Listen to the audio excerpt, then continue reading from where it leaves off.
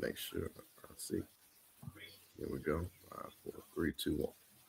What's going on, y'all? It's your favorite HBCU aunt, Mr. Campbell. And guess what? We got Mike Reed in the building for the SWAC Championship game. Mike's let's go. Come on, Mike. Hey, I'm ready. They've been asking for this right here, Mike. They've been asking for this right here. Hey, when you and Mike hey. Say, come on, man. Listen, we're gonna do a Mississippi style thing. We gonna do a Mississippi style, but listen, man, y'all, listen, we got a big show for you all. Listen, man, we got extra people that's gonna be on. It ain't gonna be just me and Mike Reed. Guess what? You know what, Mike? Let me tell you something. You know who we got? Mike. That's Coach Johnny Cole right there, Mike. That's Coach Johnny Cole. I'm tailgating, baby. I'm tailgating. I'm SWAC. I'm SWAC, man. I got me some ribs, egg roll, some baked beans. Can't do without that cornbread. Listen, I'm ready to rock and roll. See, that's the way we do it now. See, you know, we were there. That's what we would have been at, Mike, right there at the tailgate, and we had all of that. You know, so that's what I'm saying. To my house. And I got my lovely, beautiful teammate over here. Okay. Tailgate. Family affair. Listen to that. Family affair. They say, hey, listen, I'm gonna defend Mike. Mike, I'm gonna pull this up real quick. They said Mike is supposed to be live in it. Listen, Mike is a working man.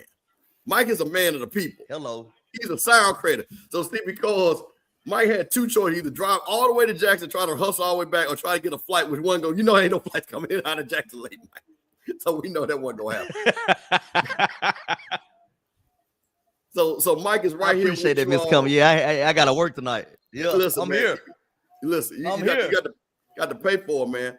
Got to pay for it. So you know that's what it is. Hey guys, let you know. Hey man, listen, we got a fun-filled show. You know, we got Coach over here gonna be breaking everything down. Of course, the game is on ESPN too. But guys, I tell you what, we're gonna have some other coaches that's gonna come on a little bit later on during halftime and in the middle of the game and breaking analysis. So man, we got everybody here, man. Listen, put your scores in the chat.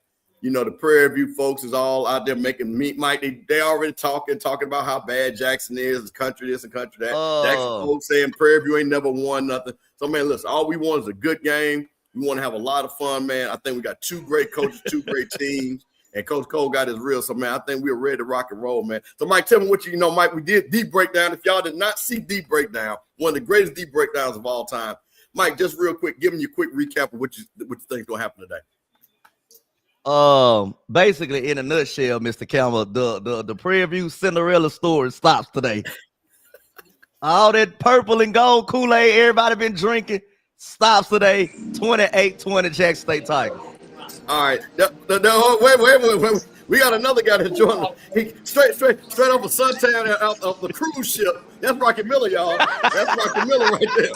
That is Rocky Miller. Boy, we got a big cast there tonight. Now, Coach, listen. You actually coached this young man. He worked on your staff. Tell us, what do you think, Coach? Well, you know, we talked about this on HBCU Coach's Corner with a great round table. Coach, tell us what you think about who's going to win this game and why. Well, about time somebody make a good prediction. 28-20. You know, what I've been hearing is how Jackson State is going to pull up Prairie View, and like Prairie View is the Prairie View of old, that they're going to come in there and get beat 45-6, can't get the ball past the 50-yard line like Southern came in a year ago and they just dominate the game when Dion was coach. Man, that day is over. All right, that day is over. We're going to watch a real football game with two extraordinary head football coaches that they're going to have to coach today. And, you know, 28-20, that could go either way, my man. It could go Prairie View's way or Jackson State's way. You know, and the thing about it is, Prairie View know they're going to have to slow Rimber down in the big plays. Jackson State know they're going to have to put pressure on Cam, you know, to try to force him to make turnovers. Man, it's going to be a great game, and I'm looking forward to it.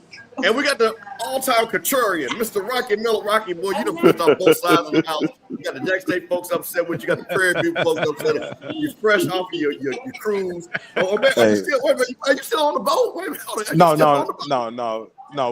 We at a hotel right outside the airport waiting to catch our flight this evening. So that's where we at. I can't. Prediction, Rocky, tell us what your prediction is for the game. Who do you think are going to be the players to watch? Man, I think this is a great opportunity for Prairie View to shock the world, so to speak. This is your Sonny Liston, Muhammad Ali matchup, right? You have the established champion, which in this case is Sonny Liston, and the upstart, which is Muhammad Ali, the coach that we all know that is destined for greatness. But is it his time right now? Is what you have to is to be determined.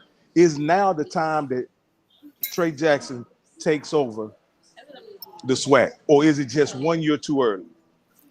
Well, and so we all know how the first Sonny Liston Ali fight ended.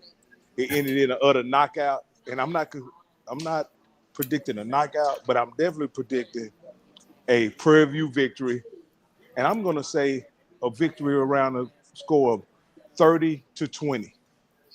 Woo! Woo! Boy, Mike, they caused a lot of trouble here today, Mike. They caused a lot of trouble. You saw my face when he said that, Mr. Campbell. Now, Mike, you know where I'm from. You know where I'm from. Right down the street from the vet. 100 family members with the Jackson State. Granddaddy graduated from Jackson State in 1930. That's why ain't nobody tell me about my Jackson State car. Mike, I'd have been in that vet. I know what that vet looked like.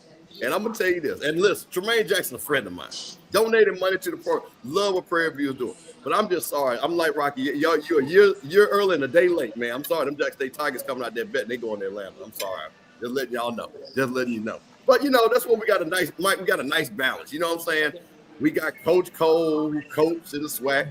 We got Rocky Kane with the Prime Mints. Mike, you a SWAC guy born and raised. And then I'm born and raised. So we got a nice balance. The game starts at 1 p.m. Central. So at the top of that, matter of fact, the game should be starting. So what I was looking at, so guys, just to let you know there, of course, as usual. And this happened, Mike, I don't know, this happened to the game at the Alabama State game. They had a game bleed into this game. So here we go again. We got a basketball game on, guys. It's on ESPN2. I'm trying to see. Let me see here. Let me say this too. Man, Campbell, no disrespect, but we don't care about no Dayton and Virginia. No, we don't. Yeah. Man, they had man, look. We've been doing some great things with SWAC Channel and this ESPN, man, they hadn't promoted the SWAC game at all. I've been looking all through. They ain't promoted it at all, man. Look, we'd have done better just on the SWAC Channel, baby. Yeah, that's true. Yeah, I mean, this is crazy.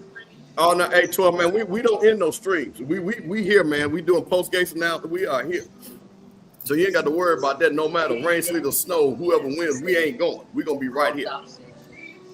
Now, here's the thing. I'm going to disagree with this because remember he did play in the Division II National Championship last year. That is a national championship game. So I don't know about that. Now, let me ask you this here, Mike.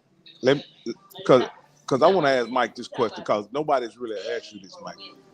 Are you concerned about Jackson State playing down to the level of Prairie View the way they have in past championship games and in past games this season? That first half where they play down to the competition. Usually I would be Rocky, but I think Prairie View fans have gave us a lot of bulletin board material this week. Like a lot of it, like they got their chest poked out. They talking like we still not Jackson State. They talking like we not the defending SWAC champion. They talking like we not the defending Celebration Bowl champion. So it's a lot of disrespect going on. So I think them guys gonna come out ready to play. So, but let me ask you this here, Mike: is it disrespect, or it's just feverish support for their program? No, they crossed the line, Rocky. Usually, I would say it's just support. They've been crossing the line, like I said. They've been talking like Jackson State still not Jackson State. Like how you can gracefully say, oh, it's gonna be a good game, but I think we're gonna win it. Nah, they hadn't been saying that, Rocky. Oh, they've been saying, oh, Prairie View by 14, Prairie View by 10. Like they just gonna come in and dominate. Well, as a fan base and not savvy football people, you can say you can see where they could get that impression because of the last 3 or 4 games they just simply mopped the floor with their opponents, and so they may be coming on. The casual would say that because they don't look at the schedule. We know. Look at the schedule. Valley, Alabama A&M, UAPB. Last 3 games.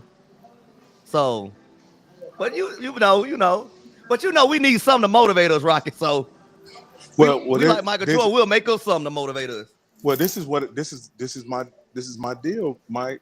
Y'all have never come into a SWAC championship and came out the gate playing like Jackson State. Y'all kind of the 3 I've seen, I'll just say that.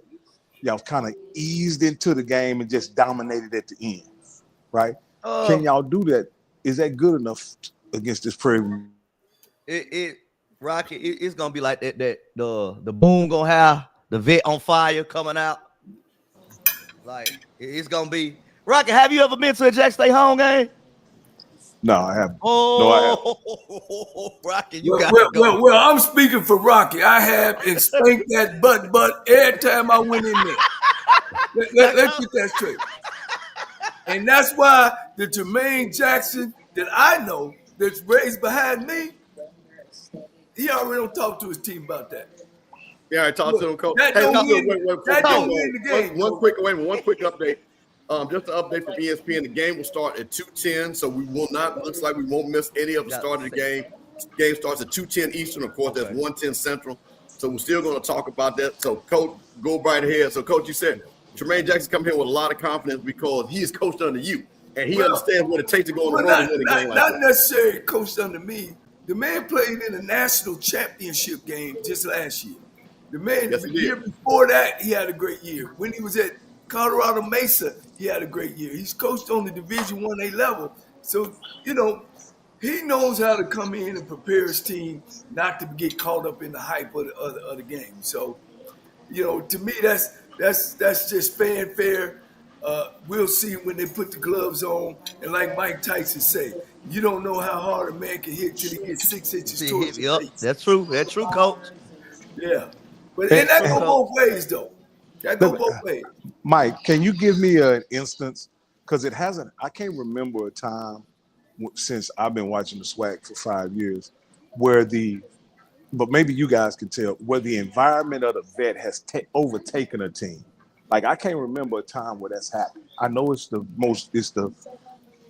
has the largest fan base in the HBCU football. I know it has a history of leading the FCS in attendance, but give me a game or a time where like the environment has completely befuddled the team or thrown them off their game. I can't recall since I've been watching. Go ahead, Mike. I think Campbell. We played Campbell at home for homecoming. What was that? That would have been Dion's 2 years ago. year. That's Dion's second year. I think that's a good example of it. Because I think the crowd helped us win that game because Campbell was a good team. And everybody had Campbell beating us. A lot of people had Campbell beating us that year on homecoming. Well, let me ask you this. I guess I can understand why Campbell would be kind of shook coming into an environment like that. That makes sense. Those people in that stadium being outnumbered to that degree, they probably had never seen anything like that before. But what about another HBCU opponent? FAMU last year. That was a close game. You remember Mr. Campbell? That was a close game. I was about to say that, Mike, because let me tell you what happened with that game, and I was there. This is the reason why, and people always say why bands are not important. By the margin 100 not being there, and when that boom got rocking, and you could just tell Cozy did not understand the magnitude of that game. We tried to tell him the magnitude of that game. So, Rocky, what I will tell you is I have been in the vet, damn near, Coach Cole knows this. I've been in the vet for probably every big game since 1982. I'm going to be honest with you. And what I will say, what happens with Jack State, especially on a game like this, is not so much it's like the rafters are shaking. What you do is you look up there and you see 40,000 black folks that's all in blue and white. You in a game. And a lot of people don't play in that type of environment. So when you go in there and you hear that crowd rocking and pom-pom start moving, you know that the game is really big. And for a lot of teams, especially Prairie View, other than the State Fair Classic, they don't play this in front of this many people. So that's another thing too. When you're not used to playing in front of a big crowd like this, and it's a winner take all, there's a reason. And I'm gonna say the bigger reason, Rocky, is there's a reason why nobody has won on the road in a SWAC championship game. Home field advantage does matter. Nobody won on the road. Well, only thing that Campbell I can say is wasn't no team at that time good enough. I mean, the Southern and the Prairie View team, they both lifted to it went in the West Championship. I don't think it was a team that go in there. Look, they could have played in the street. Jackson State would have beat them 45-9. Those were two bad football teams that came in there. Here's the thing about Jack's team, and you've watched them, Campbell, and we've all watched it. They don't get rattled. They don't make a lot of mistakes. They play good, solid football. I think when hype gets some people's when they a young kid come out and he's moving a lot faster than it can get you. But I don't think that this football team, because guys, it comes down to discipline. What I mean by that, stay focused. Do what we've done to get us here. And I think that this team that Tremaine Jackson is coaching, that's who they are. They were down from Alcorn. They stayed in the game. Boom, won at the end. They were down at TSU. Everybody's seen that. Not only did they score with 6 seconds left, they scored twice. Two plays that were executed to win the game. I think this is a well-coached team. That don't mean I'm saying they're going to win but I don't think they're going to get caught up in the hype. Well, what I was saying, I remember, because you guys know I'm a Deion fan. I support, TC. I like TC. I thought it was a great hire to hire TC, and I remember them in those championship games. And I remember each time going into halftime a bit uncomfortable about the outcome. I would go in being very confident, but at halftime, even in the Deion years, it would be somewhat shaky. And I'm just saying, in this situation, with a formidable opponent, if they don't get off to a good start, Mike say he's not concerned. But what about you, Campbell? Would you be concerned if Jackson State get off to their customary slow start in championship games? I'm gonna be honest with you, because I think Jackson State's a four-quarter team. I don't think, and again, when you won championships, the coach knows this. Hey man, this is not new to this crew. And listen, when you talking about a Jesse Riley, he has been on every one of those Jackson State championship teams. Hey, Coach T.C. Taylor has been on every one of those championship teams. This is not new to those guys. So when you look at it like that, I don't think so. Let me see. Somebody just said the game might be coming on ESPNU. So, okay, guys, on ESPNU, they are showing it the start of the game on ESPNU. Damn, so just to let everybody know. Alan, what is going on? So listen, guys, just to reset, we've got the super friends are here tonight. Rocky Miller from Rocky Miller Channel, Coach Johnny Cole, HBCU Coach's Corner, and Mike Reed from The Breakdown, The Mike Reed Show. Hey, man, listen, it's Mr. Campbell. We're going to be running the show today, getting everybody together, man. Looks like it's a beautiful day down in Jackson, which is exactly what I was hoping for. Hey, man, listen, I will say this. This is probably the best team that has come out of the West from Rocky's Point to play Jackson State. I wanted to ask, that's what I wanted to ask. What team is better, Deion's team or this team going into a game? Because I can remember Deion and who got the best quarterback.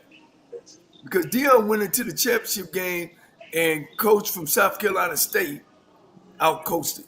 Well, see that's what I'm saying. Now you see what you're doing in school. Deion was never a good coach. Deion was never a good coach.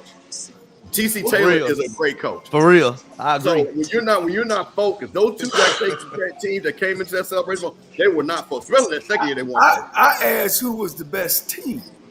Oh, well, they were definitely the best team. But see, I'm not going to let you do because when you have T.C. Taylor's a better and more focused coach than what Deion was. So I think he's asking you which teams were better, this team or Deion's first. It doesn't matter. It does. Because no. Because a good football team can overcome the coaching. Wait a minute. Listen. Let me tell you something. What we ain't gonna do is do no false narratives. This team right here has only lost one game. This team right here is playing. They are defending national champs.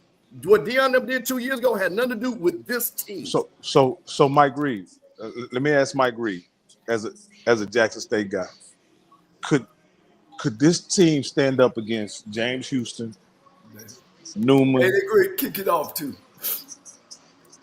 Could this team stand up against that? Rocket, we didn't have all the stars that they had, like the 4 stars, 5 stars, or whatever. But Jack State's Rocket, gonna receive the ball we first. don't even think about that Deion team no more.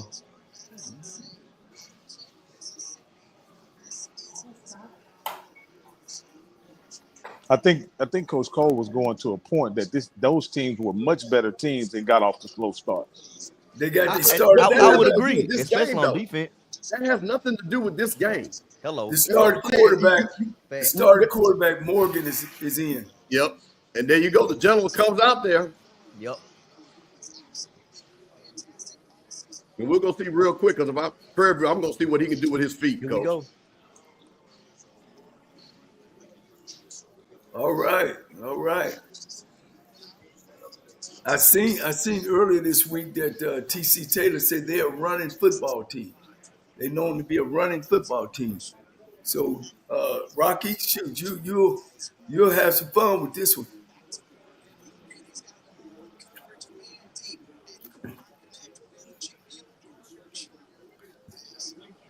It's always hey. Now you see, if you're not good on first down, Prairie View is gonna set up their defense where it's gonna be hard for you to throw the football.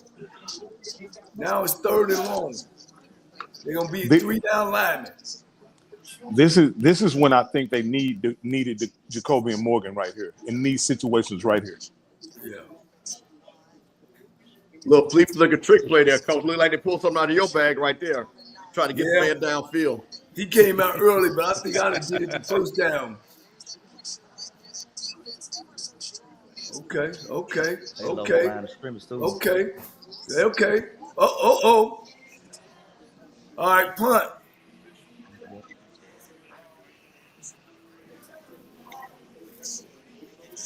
I was surprised. Prairie View served pressure and then came out of it.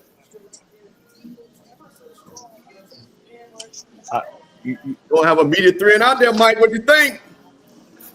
It's already 3 and out. Jackson. So I just said. What do you think, Mike Reed? You know how in boxing matches, the first round you just fill them out, Mr. Campbell. Yes, sir. Because I feel like our coaches still do an excellent job of making See, now adjustments. that's Jackson State's Achilles heel. Remember this now. They're not a good punt team, so they can't change the field with their punt.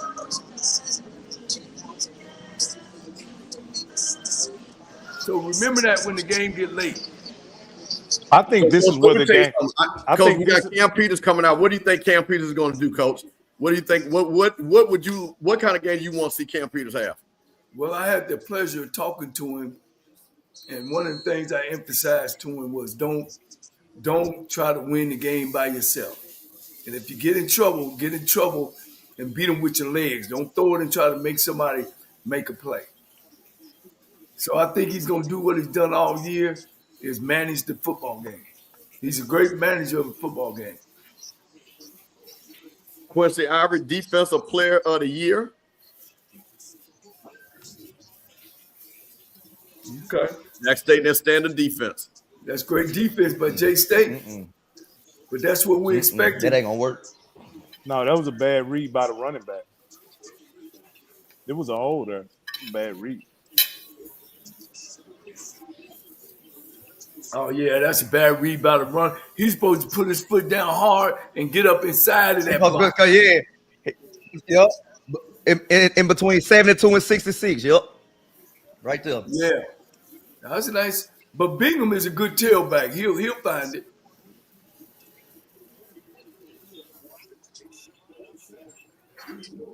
Look like both teams are playing it pretty close to the vest right now.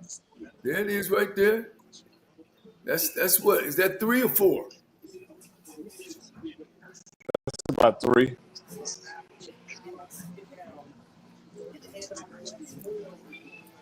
I think this is the matchup that will determine who wins and loses this game right here. Well, who can run the ball the best? Now, how Prairie View does against the Jackson State defense. Against that front. Yep. They're in a double eagle here. They cover the nose and both guards. Big 37 right here for Cam Peters. That's what they say. Prairie View That's what they offense. say. They was out of position. They had no defensive end over there. That was a good play call. No. So Jackson State on obvious passing downs, they run a lot of games. Yeah. They rarely run base. Oh man, that was crazy. You They see the actually game? spread it to the field. Prairie View with first down of the game. I don't think they can just play games with Prairie View that they play with other teams. Right. They're gonna have to play some base. Right. Great move. And they're doing a little move. They're doing a little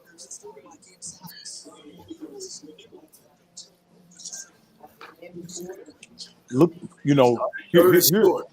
here's some interesting, coach. They've double teamed the nose guard every play that they ran. They've doubled the nose. Wow. Is that that means they want four hands on him every run play. So that means they probably gonna bring the guy. Okay.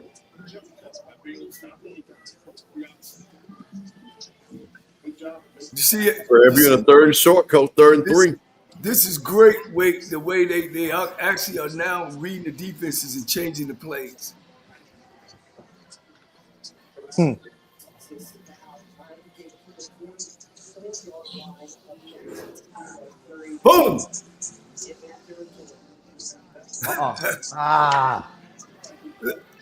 Hey, my man, that's coaching over there.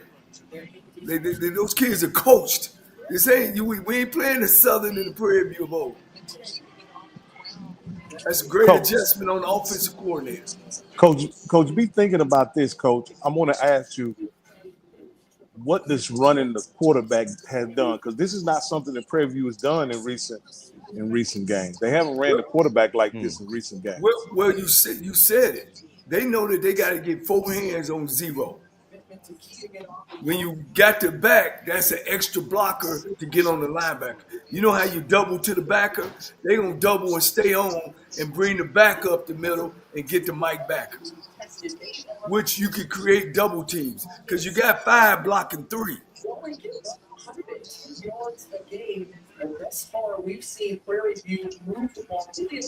Quick stat there. Jack State only getting over 110 yards rushing. Prairie View is running the ball. Well, the thing is now the defensive end is standing at the line of scrimmage. He's not even rushing. He's just setting up to retrace for the running play. Right. That was a great play by 19. All right, they're getting in the red zone. Got to be smart. They're in the 6 here, Coach.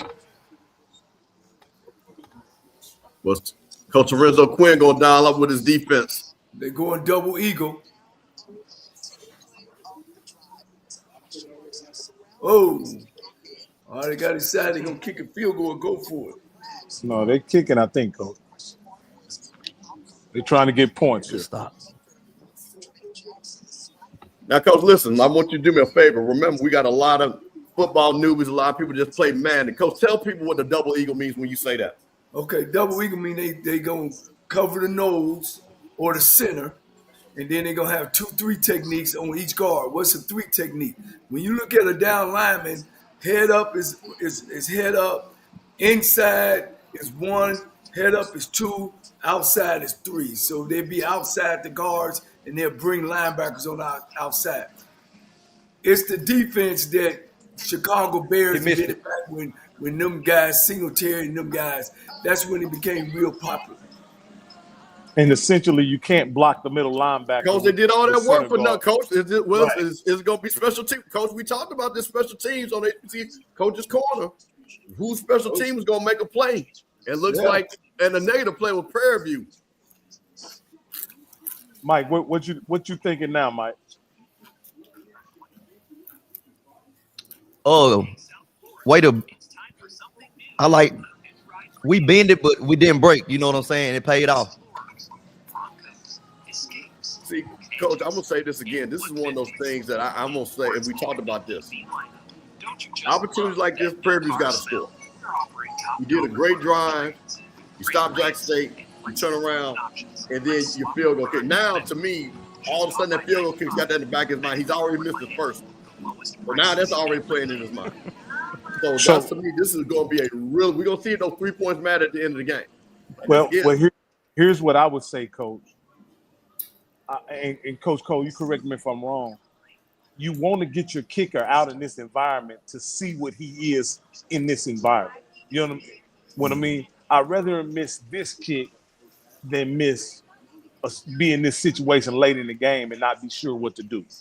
So now, if you're in this situation again, at this distance, what are you gonna do? Are you gonna kick it, or are you gonna go ahead and go for it on 4th and 3? I think that's the last situation he gets to kick the ball on 4th and 3. I think that it builds confidence in Prairie View. You know, like, you know, everybody was worried about the Sonic Boom, and when they come out and we all have participated in sports one day in our life. After that first or second play, Prairie View showed, and I know what they're saying on those sidelines, man, we can move this football. They ain't all what they say they are. So I think it gives them a little confidence, and I think, you know, as Jackson State is the team that they are, they felt good by not giving up no points, knowing that they got another chance. To me, Jackson State has to avoid the turnover. They have to avoid the turnover early in the game. All right. Jackson State has to be good on first down. As you see, they only got 3 down linemen. They got to be. You see that guy in the middle on the hash? He's the unblocked guy. They got to be good on this first down. Yeah, I thought that was a hold because the guy had leverage, and for some reason he didn't make it. It had to be a hold on the edge.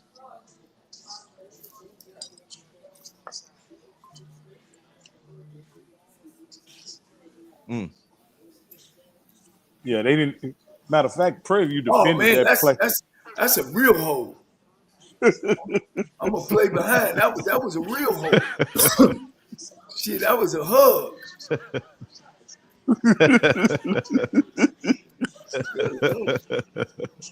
It was 2 of them they could have called, Coach. So once again, first down and long. What makes it so? How do they get in the backfield like that, Coach, with 3 down linemen? Because see that slot guy, that's the outside backer. When he see run, he force it like a son of a gun. All right, and then that middle linebacker that we talked about, he's coming after that.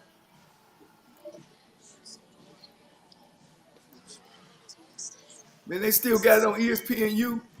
Yep.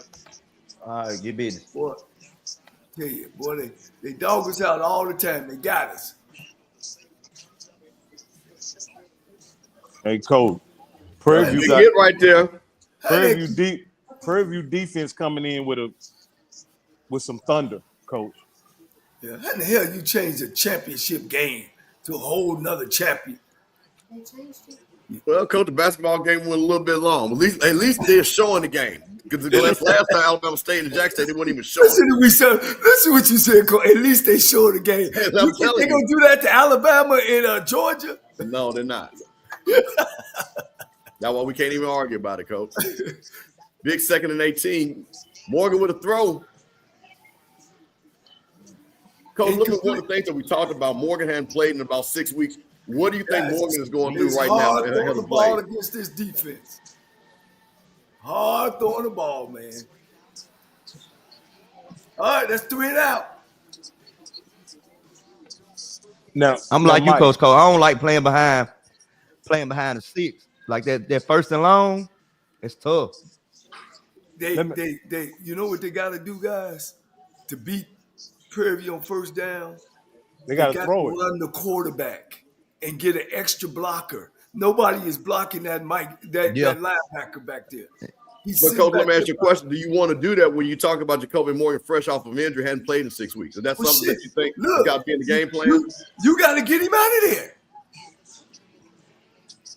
The only way you're going to defeat that defense is you got to be good on first down. To be in second and short, third and short. Yeah. And everybody, all the SWAC teams keep doing the same thing. They're going to start throwing stuff out quick, throwing it up in the air. Look, you might need to go double tight with a fullback in there. I mean, flanker, against that front. So now I got 2 tight ends, 5 linemen, 2 backs in the backfield, and 1 guy. I'll make them change their defense on first down.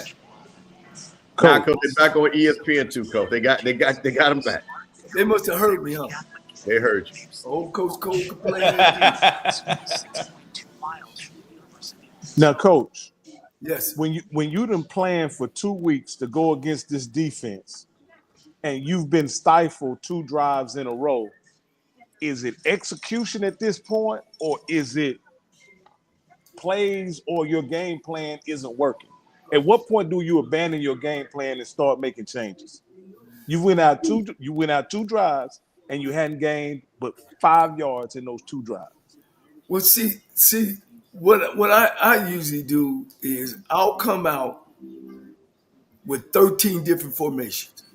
So I want to see how they play every formation. All right. And then within those 6 plays that they don't ran, there's one formation that maybe hurt them a little bit. And hopefully upstairs and I can see it on the sideline. I think it's still too early to jump your game plan. I still think it's too early. And you don't have to because, again, we're not down. But I've been in situations where I actually ran, started off with my formations. And I remember, and this ain't because we watched Jackson State. We were playing Jackson State down in Mobile. And I remember we lined up in no back. And they kept on leaving people wide open. And we just went no back. Just hike, boom, boom, boom. You know what I mean? So, you come in with your top 20 plays, and we want to run each play before we actually get to it. But sometimes, if it ain't working like it ain't working there, sometimes you change those plays where they are to see where they go. Well, I want to address what my man said. He said it's still too early. I asked Coach Cole the question because he's the man that has called the plays with the 40,000 people in the stands with championships on the line. That's why I asked him. I didn't suggest that either team should have been. My deal is you planned for 2 weeks to go against this very same defense that you're going against, and you've attempted to run 6 plays and hadn't gotten much yardage at all. So at this point, I'm thinking, is your plan wrong? Do you have the wrong plan? What's going on? Oh, look at this here. Look what the wind them blew in.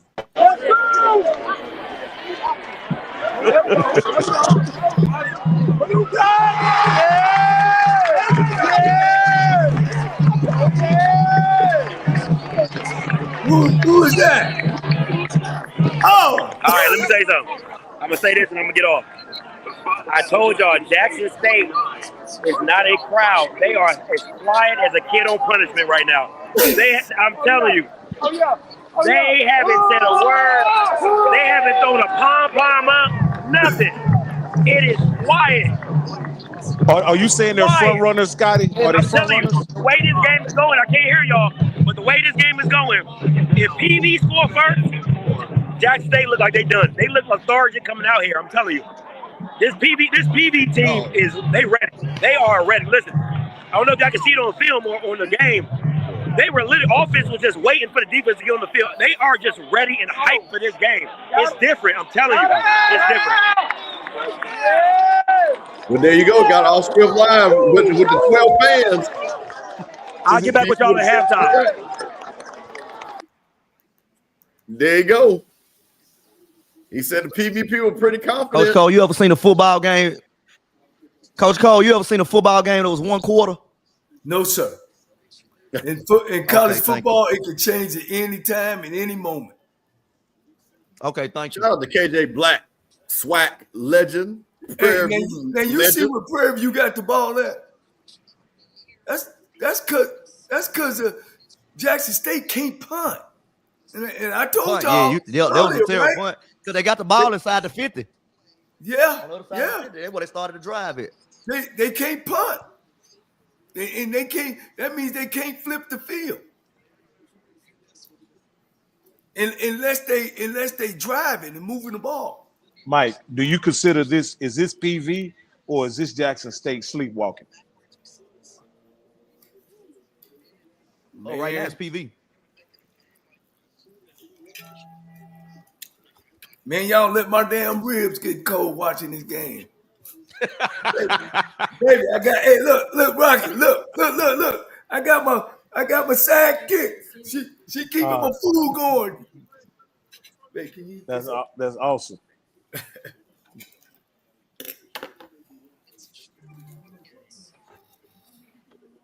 That's crazy. That is insane.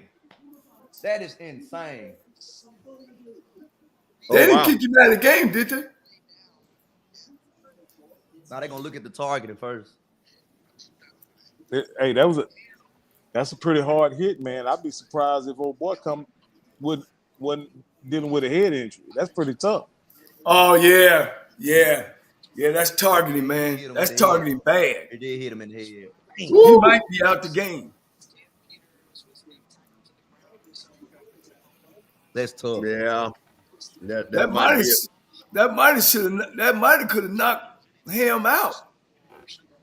The only thing I didn't see, he didn't launch. So because he didn't launch, he may be good. Okay. Yeah, because Rocky, as a defender, what do you do? Right there. The targeting was overturned. Hawkins, one of the big players on the Jackson State defense. He didn't launch. But it's still personal foul. No targeting. Or was it? It wasn't the penalty. Yeah, no targeting. No. No targeting. It was unnecessary roughness. But unnecessary roughness, yes, but with no targeting.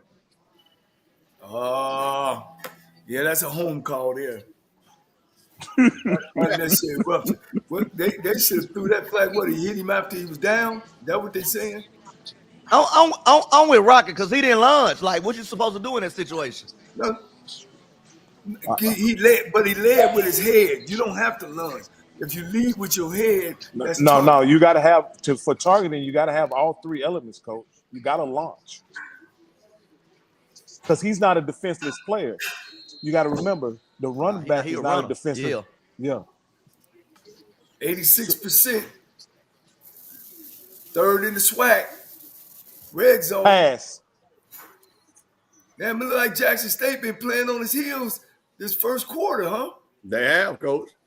And like I said, you talked about this. You said one thing about Jermaine Jackson going to have his team prepared, and they were not going to be intimidated coming into this game. Oh! That was a good play call. Damn, I actually like. How the in pass. the world did you miss that? No. I like the pass. I know you can't like that. There's no way you can that pass. No, there's a guy underneath. There's a guy underneath him. You got to get it over him. Rocky, that was nobody. Rocky, that man was nobody there. There was nobody there. That was a bad throw. Go back and look at it. But Rocky, you can look at it right there. The man he was 5 yards near him. That guy should have caught that pass. Yeah, no, and great call by Coach T. Jack. You gotta execute.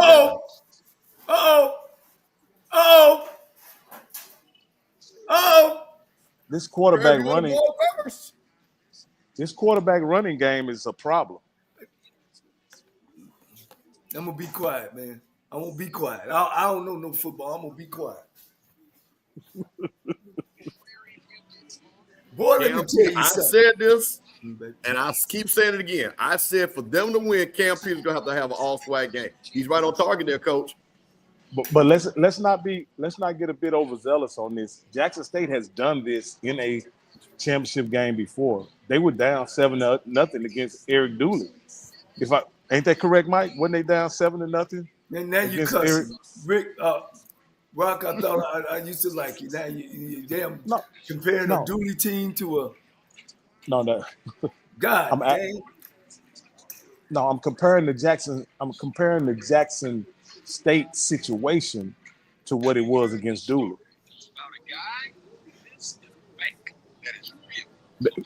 Mike, Hey, Mike, who did you have picked scoring first? Did you have Jackson State or Prairie View scoring first? Oh, Mike just Now, Rob, too. Ain't you the one that said that Jackson State has never came from behind and won a game? no, they haven't. Now that's this year. I was talking about this year. Yeah. But again, I think when you and I'm gonna say this, Mike, and I don't mean this in no other way. But I think a lot of people, when they look at Jackson State, it's hard for them not to see the 3 SWAC championships. It's hard for them not to see the recent domination of the SWAC. I don't think this team is that. What do you say to that?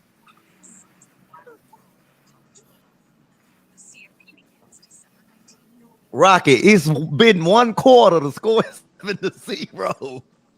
No. Football That's not is what a game of 4 quarters. You have to adjust.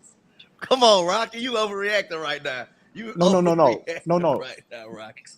No, Mike, I'm not overacting. So you think this team is as dominant as last year's team, or as dominant as the 2 previous, the 2 prime years? You think this team is that dominant? What does that matter? Like, you talking about the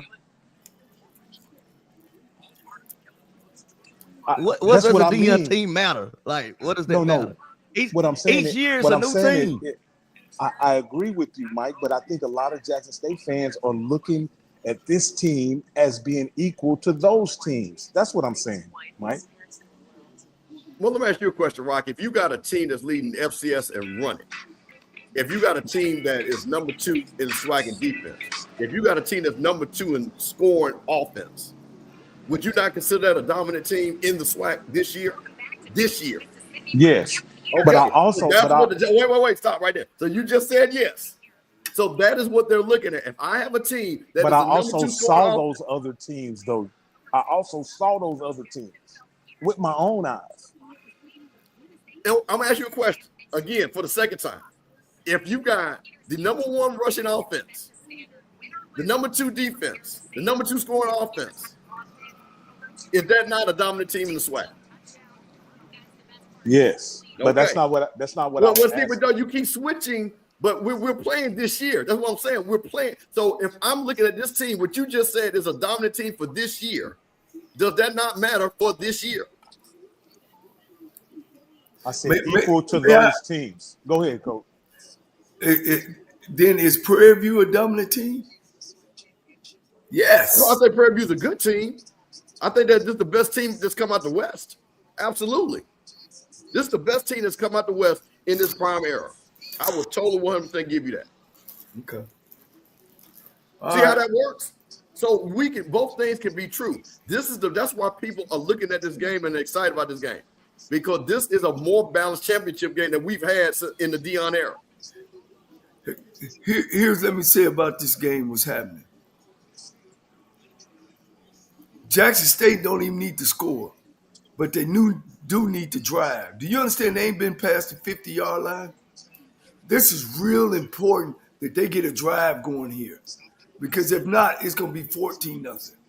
It's just the first half, Coach. It's just the first quarter. It don't matter. But Coach, here's the thing. Prairie View hasn't driven either to that point because of the bad punting, to your point, that Jackson State has done to give almost a short.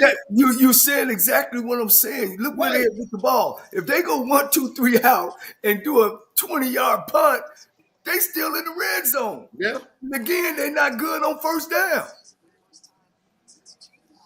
They're gonna end up throwing an interception this drive. Coach, they done ran 7 plays, got 7 yards total offense.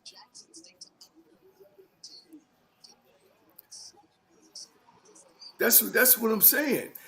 You can only drive where you get the ball from. And every time Jackson State has gotten the ball, it's been in their territory. They need a drive here bad. Boom!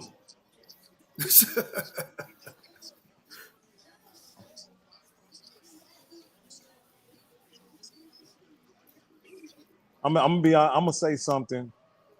Y'all may not agree, but this defense don't look like a SWAC defense. Be careful, Coach. I'm being honest with you. This defense don't look like a SWAC defense. You mean in the present time? In the present times.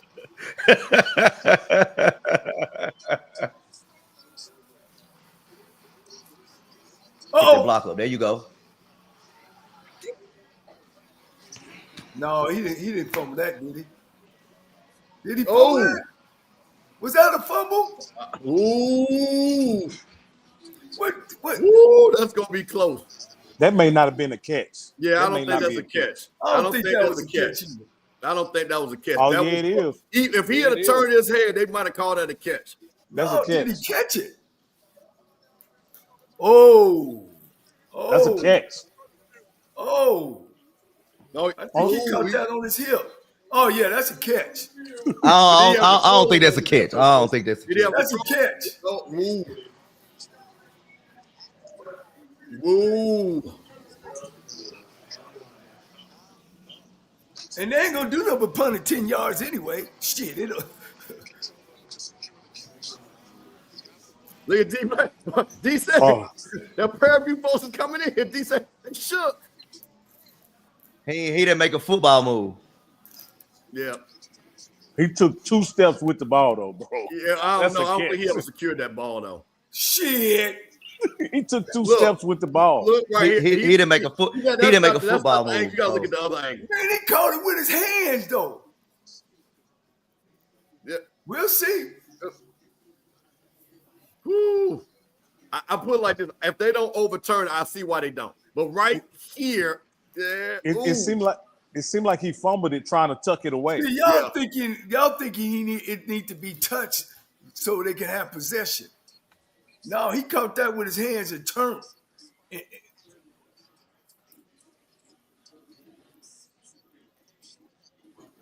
I agree with my man right here. He fumbled on the tuck.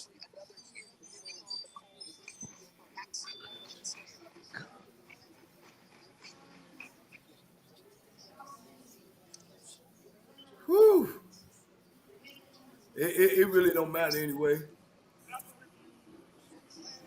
what down was that? Third.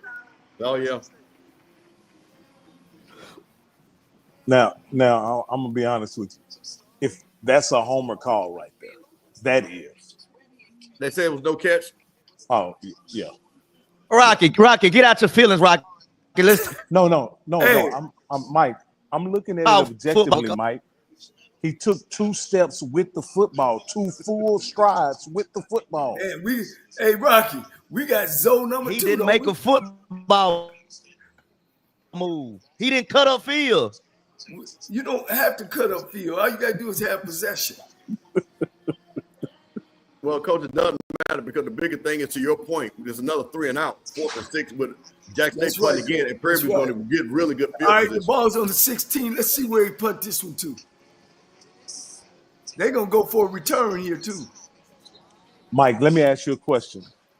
If that occurred in the end zone, would you want the touchdown? Okay. Oh, terrible punt. Oh. Mike, if that occurred What in you the mean, end Rocky? zone, would you, if he had made that same play that he made in the end zone, would you want the touchdown or would you want the incompletion? Man, don't be listening to trick. Man, listen, Mike. I've been around this jungle. I love that boy right here. Like a Mike, you gotta watch him, man. He tricking with it, Mike. He tricking. He tricking with it. He set up the trick questions.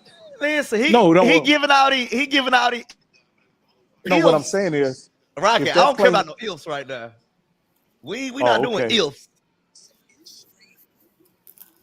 KJ, we're gonna have to see you. But Rocky, I'm gonna say this: even if there was Prairie View that fumbled it, I put it in. I still would have said. Come on at halftime.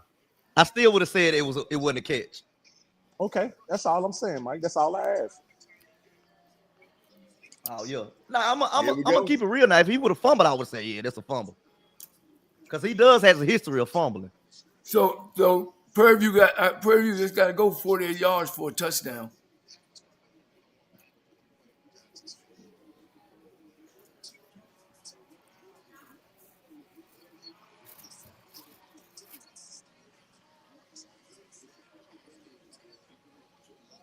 You can't take that bone. Get off that bone, boy. I'm gonna tell you right now, Coach. This is a big offensive set for Prairie View. They gotta go. put something on the board. Way to pick it up. Way to pick it up. No, what they run on that? Yeah, they getting too cute now, Ashton Coach. Taylor sniffed that out the whole way. He saw that the whole way. Yeah, he saw that the whole way. That was a great play. That was a great play. That was a great play. I don't like the call though. Oh, come on now, offensive coordinator. Man, I got to call my boy. He sniffed that out the whole way. Now, y'all don't know I got a straight call to the sideline. I'm calling my boy, man. So, Coach Cole, what you think? Huh? Man, the plays got to go vertical, not horizontal. Big 3rd and 11 here, Coach. But not in field goal right there. Problem. What do you do? Make a tackle. Oh, get that first. Make a tackle. Make a tackle. Let's go. The main thing, Coach, is you don't need that play right now. You could have saved that one. No.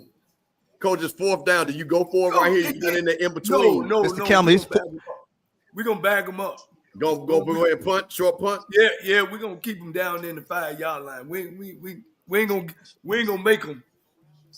Now this would be a good time to call a fake punt.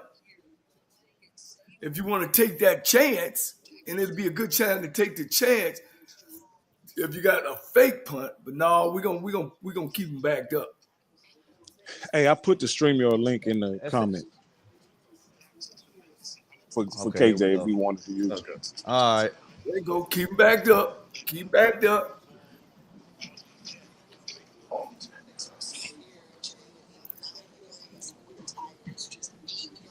Hey, Coach, this game's been played on Jackson State side of the field the whole game, Coach. We're going through the first quarter. Jackson State has not gone across the 50-yard line. Shit. Hey, look, we might even get add to 40. Hey, I think they have, 30. Coach, I think it's been 8 plays and 9 plays, 8 total yards. Yeah. Kobe Morgan 2 for 5, 4 yards passing, the rushing attack, 5 carries, only 12 yards for Jackson State. Oh, he going to bring the young boy in there. There we go. There we go. Is the young boy in there now? There we go. No, I don't. I think that's still Morgan, isn't it? Yeah. Yeah, that's still Morgan. Yeah, I couldn't see Coach TC doing that. That would look like a panic move to me. Yeah, Morgan ain't did. What has he done wrong? It's only 7-0. Yeah, I think. Well, sometimes you need a spark, and maybe he want to get to some quarterback runs. That's what I thought. Mike, you feeling a little better now? Hey, now we playing Jack State Tiger football, Rocky. Now we playing Jack State Tiger football. End of the first quarter. Now we playing Jack State Tiger football, bro. Mike, I don't know what it is about y'all in these championship games getting off to a slow start, man. I don't know what it is. Maybe they like the crowd at the vet, show up late. Hey, now we playing Jack State Tiger football, Rocky.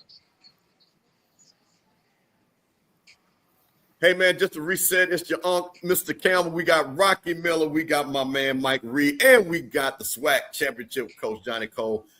SWAC Championship watch party, man. We got all people, all different schools watching, man. We got Coach Cole breaking down the X and O's. We got Rocky being the contrarian as you. And got Mike Reed telling them 60,000, all in one unison. Unison, man, one accord. I'm just trying to make sure everybody stays on course, man. Appreciate you, man. Hey, listen, man, we got a great first quarter. Hey, I tell you what, this is what I want people in the chat to do. Is Jackson State going to score in the second quarter? Put your halftime score in the chat. We want to see how close you think this game is going to be. I did not want to see this right here. This is what I did not want to see right there. Coach, well, your coach can report to work earlier. If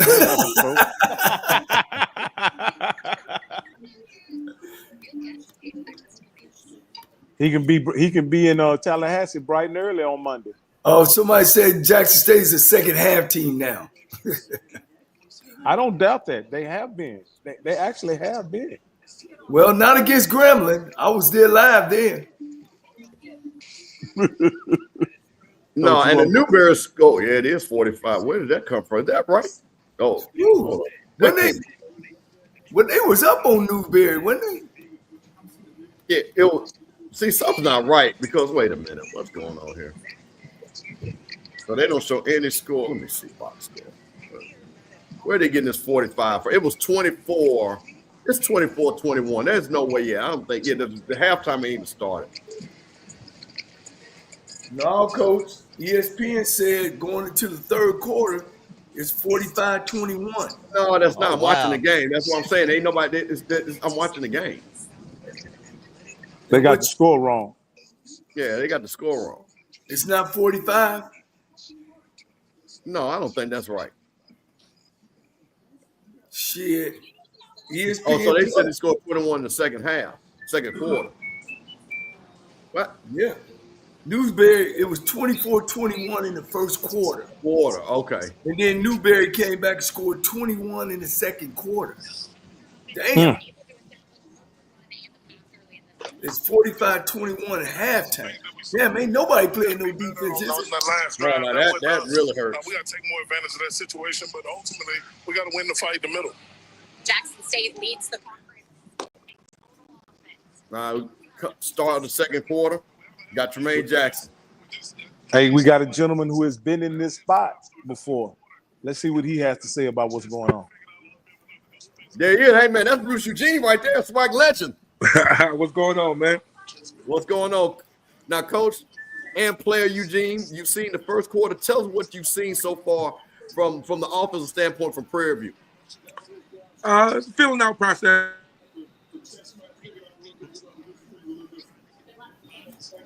Hold on, Coach. We lost your sound. We don't have any sound. Coach, we don't have any sound.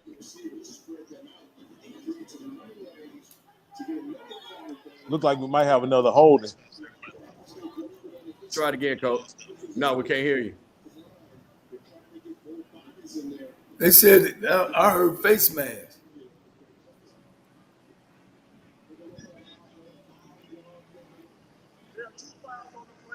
Bruce, come back in. I tell you what, kick out, come out, and then come back in.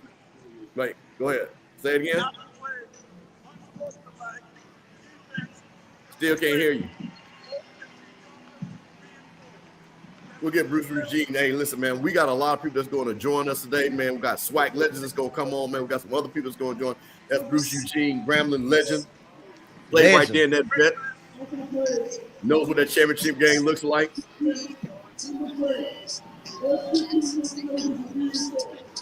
Dang, they got past the 50 on penalties. Now, hey, TC is known for taking a shot right here. TC is known for taking a shot.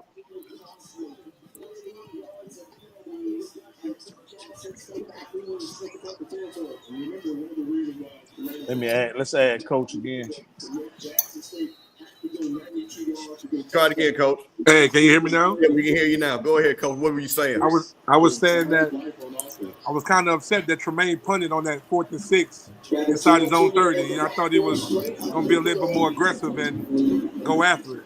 You know what I'm saying? Them big guys laying on you a little bit. Jackson State can score at any time. You know, they've been known to put up points this year, so you can't get in this game and get scared to, you know, ride your horses and everything else. I felt like he should have went for it and went after it. On Jackson State, and I think TC, you know, they're gonna run the ball. That's what they want to do.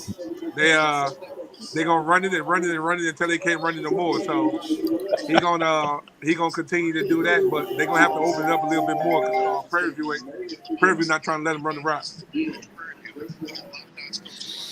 They're gonna have to stop them. They're gonna have to bring 4 down on defense. Absolutely, but you gotta open it up and let Morgan throw the ball a little bit.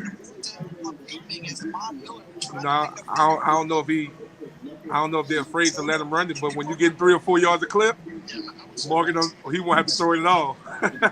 Yeah, see what I'm saying? What they did there, they went 4 eyes. They took their tackles and lined it up inside of their tackles. Yep. That's a terrible spot. Once again, if you ain't good on first down against Prairie View, which they lead the nation, defense lead the nation and not allowing you yards, that makes it tough. Damn, they brought in Santa Claus, didn't they? The nose tackle.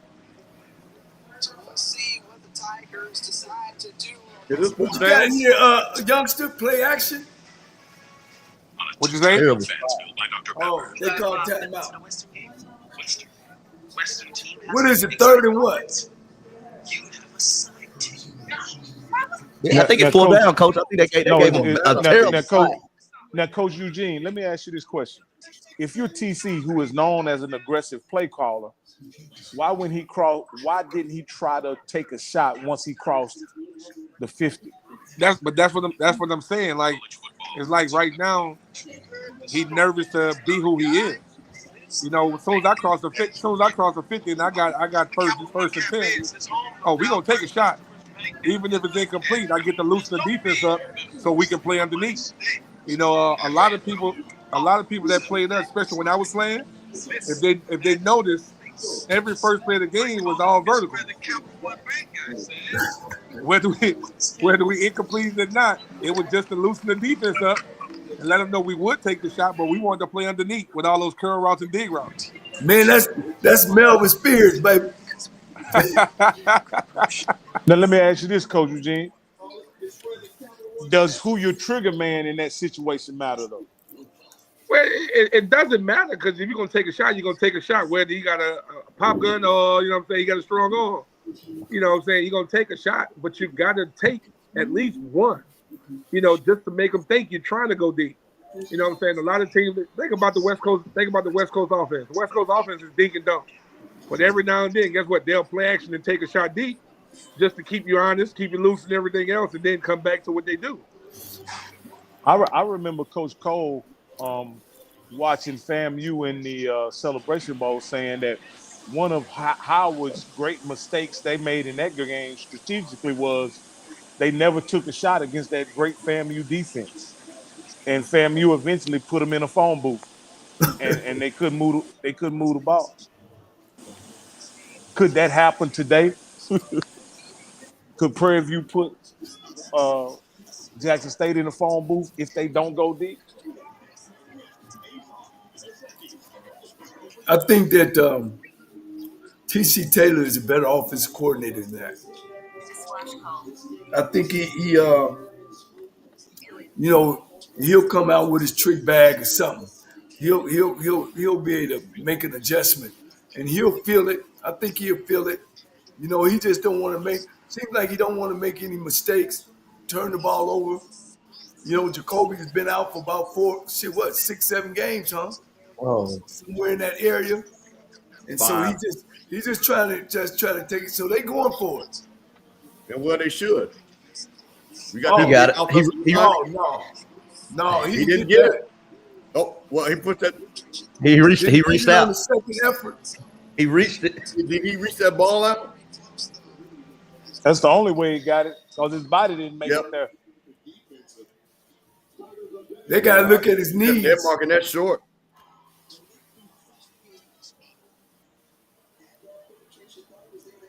They stopped that? No, they gave it to him. Yeah, he reached that ball out, like Mike said. So Mike, how is Jacoby and Morgan's movement looking like to you right now? Hey. Right, he looking. Yeah, he looking like. I see right there, Mike. He ain't looking good right there. Yeah, that's why I paused. I was like, Woo. Mike, that looked like a lip right there, boy. He look like a old lady with old man. It's tough when you can't be positive on first down, man. Ooh, Mike, that did not look good right there, Mike. That look right here. You did not see. Oh no, they're showing the. Oh yeah, he's stuck. Oh good, yeah, great. No, man, you got to go where his knees was at.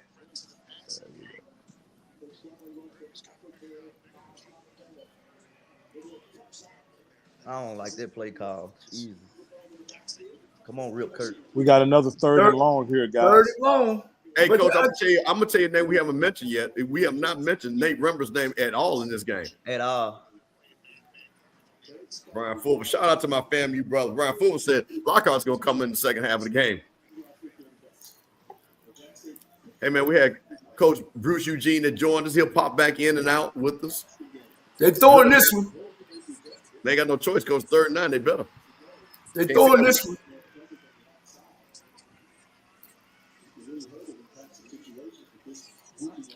They throwing it early too. Hey, answer your question, Mr. Campbell. That answered your question. That answered your question. Oh!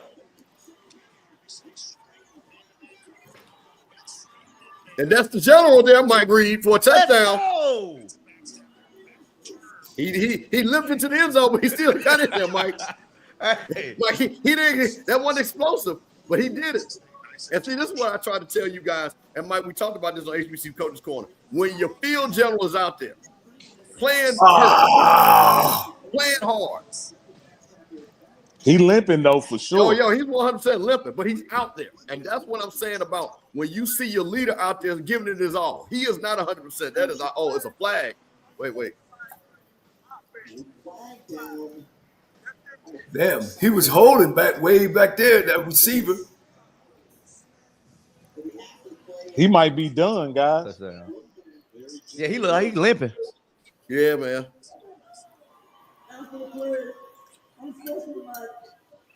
Whew.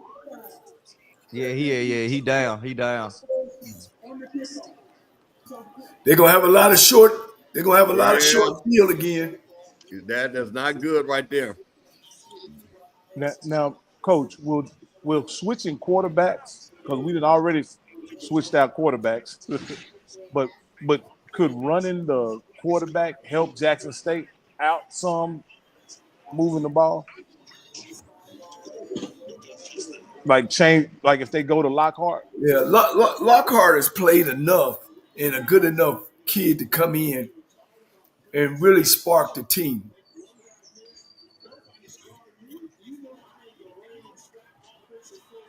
You know what I mean?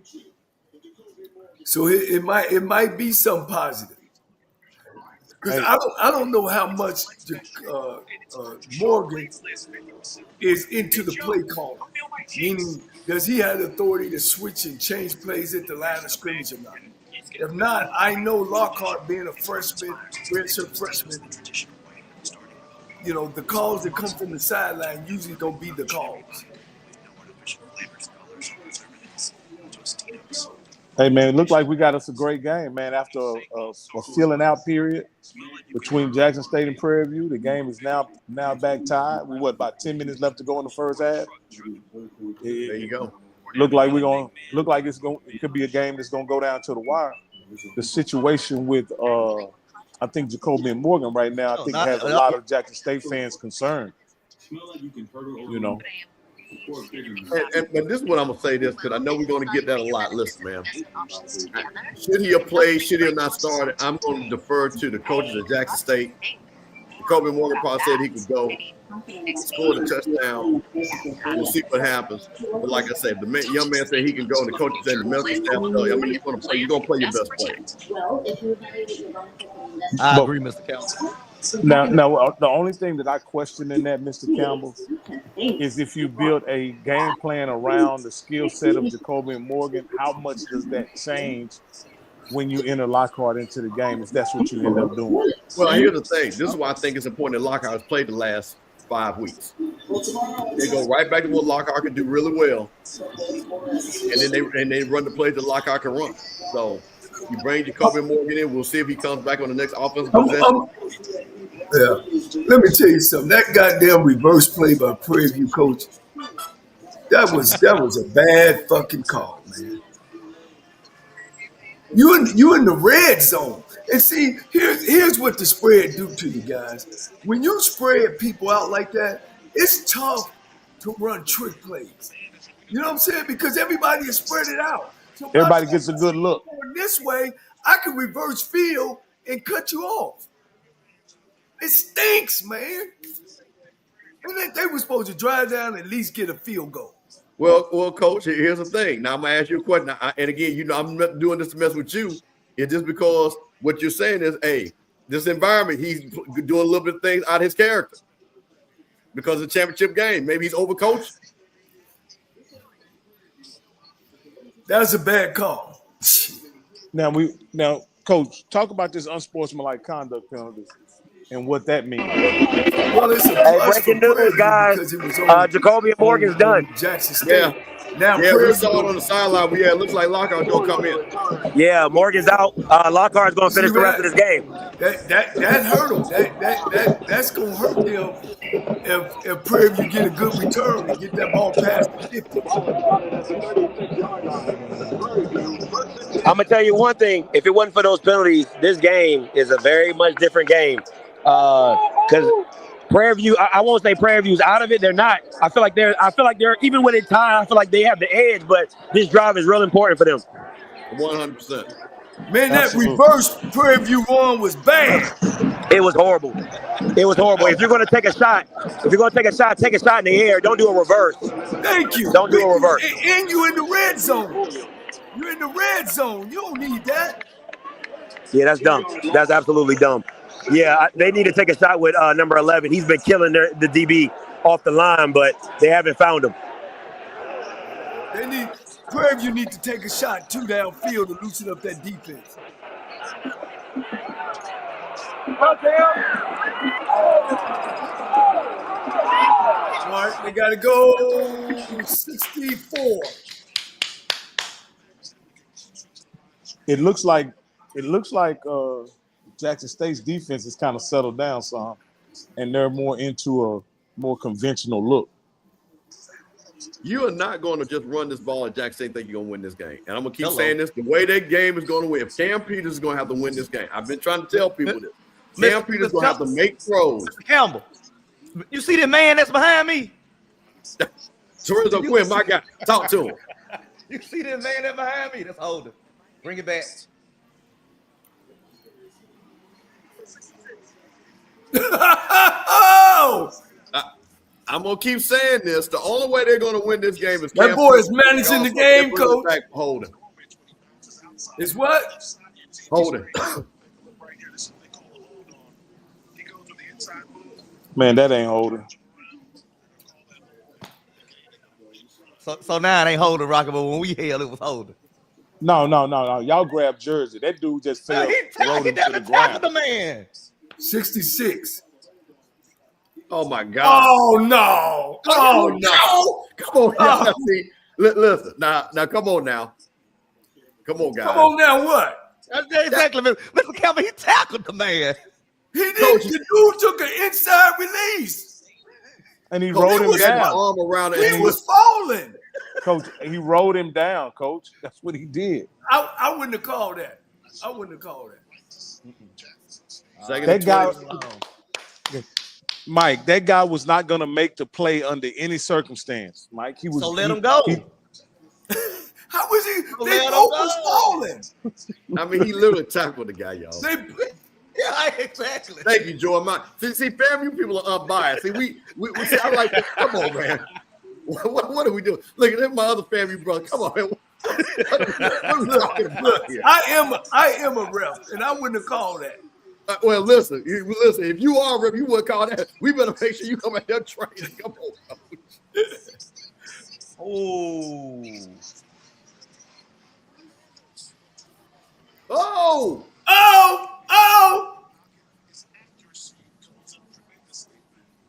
I just said they need to take a shot downfield.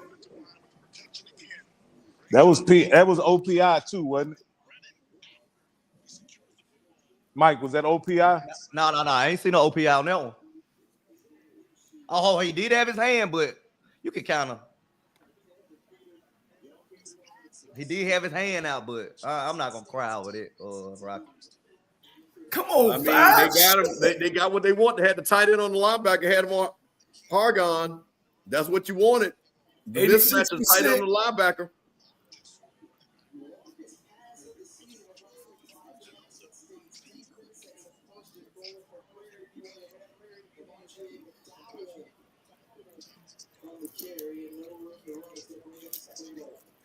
Yeah, JT, you're right. Like I said, I'm gonna keep saying this. See, y'all say that. I don't think PV got to do nothing because they haven't been stopped the whole game. Shout out to KJ Black, who got mentioned on the broadcast. 2009 SWAC champion quarterback. Shit. He more than that. See, he the quarterback. First time they won a championship, what, damn near 40 years? Fumble! Ah. Oh, you wishing now. It was a fumble. And they lucky they recovered it. I know. No bad snap, really. That was a bad snap, wasn't it? No, well, with no bad snap. The motion man needs to get out the way. Yeah, the motion man got in the way. Yeah. Yeah, that's just poor execution right there, Rocky. Boy, they're lucky right there. That third down there, coach. Come on. Third down. I'm gonna say this again. Prairie View's got to score touchdowns. I don't think so, Coach. They got a freshman quarterback coming in the game. If they get points here and take the lead, I think that's good as a touchdown in this situation. Again, Jackson State is going to a new quarterback in a situation. A new quarterback. The kid has played the last 5 games. No. I'm talking about this game. A new quarterback in this game. That's all I'm saying. Yeah, but you're acting like he hadn't. But I would get that. But you know they prepare Lockhart to play in this game. There's no way they didn't have him ready to go. Good coaches do that. Hey, coach. Good coaches do that, huh, coach? They better. When you know the situation with your starting quarterback, be susceptible to not play the whole game. I'm pretty sure they shared terms in practice one versus one. Mike, I remember this. You said KJ's in the stands. Oh, well, that makes a lot of sense, KJ.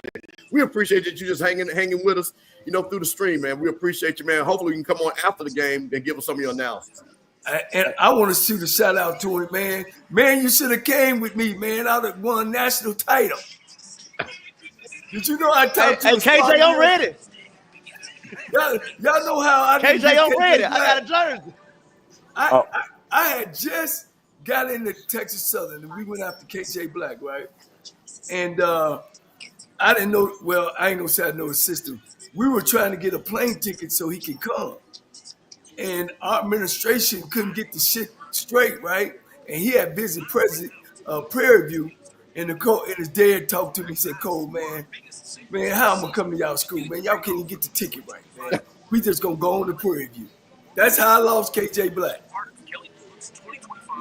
Wow. And then he came and beat me 2 years later, a year later. But then, Coach, you came right back the next year and won the SWAC, right? Yeah, after he left. After he left, I wasn't going to win as long as he was taking snaps.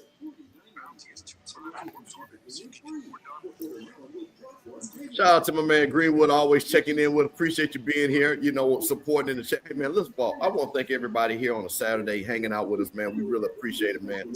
We got the cast of characters. We got Rocky. We got Coach Cole. We got D. Mike Reed, DJ Supreme, and you know who it is, man. It's Mr. Campbell, man, just trying to hold it down, keep these characters in line. It's going to bring up a lot of other people during the game. Scotty is our man in the stands. KJ Black is in the stands supporting this Prairie View Panthers, man. So we got a lot of people that's going to check in with us.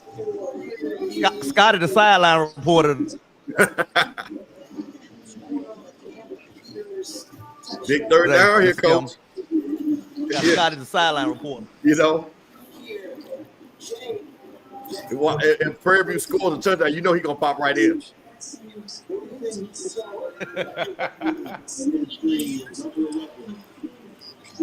All right, here we go. Watch the motion. Got that tight end. Oh, they going man on the outside. They need to sprint.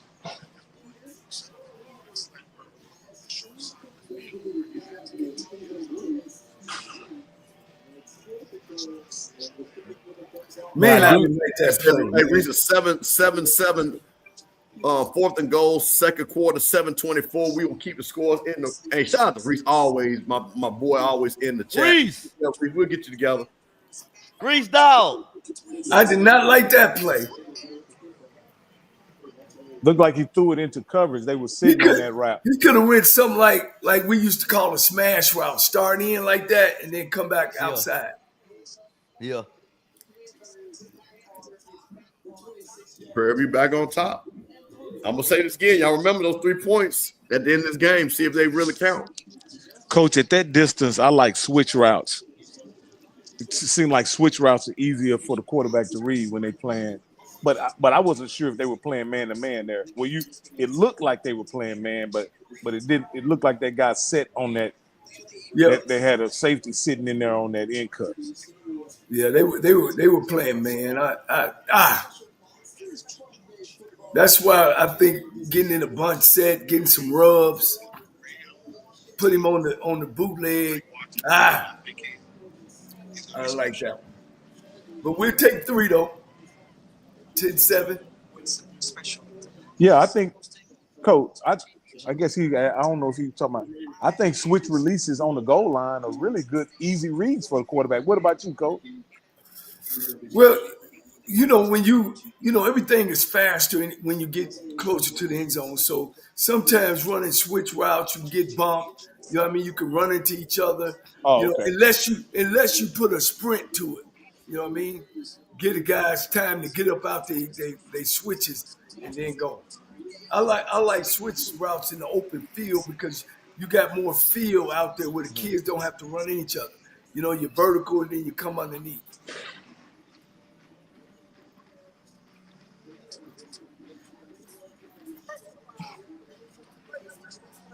I look like a face mask. Flag. That's got to be a face mask. Yeah. That'll be another 15. And here we got the true freshman that'll probably walk out with the offense, Mike Reed. Yeah. Yeah, he grabbed that face, man. Now getting out of the tent, he's limping off with 2. Damn. He's putting nearly any pressure on that injured left foot that he injured. Damn, that's 2. That's a 15-yarder there. Coach, what do you tell Lockhart coming into the game off the bench in a big game? Like, what do you think TC Taylor's telling him right now? Man, look, it's more of how you control the game, meaning the play calling.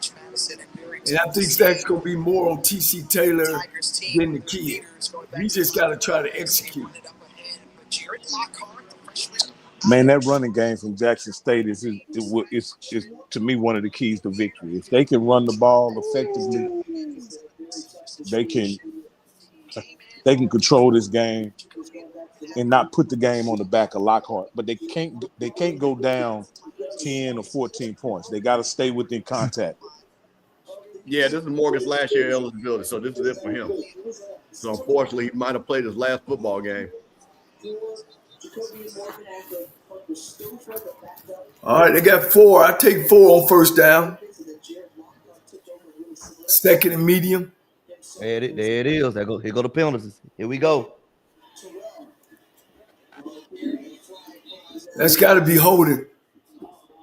Yeah. Whoop, they put the young boy back. That's 15.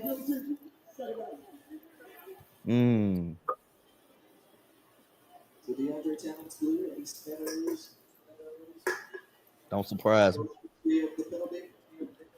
Isaiah, that's a good question. I don't know. I don't know if he played too many games to get that because I think he got second and 21. Yeah, he played more than 4 games. I think he can't get it. It's a big game, y'all. We'll take that. I'll take that. I ain't a first down, my bro. Do pretty good catch. Hey, I'll take that. It's third and manageable. I'll take that. Yeah, absolutely. Coach, I know you remember this name, Marcus Dupree. That's his grandson right there that just made that catch. Oh, okay. Was it third down and what? 6? 3rd and 6. Yep. This is a big down, guys. It is, Coach. Who right. Hit on that one? He just hit on the last play? Yeah. That was Dupree. That was what I was saying. Marcus Dupree's grandson. He just threw that too.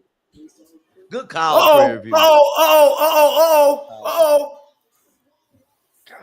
And there is that number 1 ranked Prairie View defense coming up big. Right to the left. They came with that blitz, coach. Yep.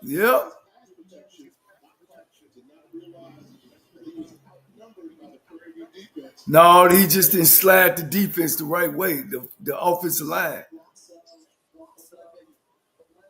Coach, that's what happens when you got a freshman quarterback out there. Yes, sir.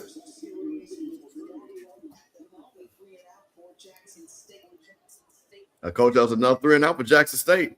Now, where's the ball at? On the 35? Let's see how. Oh, We'll take that. oh, damn. 14 on the big special teams tackle. 34 Prairie comes yards. out once again on the offense. I'm going to tell you now, Jackson State's defense been on the field a long time. Coach, I'm not going to even lie to you. I'm 100% agree with you on that.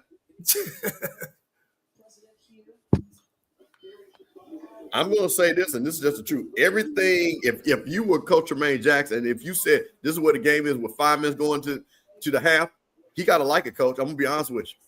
Offense has gotten going for Jackson State. The running game definitely has not done anything. You can't. We haven't heard Nate Rimmer's name.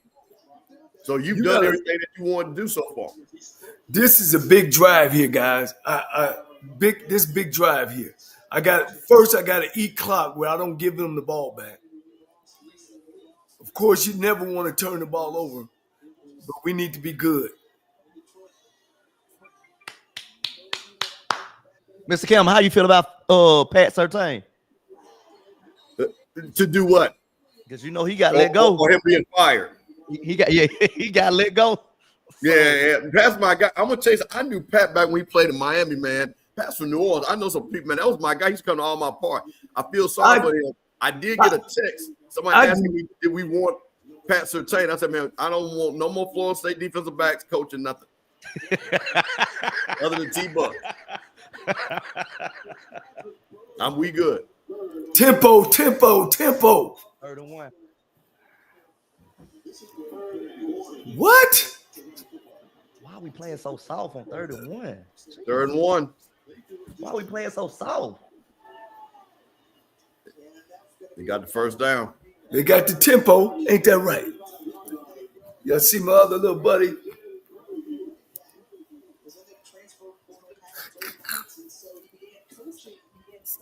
Say hi. All right, get on over there. Leave me alone watching the game. I ain't gonna lie, Prairie View doing a good job of protecting their quarterback. A damn good job. Yeah. Now, Mike, listen, these names, we haven't heard Quincy Ivers' name in this game. We haven't heard Jeremiah Williams' name in this game. Fact.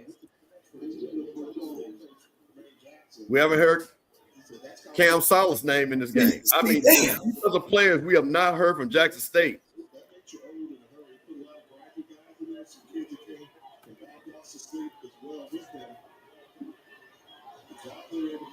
Jackson State switch up the defense.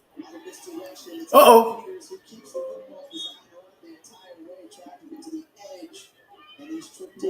Third down and what, 5?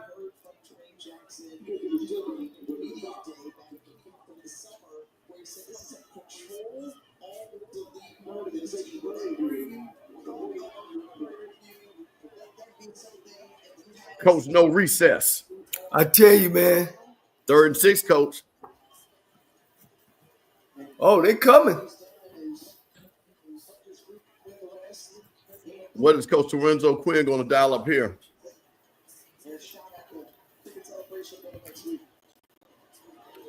Got 4.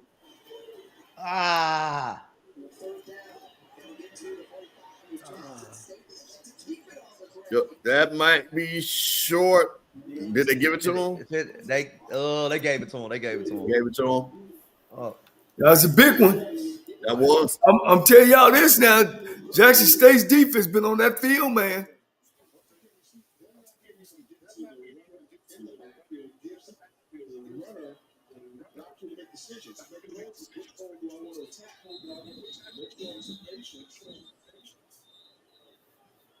I think I'm going to tell you right now, Prairie View has already got 72 yards rushing. Cam Peters with 55 yards.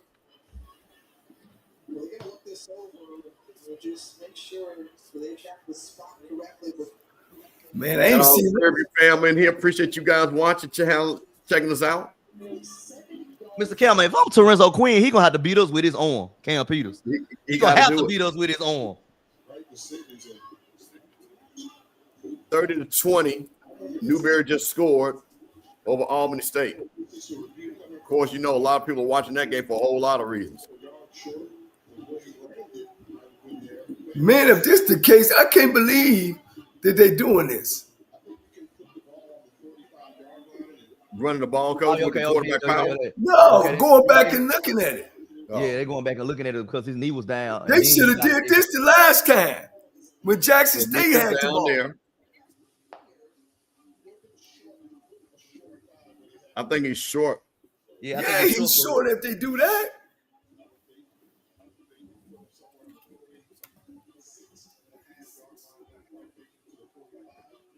I think they didn't review Jackson because he had stretched the ball out. It was clearly he was past the line with the ball. This one, man, they didn't even go back and see where his knees hit the ground. Yeah, but I understand that, coach. But my point of it is, I think this one is a little bit closer than that one. Oh. Shout out to MEAC Mike, the arbitrator of truth over there in the MEAC. Wow. Fourth down.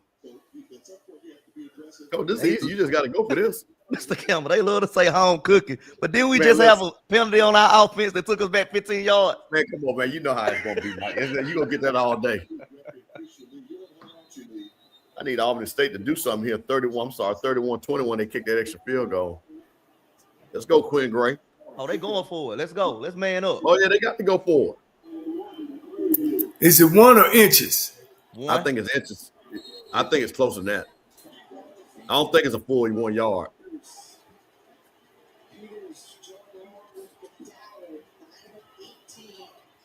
No, I don't know. Where they marked it, yeah, it is a 4 yard because they got to get right to the third 45.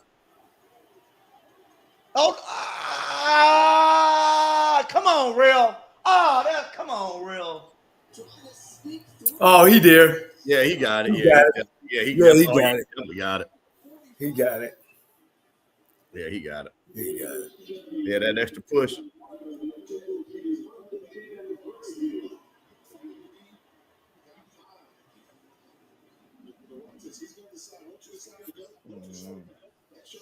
Yeah, he is high.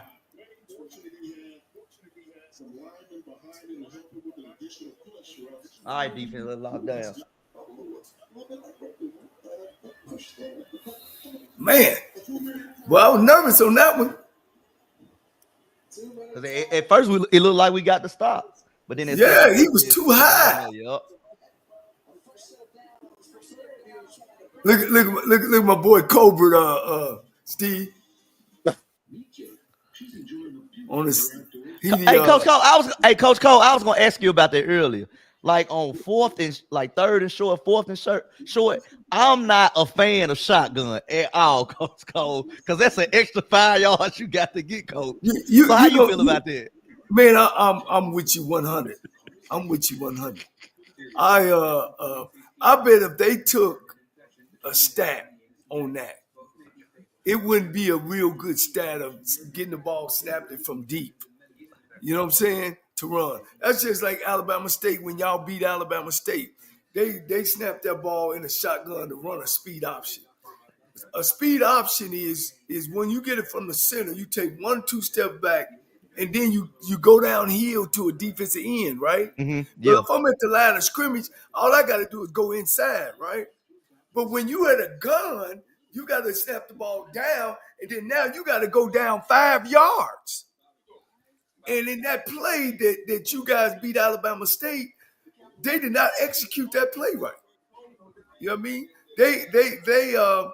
They both went to the outside shoulder of the defensive end, causing that guy to really play both of them. And that was the game, man. That was just, I'm not a big component of that. Yeah, I'm not. I'm gonna get up underneath that center every time. Hey, look, we going for it. Yeah.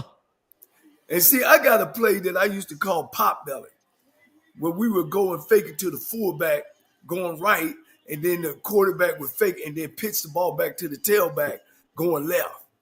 So that defense end on the backside, he want to knife down in there. Crash down. So Because he's going to crash down. Right. I pitch it back outside. That was always a great play for us. But no, I'm like you, man.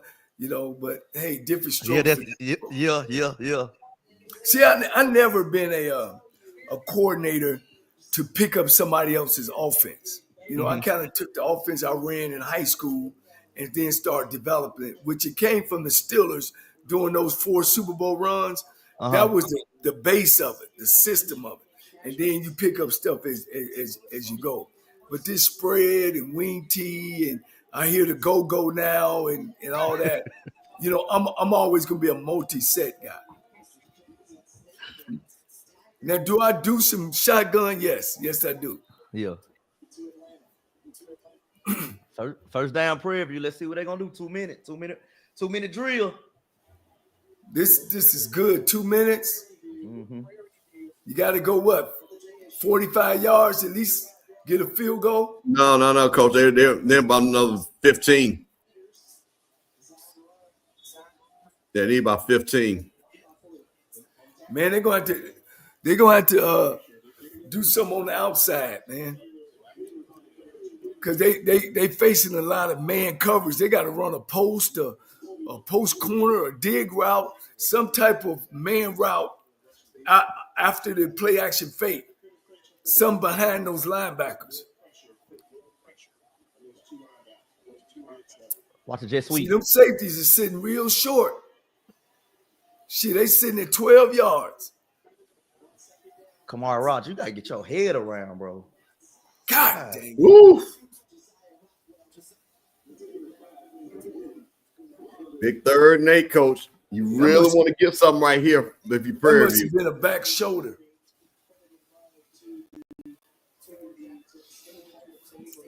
Prairie View does have 3 timeouts. Because why don't they not use the middle of the field? They got 3 timeouts. Shout out to my classmate pointing that out. When you want to try to use something in the middle of the field, maybe exactly. Your tight end had a big mismatch with that big play before. Why don't you go to your tight end down the middle of the field? They going man. They man fruit. No, they cover 2. Yeah, they cover 2 man now. They just go rush forward. Look like. There you go. Like another. It's a flag. Hold him. Decline it. 4th down. Coach, I'm gonna tell you If they something. decline it, they're gonna go for it. You got to push that back. Yeah, you might have to push that back, Coach, because they might go for it. You might have to push that back. I'll take a 3rd and long. Yeah. I take a 3rd and long. Yeah, I take a 3rd and long. They'll go for it on 4th. Yeah, I take. Now, this is FAMU's defense, coach. I'm trying to tell you, we wouldn't take that. 3rd and 17, coach. That was automatic.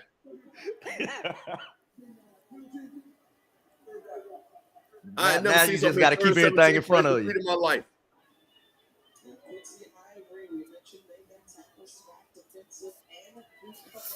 All right, this where Jackson State's offense. I mean, defense. Yeah, just keep everything in front of you. They need you. There we go. There we go. Okay. Oh, they ran the ball. Coach, oh, come on there, coach. Man, I don't know about that, coach. Just stand safe, coach. Yeah, they playing it safe. They just playing it safe. I probably would play it safe. But I'm trying to tell you, got to coach. To me, you trust your quarterback right there. You got a guy. I'm gonna say this again. If Cam Peters does not play all SWAC, they're not going to win this game. I mean, coach, you got 3 times. I mean, I'm gonna say it again. Give us some in the middle of the field. They gonna tell that back. Win this game 10-7, coach. Yeah, they gonna tell Bingham in the second half that you got to stay with the play, quit cutting it back. Trust the system. Now he's cut it back on that play 3 times. And Mr. Campbell, I hadn't seen nothing extravagant that PV has done on offense. They keep running that fake jet quarterback counter, and they got the long ball, the long go ball. Outside of that, Mr. Campbell, what have they done? Well, see, this is what I kept trying to tell people. You're not just going to think you're going to go 3 yards and cloud just on Jack State. It's not going to happen. You got to get some explosive plays. And that's what I'm saying. Well, I've been saying Cam Peters, I trust him enough. Allow him to throw the ball. You got good receiver. You just saw a mismatch with the tight end. Again, he won the game for you against Texas Southern. Give him a chance. Throw the ball.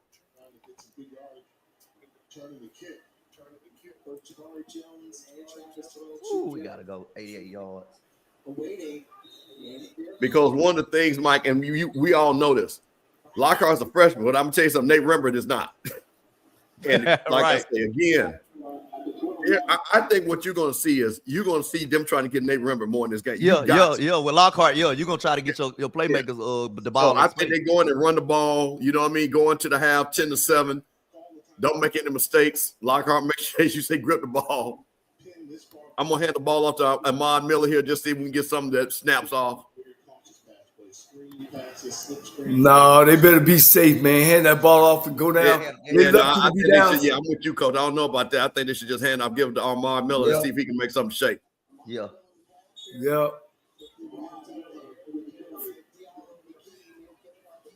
Coach, Prairie View's got 3 timeouts. Would you call a timeout here or you just let it run out? Let it run out. Okay. Oh, Jay Walker asked the same thing. Well, we got a coach here, a SWAC championship coach, Jay. That's why he didn't call the timeout. Bro. Here's a pass play. What did we just say, Mr. Campbell? What did we just say? What did we just say? What? Play it safe. And Mike, I think he tried to force that to run, Mike. That's on TC Taylor, man. Or the offense coordinator. Force that to Nate Rembert too.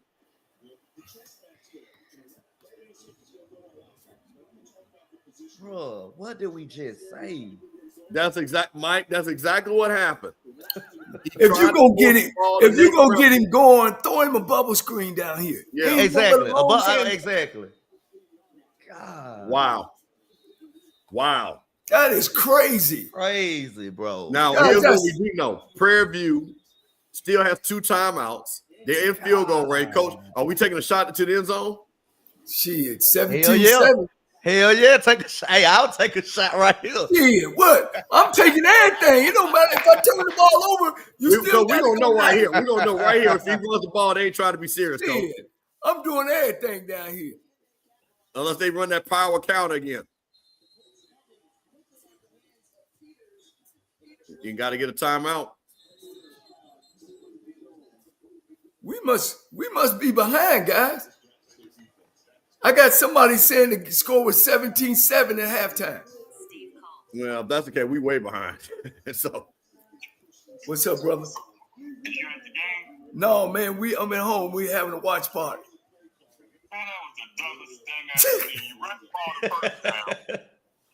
You run the ball the first down. Listen, exactly. That's my brother. He coached linebackers at Clark. They hear you on the show. Nah, you good, coach. He played for Eastern Washington, All-American at Eastern Washington. Oh, hey, this your I other got brother. another coach calling me. Hold on. Smitty, what they doing, baby? Man, what we doing, coach? What we do, Mike? We break a little bit different, Mike. We got coaches calling in. Hey, hey. Even the coaches said what they doing, Mike. TC got every coach in America going crazy. What happened? Me and Jackson State throw an interception, man, with 36 seconds left. Oh! Yeah. That was the play I was looking for. He didn't execute it. Who? Mark Kane. Oh, man. You remember him? You remember Mark Kane? Oh, my goodness. Before we got there, but then AFC, Athletes for Christ. Oh, no. Big guy, dressed nice, looked. I'm gonna take a picture of his. You would know who he is if you saw him. Mark Kane. Oh, yeah, man. I'm on my podcast, man. We watching Prairie View and Jackson State. You watching, you checking it out. It's the ground there. What's the score? Oh no, it was a receive over there. I'm gonna tell you another name we have not heard, Mike, from Prairie View. You have not heard Rockwell's name. 7. Hey, yep, you're right, Mr. Campbell. Okay. And he close to 1,000 yards, Mr. Campbell. He got like That's the thing about it. 40. Okay, all right. So you go into your guy. Why are you not going to Rockwell, your playmaker? It looks like Jackson might get out here with just 3, Mike. Good play. Jeremiah, good play. Man, that's a bad call, guys. That's I bad don't call. like that call either, Coach Cole. I don't like That's that call. bad call, man. You in the red zone, guys. Whenever you're in the red zone, it's short. right? So you got to be able to have things where you're getting the ball off. If you're going to run some type of play action, you got to max protect, because I'm running max protection because of what? They might be bringing an extra guy. Mm-hmm. That right there, man, that's a tough call, man. Well, I'm gonna tell you one thing. Jack State I guess dogs a big that's why book I'm there, at Mike home Reed. and I'm watching them play. I still don't like it, Mr. Campbell. You just gave them three. Yeah, that's what I'm saying. But that's even and that 3 is gonna mean something. Yeah. And they get the ball back. Prairie get the ball back. You heard that, coach. 2 times inside, they just got, and Jay Walker just said it. They got to get touchdowns. Hey man, we got the halftime coming up, man. We got a lot of special guests that's gonna be coming on at halftime. Coach Cole's gonna break down what he saw in the first half. Coach Cole got people calling all across the nation talking about that play. Mike Reed's gonna give his analysis. Hey man, we just here having a good time, man. It's a SWAC Championship game. Prairie View 13, Jackson State 7. HBCU Coaches Corner, Mike Reed Show, Off Script Channel, man. We all coming together as super friends, making a great Saturday. Hope you guys are having a great holiday season, as they say. Got your Christmas trees up, going to Christmas parties and things like that.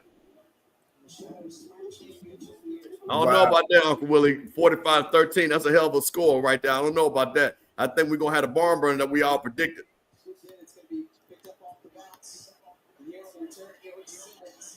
Better hold that ball.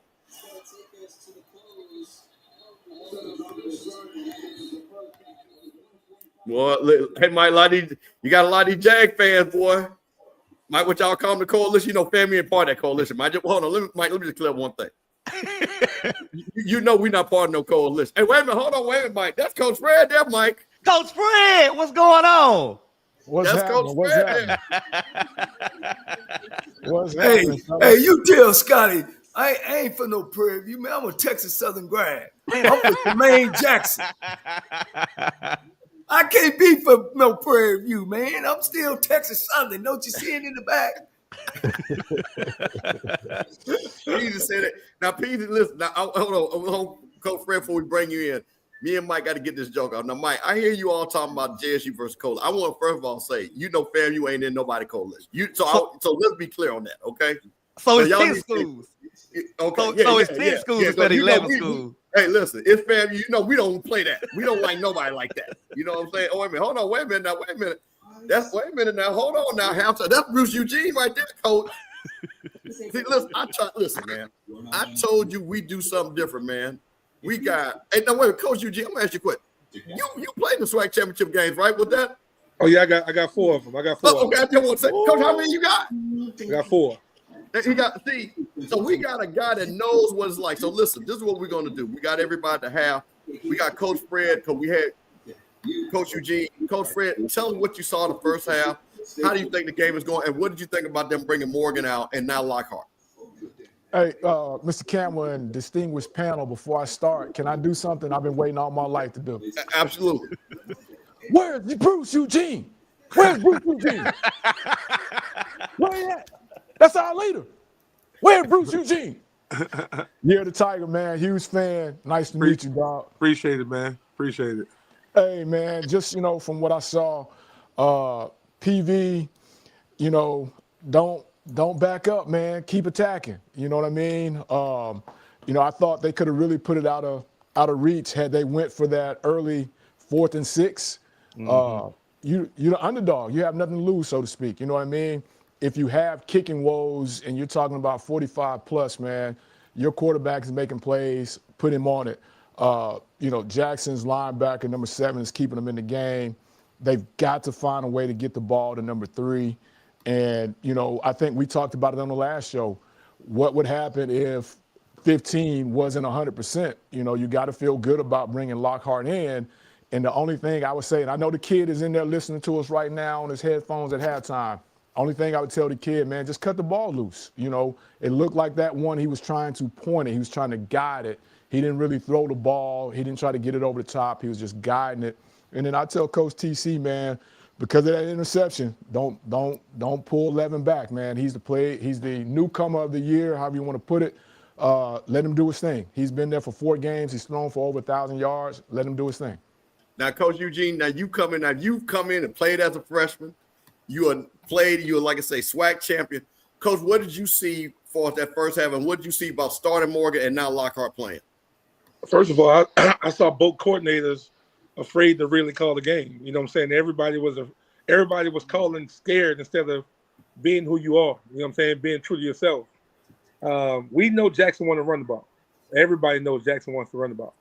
You know, the thing with Lockhart was on that play when he threw the interception, he was late. You know what I'm saying? Yeah. He looked left, came back right. By that time, that guy's underneath it. So now you're trying to throw it through him instead of over the top of him. If he came out reading that side from the beginning, he either saw that receiver stop between the linebacker and the DB. So if he rip it, he could have did some things with it. Also, I feel like Jackson not capitalizing on what Prairie View defense is doing. Sometimes Prairie View got four in the box. And you know what I'm saying? And you allowing 4 people to stop your run, that's a problem. Jackson running back keep trying to cut back. You don't got to cut it back. Stay play side. If he stays play side, he'll gash him a lot of times. He keep trying to cut it backside, and you're running into a defensive end that they're leaving. You know, so he got to do better with that. Just understanding where your leverage is. You know what I'm saying? Where your gaps are, and stay to it. Prairie View though, like if I'm Jackson right now, I'm nervous, and I'm nervous for the simple reason we up 13-7 instead of 21-7. That's what I'm nervous for.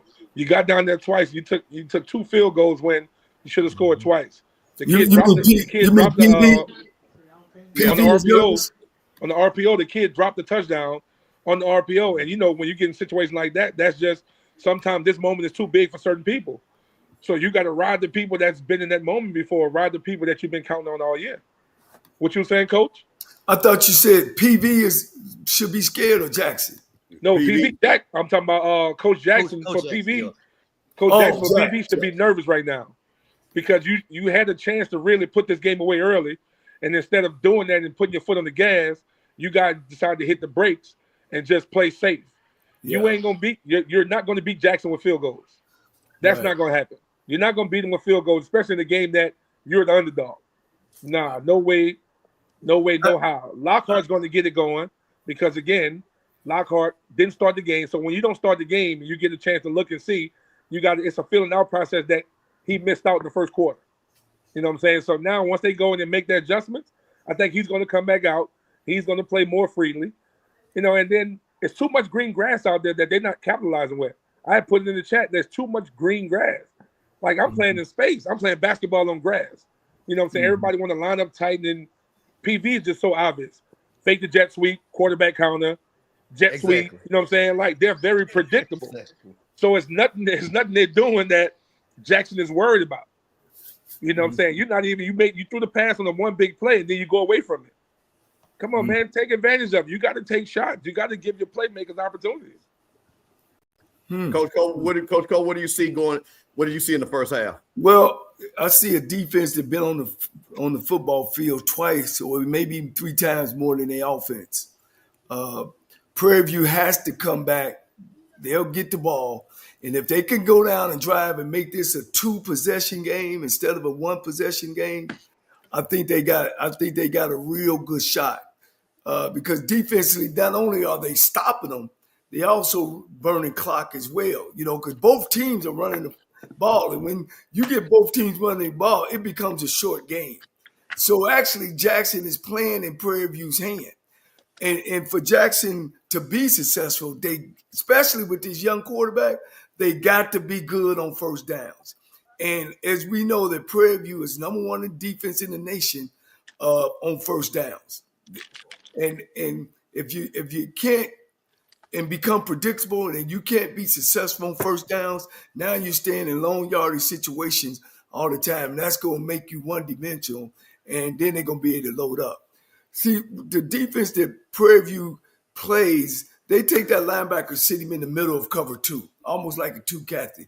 And what he does, he runs free. He runs to the ball. You know, on the snap of the ball, he runs to. So he's always coming unblocked. So that means it's important that you do put some quarterback runs in, or you bring some receivers in motion and have somebody to be able to block it. So then those holes can open up because he's an unblocked guy. So I look forward to be again, This is where coaches become great at halftime, making halftime adjustments. But coach, the thing about it is like Jackson, like Prairie View's playing. Sometimes they're playing the eye front. Sometimes they're playing more of a 3-4. But then sometimes they'll go with a 30 with just one back in there. So honestly, you know what I'm saying, those guards now got to communicate on those two backers in there, or that center center has a 0 on them. So now those guards got to keep their eyes on that one backer that's just looping, running free. And then every now and then they'll go to that 4-1 with an even front. Still, the center now got to keep his eyes on that guy. There's no way he should be running free. You know what I'm saying? When it's a 5-man box. Yeah, no way he should be running free. That means they're not communicating up front. Yeah, that's what they want you to be. They'll go that 3-man front and sit in 5 techniques, right, with the one linebacker. Yep. The other linebacker is stacked behind him, like he's in coverage. The 2 ends are run players. They're not pass players. They're run. So by the time you hand that ball off and that guy get to the line of scrimmage, they up. And then when Jackson State started hurting them up the middle, they took them 5 techniques and put them in 4 eyes. Put them in 4 eyes. So now they play and inside. Everything is stacked. They're gonna play B-gap. In, down, linebacker field. Here come that center linebacker untouched. So by the time that guy get to the line of scrimmage, hey man, you got 7 guys up there with only 5 blocking. But that's what they got. That's what we got. Let me say. Wait. Let me say one thing. I just gotta say one thing. Florida A&M, listen to me, your boy. We got 3 coaches here. No matter who the coach is next year. Hey man, I need Bruce Eugene, quarterback coach. I need Coach Prairie, wide receiver. Hey man, can we get Coach Cole, man? Just come down there and be the GM. Come on, man. I'm just trying to tell you, we're giving more analysis on this show than I'm seeing in football games at Florida A&M. So I'm just trying to tell you, whoever's hiring whoever, if Coles, if you come back, listen, like he's still the coach. Coles, listen, I'm trying to give you people right here. We're trying to show you who we need. So I just want to put that disclaimer out there. You know, Eugene, you're right about throwing it too. Just ride the guy up in there. I got to dig by one, and I got to post over. So when that linebacker come up in there like that, I got to dig in front of him, or I'm going to throw the post behind him. Or double dig it. You know what I'm saying? Put the curl around the middle of the field. Make that middle linebacker play defense. Put the curl around. You know it, Graham, we used to live with curl routes in the middle of the field because now your Mike Backer put a curl around the middle of the field, bring a drag underneath. So now he got to make a decision. Am I going to jump the drag or am I going to play the curl? There's too much green grass in there that they're not taking advantage of. They're not even throwing dig routes in the middle of the field. That's too like simple. Everybody just want to throw go routes. Yeah, that's too simple. That's too simple. Take advantage of all of that. Yeah, that's too simple. And that's the thing. Right now, and Coach just hit it. If it's 7 up front, how many you got in coverage? You know what I mean? So everything doesn't have to be an outside ball to the outside. There's areas open in the middle. And, you know, to me, and I'll give this, and y'all tell me, PV's got to cut it loose. They can't play it safe no more. And TC's got to let, you know, number 11 play ball and use your pass game to open up the run game. The run game, yep. Yeah. And stop kicking the ball to 0 now, PV. I'm just going to tell you. Hello. I'm just going to tell you now. You're playing with fire, kicking that ball to 0. Yeah, that I don't understand that right there. You know what I mean? I don't understand that. But Prairie View though, guys, is they playing their game. You know what I'm saying? They are. They gonna eat clock. They gonna run the ball. I think in the second half they got to tell Bingham, stay with the play. Stay with the play. You know what I'm saying? He keeps cutting it back. He's got to stay with the play and let it open up. Hey, look here. I got Melvin Spears on the line. Coach, what's up, Coach? Not a whole lot, man. I'm just looking at some things. I got Bruce Eugene. I'm gonna put you on and let them hear what's your halftime. What you think at halftime? Well, it's a number of different things that has to occur. I think Prairie View has done a really good job. Got a few turnovers, doing the things that they need to do. But the defenders, national champion, got to make some adjustments, do the little things that they need to do. Particularly go to a little bit more up tempo, stay in the full wide type situation, and then I don't know if anybody in the world has any tight ends. 3, 4, you got to put some tight ends in the ball game. Stop running the ball lateral and run the ball up and down the field, and certainly I think they can beat successful. The other thing that really kind of surprised me is the fact that they're not putting any pressure on the Prairie View quarterback, who really has not shown yet that he's an outstanding passer. All right, Coach. Hey, Coach, I tell you what, I'm gonna send you the stream, man. Come on for the second half. Okay, perfect. I tell you, Hey, look here. I got your glory mode. We got Eugene on Eugene, Bruce Eugene on the channel. You just said the same thing I said. Coach, if I'm Jackson, yeah. if I'm Jackson, I'm coming out in 5 wide receiver with Lockhart. Hello. I'm coming out in 5 wides, and guess what? I'm gonna allow the young guy to use his feet to get comfortable and everything else, and then we'll go from there. But I'm coming out in 5 wide, make it easy on him, throw some hitches, some easy throws, some bubble screens. And that's the thing. You got the numbers on when you in trips, you got the numbers, but nobody throw bubble screens. You know what I'm saying? Like, man, look, throw the bubble till the cows come on. Throw the spot route. Because now, guess what? Once I go bubble, now I'm going to come with the spot concept where now the spot route wide open because you're going to chase the bubble and the spot route going to be wide open. Now, guess what? It's trouble on that safety because now you got the option with the corner route. So now he goes to post of the corner. So now he's in no man's land. They don't take advantage of the easier things. Like, everybody want to call plays. Everybody just want to call plays because they got 100 plays on their play call sheet. No, man, stick with – man, this is too easy. Don't worry about it. Look, I can get the Jackson in the heartbeat, man. Tell me I'll come call the second half. Like, come on, man. Hey, we're going to real quick just go over these stats and see what you guys think about this. Want to talk about this real quick. So you got first downs, Prairie View 8, Jack State 5. Third down officially, Prairie View 4 for 10, Jack State 1 for 6. Got a total of 188 yards for Prairie View, 77 for Jack State. Prairie View 111 yards, but only 19 yards passing. But the thing that to me is glaring, you talking about that Jack State running attack, they want to get up to 200, 250, 220.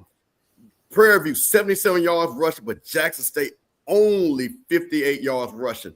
Time of possession real quick, 17 minutes and 53 seconds for Prairie View, Jack State 12 minutes. What do you guys see from those stats right there in the first half? Coach Fred, we'll start with you. We talked about it on the other show. Who can control the tempo? And right now, that's what Prairie View is doing, controlling the tempo. And, you know, I'll end it with this, Mr. Campbell. If you think back to old school football, Nebraska days, when they're up, they milk it, they run it out. Now, if Jackson gets up, what do they do now as a change of pace? Because that's been your deal. You've been running the ball.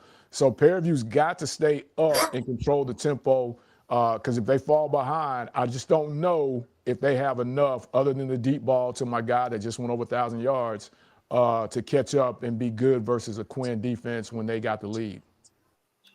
Coach Bruce Eugene, what do you see when we're looking at that stat line? Like you said, the defense is pretty much controlling the game. You know, offensively, they're not doing enough. Where they're not putting the pressure on the defense to even have a chance to do enough. You know, hopefully Jackson load the box and make Prairie View throw the ball. You know, and then vice versa. Prairie View gonna continue to load the blocks and stop the run. Jackson got to open it up. You know, whoever come with something different and new in the second half, whoever make the most adjustments, gonna win the game. Coach Cole, what do you see looking at those stat lines? What sticks out to you? Well, I see Prairie View dominating the game, but did not take advantage of the two scores. I thought the reverse was bad. Of course, down in the end zone, they just dropped the ball. You know, right now, that score could easily be 21-7. I think they should be feeling a little good. I think when they get the ball in the second half, it's very important that they do two things more than just scoring, that they drive down and they don't turn the ball over. If they continue to make Jackson State have to drive 80 yards because Jackson State special teams are so bad and they can't punt the ball deep where they can flip the field, I think Prairie View will be okay. But it's very important that, and I take Fred what he said. Now Jackson State gonna score again. Now you go. They got too many athletes over there that you just gonna hold them to 7 points. So I think, you know, again, this drive is very important that they get a drive, and if they don't score, at least they punt it and try to make that young quarterback at Jackson State go 80 or 90. But when you see the stats, man, Prairie View dominated the first half. Unfortunately, they up just 13-7. They only have one score.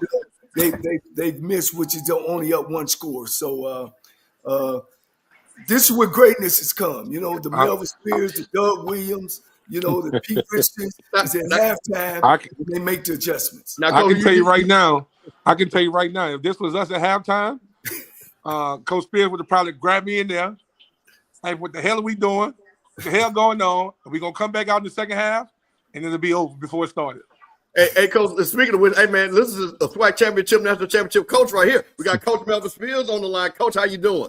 Hey, Coach, I'm doing well. How are you? Coach, turn your phone sideways. Turn it sideways.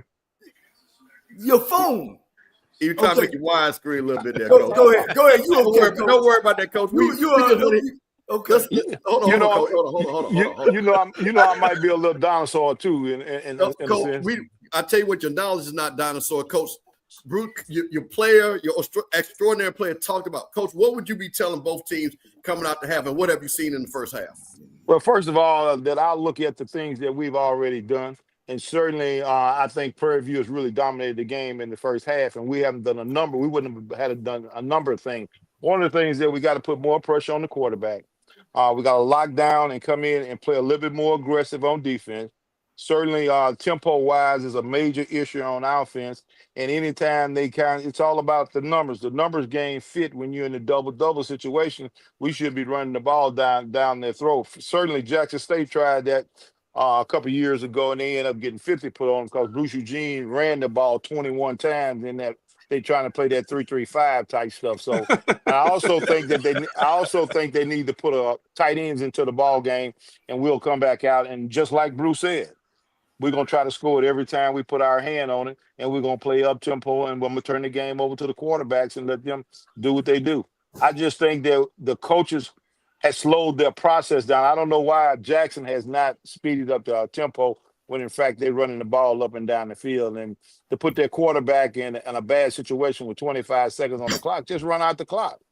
It's obvious they can't throw the ball, so don't try to do anything fancy and be pretty at that. And just and I agree with Coach about against Prairie View running the reverse. Why run the reverse when we're running the ball directly down their throat, matriculate down the field, and just being a little bit more patient with what they're going to do. And so that's what we would do when we come back out. Let's call them. They calling plays just because it's on the play call sheet. Well, Coach Eugene, there's a difference between calling plays and a difference trying to score the football. Pep Hamilton and I had a big conversation about percentages, and he's one of those guys that talking about his quarterback got to be 70%. I just posed one question for him. He could be 70%, but my guy can be 7 for 30. As long as them 7 the touchdowns, I can care less. Hello. Well, I remember some games. I played A&M. Remember A&M? They like to play blitz all the time, all the time. Brosky Towns. Hey, Leon was 8 for 25 touchdowns. Yo, Brosky Towns used to come in there with that A&M defense, thinking they were gonna do something, man. He used to die early. Yeah. Hey, I heard that sound. That. Psst. So I know the second half gonna be live. I think it will be. I just hope they can make some adjustments, play a little bit faster, and turn it over a little bit to the players. Let the players play a little bit. I think everybody's playing tight. Don't play not to lose. Don't play not to win. Play to win. They're playing not to lose. See, everybody got mad. Remember, Fred? Everybody got mad because I'm telling them, look, y'all don't count Prairie View out. This is the #1 defense in the country. They got numbers. Jackson State is not going to come in there and stone. And Tremaine Jackson is a seasoned head football coach. He ain't just show up. This man can coach. His football team is coached very well. And so Prairie View gets the ball. Prairie View gets the ball at the half. And again, I know this is a cliche, but I want to go to the panel. How important is this drive coming out to get us a point? Coach Fred will start with you in this first drive. Very important because now. Well, hold on, Bruce. I'm gonna go around. Go ahead, Fred. I'm gonna say this, and I'm gonna cut out for the second half and starting. Yep. But it's very important that they don't go 3 and out. Now they don't have to get points here, I don't think, Mr. Campbell, but they've got to flip the field. So it can't be any 3 and outs, can't be no mistakes. and they've got to get the tight end involved. What I told you last week, what's the biggest pass play they have to their tight end? His safety blanket. So they've got to get him involved. Don't turn it over. Get a couple first downs. Even if you don't score, flip that field. Make TC have to work a little bit. All right, that's Coach Fred. After the game. Yes, He'll be back after the game. Coach Eugene, what you got? I was saying the same thing. Very important. You want to, as Prairie View, you want to try to flip the field. You know what I'm saying? You want to score it. But if you don't flip the field and make the young guy have to go the whole length of the field. And for Jackson, stop holding the young guy. Just because he's young, don't baby him. Open it up and let him go. You know what I'm saying? You got to live with everything he comes with, the mistakes and everything else. Let him play free and go try to win it. Coach Spears, what you got coming out of the half? Well, we got to come out and make a difference. We got to come out and punch them in the mouth. Certainly try to get control of the ball game. I agree with them. Even if we don't score the ball, you know, as long as we can flip the field, get a quarterback something easy to work with, and just keep pressure on Jackson State. But on the flip side, Jackson State should be coming out blitzing this guy like gangbusters, and they sitting back trying to play zone and play scared. I really don't understand that schematics of what they're trying to do. But hey, if you're gonna play, come in there and try to win the game. And I think Prairie View has got off to a great start. Coach Cole, what you got?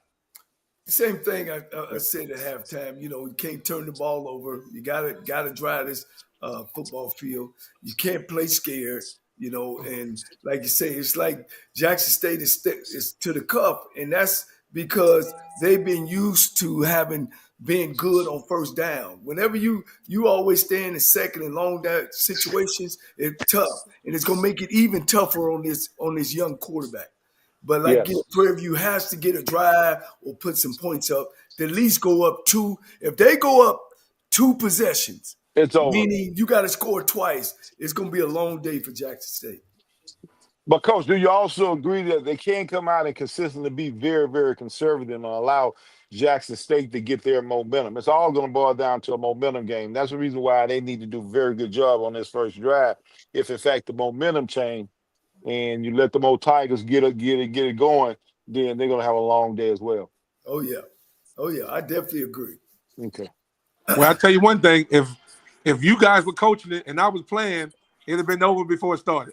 That's right. They just went for the juggler right then. Excellent. No Here doubt. we go. Hey, I appreciate you guys. Hey, Coach. Hey, Eugene, they just threw a deep one. And we've been asking for why their number one wide receiver. We were wondering when he was going to get in the game. That's absolutely correct. Hold on. Hey, Coach Spears, before you go, Mr. Campbell came to see my quarterback. Coach, Mr. Campbell, can my quarterback get it done? Hey, man, listen, I'm trying to get him down there in Florida A&M, man. That boy can sling it. He's a dual-threat quarterback, and he's a smart quarterback, calling his own plays already in high school. Well, those are the kind of guys that you want to be able to do the things that they need to do. I agree. He had a great teacher. I'm glad he's that kind of guy. He's been talking about him for quite some time. I hadn't seen him on tapes. But, hey, Mr. Campbell, that's enough for me. If you say that he can get it done, I'm with you. And he wants to go to HBCU. That's the thing about this. His family wanted him at HBCU. Well, let's roll the dice. We can talk about that money now openly. Let's get it done. We working on it, Coach. We working on it. Coach, we appreciate you. We coaching, recruiting, selling. Hey, man, you there's no better watch part than this right here. HBCU Coach's Corner. God, SWAC Hall of Fame. We're going to be talking about NIL next. That's right. All right, y'all. Appreciate it. Right, appreciate you, John. All right, thank y'all. Thank you, Mel.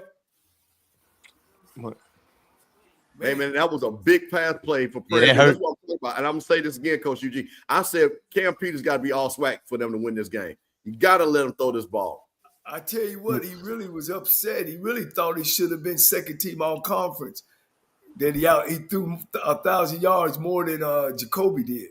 Prairie playing so conservative. I can understand that, and I think he should have been. I think there should have been that consideration. They just run a quarterback counter on. Yes, that's what I said, Coach. Coach, they playing too conservative. What is that? I don't understand. I'm really disappointed in the play call from Prairie View because I think in this game right here, you're the underdog. You've got a top wide receiver. Let that kid cook. Let me see. I think that's on his first catch of the game that I just saw. Let me go back and check that. But think about it. Sometimes, guess what? Some people don't know how to move him around to get his hands on the ball in different positions. Eugene, you know what I'm saying? Like a kid like that, guess what? Put him in the backfield. Put him in the backfield. Put That him, was you know what good I'm right saying? there. That's a big. He got that. That's a big one. But coach, I'm gonna say this again. If he had the other three, they'd be up 19-7. That would have been what you were talking about. Yeah. And Mr. Campbell, the other way around. If we would have ran the damn ball before half, giving up that three, it'll only be 13-7. We talked about that. What happened to old shuffle pass with these defensive ends screaming up, and you ain't got nothing underneath to shuffle that thing? But coach, nobody has They don't Nobody runs shuffle pass. I haven't seen this shuffle in a while.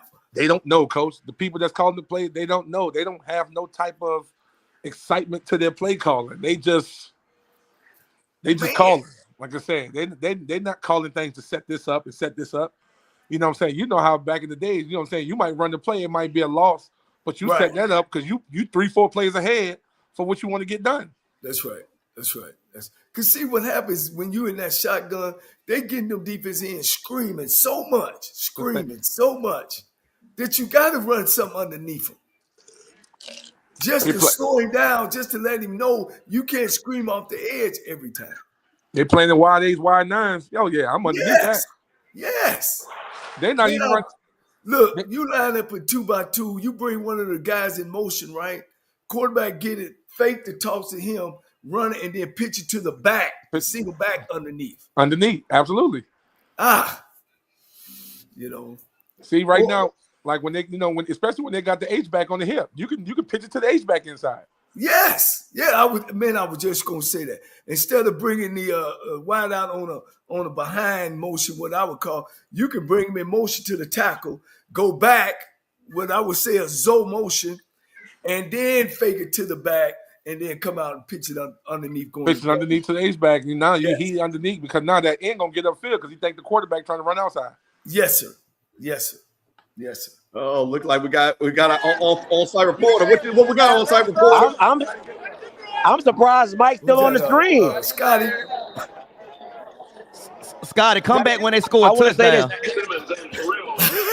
You said what? Well, he won't be on. Come back when they score a touchdown. Hey, he won't be on today. This is my thing with this game, and I was just talking about it before the half. People in the stands were mad that he didn't throw the ball on that 3rd and 20. I said it's smart football. Make the freshman beat you, and you see the interception. The score out of half was huge because Jackson State is known for stopping that drive, getting good field position, and making points. This is the type of game Tremaine Jackson is okay with playing. You're not going to beat me with a freshman, and you're not going to run the ball down my throat. So you got to pick one. And if that freshman go out and plays a hell of a game, then they deserve to win this game. But all Tremaine Jackson and PV are doing, they're going to continue to put pressure on this freshman that he's going to have to make throws. Because you running the ball down our throat is not going to happen. Do not kick the ball to number 0. Please stop kicking the ball to him. All right, there you go. See, that's an adjustment by the coach. Do not kick that ball to 0.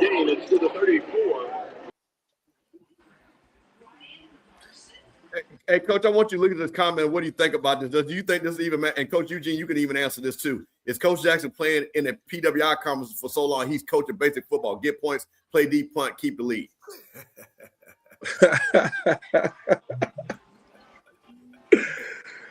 That's the way a lot of them PWIs play. That's the way a lot of coaches would. When they feel like when they got a good defense and a subpar offense, that's how they play. But our games in the HBCU game is about the excitement of making plays offensively and defensively. But he better be lucky he coached against TC Taylor now. Because if he's coaching against Coach Cole or Coach Spears or one of them, Prairie View will be dead. They'll be dead, especially playing a 4-man box. With five O linemen, a quarterback, and a running back, I got the numbers. I got 7-on-4 in the box. I go quarterback ISO. You gonna have to change up a lot of stuff. Like he told you, I ran for almost 200 yards when they were playing that 3-3 stack and that crazy front and everything else. Man, you better change it. Man, a big loss in a 3rd 10. You got the freshman backed up, Coach. It ain't got nothing to do with no PWI or PW. Coach Jackson's a good coach, and he's got a disciplined team. Play calling is play calling. You know what I mean? You got to have a creative mind on offense. And usually in HBCUs, we do. Our offenses are way more productive than the other because we're not afraid to try things out, and we adjust to how the defense plays and what they give you and who's good and who's not, and we try to find matchups. That's how good offensive coordinators, whether you white or black, do. That's what they do. There's white coordinators that's real basic, and sound and can't get to what's going on. So I think why he's good and why it ain't about their playing per se. It's about that they are a disciplined football team. That's what they are. A disciplined football team. KJ Black, hey man, one of on that greatest like Bruce Eugene, he said the kid isn't seeing it right now. I got to simplify the plan for him in the passing game. Talking about Lockhart. Put them in five wide. Put them in five wide and play numbers. About your quarterback. I guess we need to ask that question. Or if you don't want to put them in five wide, put them in trips. Stay in trips and play with numbers. If you got one-on-one backside, play to the backside. If you got the number to the trips, throw the bubble screen. You know what I'm saying? Like simplify for them. And guys, this takes nothing away from TC Taylor. Please, this takes nothing from him. But the same thing Bruce is saying, hey, what we doing ain't working. We got to get you. We got to show them unusual look. We got to get in some other looks and get some confidence going. Some bubble screens, some 5-yard hitches. You know what I mean? Hey. We got to get out of being so vanilla ourselves, because right now we're not moving the ball and we are not flipping fields.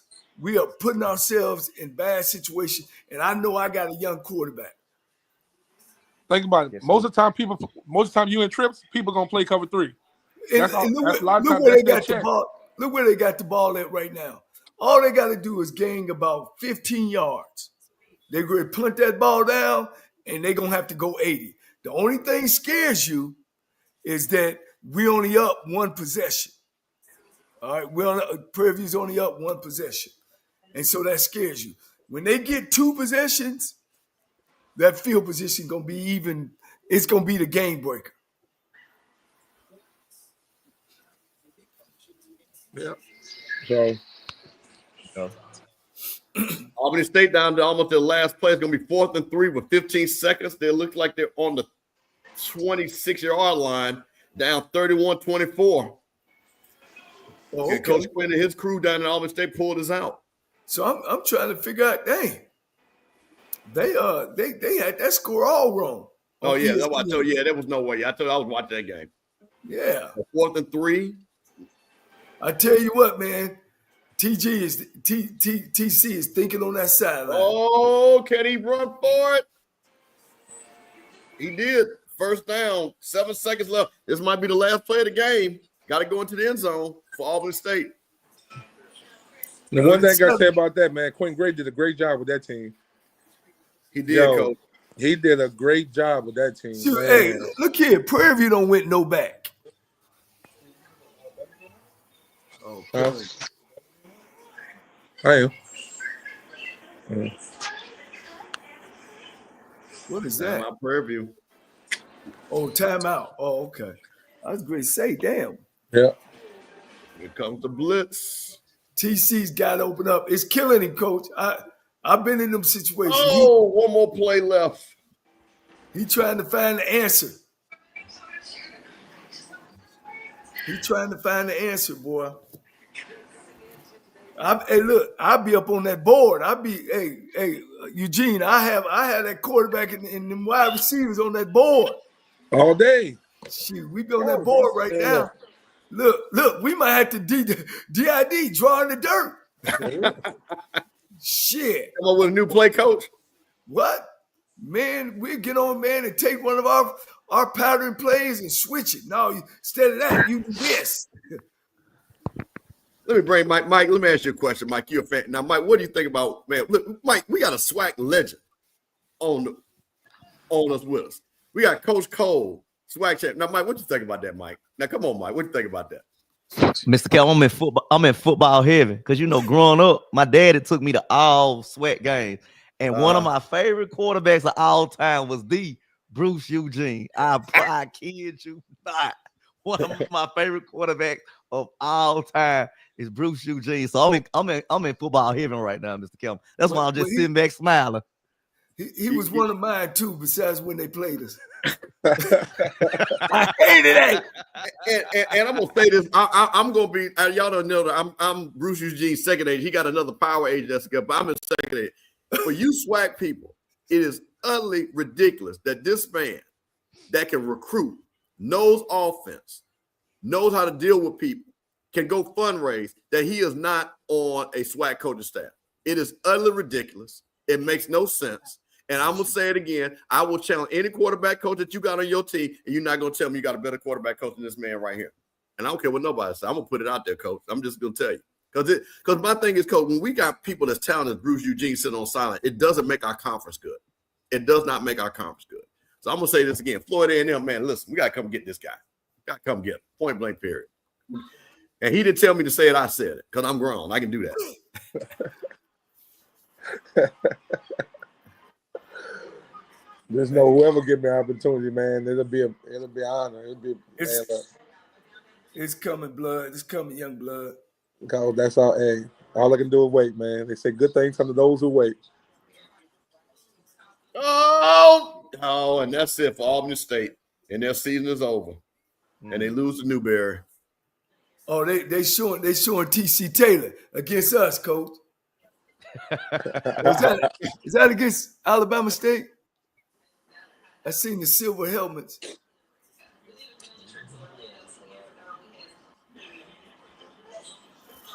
Whew. All right, here we go. 3rd and 7. They bring the blitz.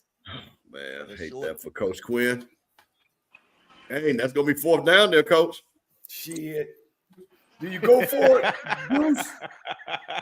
Or do you keep them bagged up? I'm going for it. I'm going to keep them bagged up. That's what? Defense playing ball? Mm-hmm. I'm going for it. That sounds good too, Coach. Yeah, I'm with you. Prairie View defense, they're on the other side of the field. I don't know about that now. I'm with you now, Coach. I might have punt this. That's our ball. Yeah, Coach. I might have No, I don't think he got it. I don't think he got that either. I don't think he got it. And I'm on that side of the field. I think I would have punted that. Bad call, Coach Jack. And Mr. Campbell, what Coach Eugene just said about that quarterback counter? That's all they've been doing. It's that quarterback counter. They ran it. And that's the thing about it. When you're so fake predictable, jet sweep quarterback counter. When you're so predictable, I think you should have thrown that ball there. I think you should have faked it and then a rollout, gave him a rollout pass option to that tight end. I just don't understand it. Y'all know this about all our refs got bellies on them. Campbell, tell him I've never talked to Marshall Falk. Hey, listen. So Southern people, we got a lot of Southern people. Let's get that together.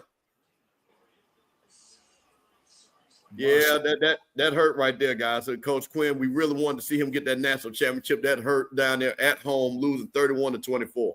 There go that big play, all conference player Cam Salter said, let's play right here. That's one of your leaders right there, Mike. That's one of your leaders. Yes, sir. Let's see what they gonna open up with. It's time. Big time players make big time plays. It's time.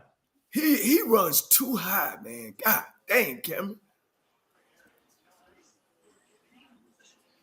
Talking about Bruce Eugene not coming there. Oh, Morgan coming back. Take a shot.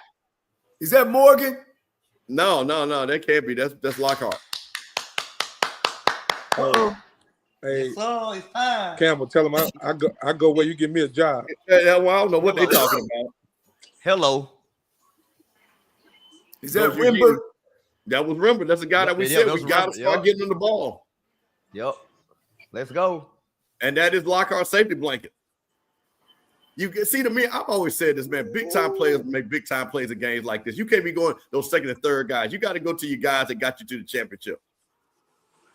And Mr. Campbell, where is Davenport? We ain't gave Davenport the ball the whole game. You know, that is another thing, Mike. You said that, you know, I'm sitting up here wondering, he has not carried the ball. He's not even been in the game. I don't even remember number 10 being in the game. So did Davenport do something that, you know, we find out later that he missed practice or something, missed curfew? Man, dang. Because that would have been a play that Davenport would have carried right there, Mike. Hey, he leaned in on his defense, man. He leaned in on his defense. I would have punted that ball. Yeah, he should have punted that. That 3rd and 3. See, they even in field goal range right now. Coach, without kicker, I will go for it. No, man. See what happened? That gave him some momentum, some fire. He had him dead, man. Oh no, that's horrible. I'll start. That is, you can't have that to happen. That hurt. Okay, they're moving back. That what hurt. was it? What that? 3rd and 3, now 3rd and 15. That hurt 3rd right and there. 9. 3rd and 9. That you can't. God, because you can call so much on 3rd and 3, or 3rd and 4. God. Well, you got to throw it now. They bring that pressure on him, coach. Hurt. Yep, they coming. So they coming. They coming. Oh, he gonna throw the fade route too. Get a hot route. Get him a hot route. Yeah, up top. Hot route. Yep. Is that Rambert up there? In a slot. That's a touchdown. That's a touchdown. That's a touchdown. I don't know. I think that's out. Oh. There you go. Big play. Hey, Mr. Campbell, now this the time with a band. Everybody else, they back in it. They back in it. I'm gonna say this again. He went out. No, that was a beautiful throw and a beautiful catch. Exact good route, good throw. That was it right there. That was perfect. Oh, that was beautiful. All you need is 1 foot in, coach. That was perfect. God damn it. He was the number 3 receiver too. Two hitches and he was the inside. Yep. Yeah. 2 hitches in the corner, Indiana. And this is what Bruce Eugene said. Let the kid throw the ball. That's what he said. Let me tell you something. If you play scared in the championship game, there's no tomorrow. So you gotta take the handcuffs off him. Oh, Mike. That hurt. Come on, that hurt. He missed it. He blocked it. He got blocked.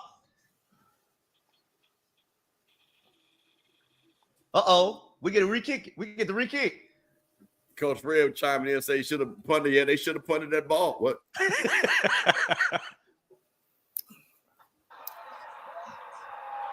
Yeah, man. Wait, what are they calling? They re-kicking it? It was some on Prairie View, so it's a re-kick. Oh wow. See that right there, man. He jumped over the long snapper. Oh, yeah, you can't do that. Right over the long snapper, yep. And guess what? Prairie View just lost the game. They lost the game, coach. They lost the game, coach. Oh, wait, he did jump too. I don't see it. What are you talking about? I couldn't see it.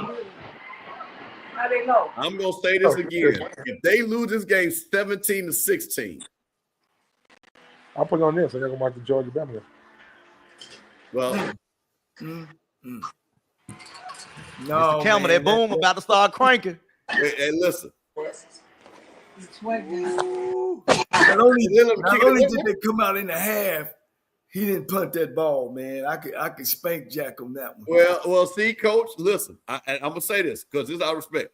But we said this, and like I say, this is a big championship game. Is he doing things out of his character because of the game, how big this game is?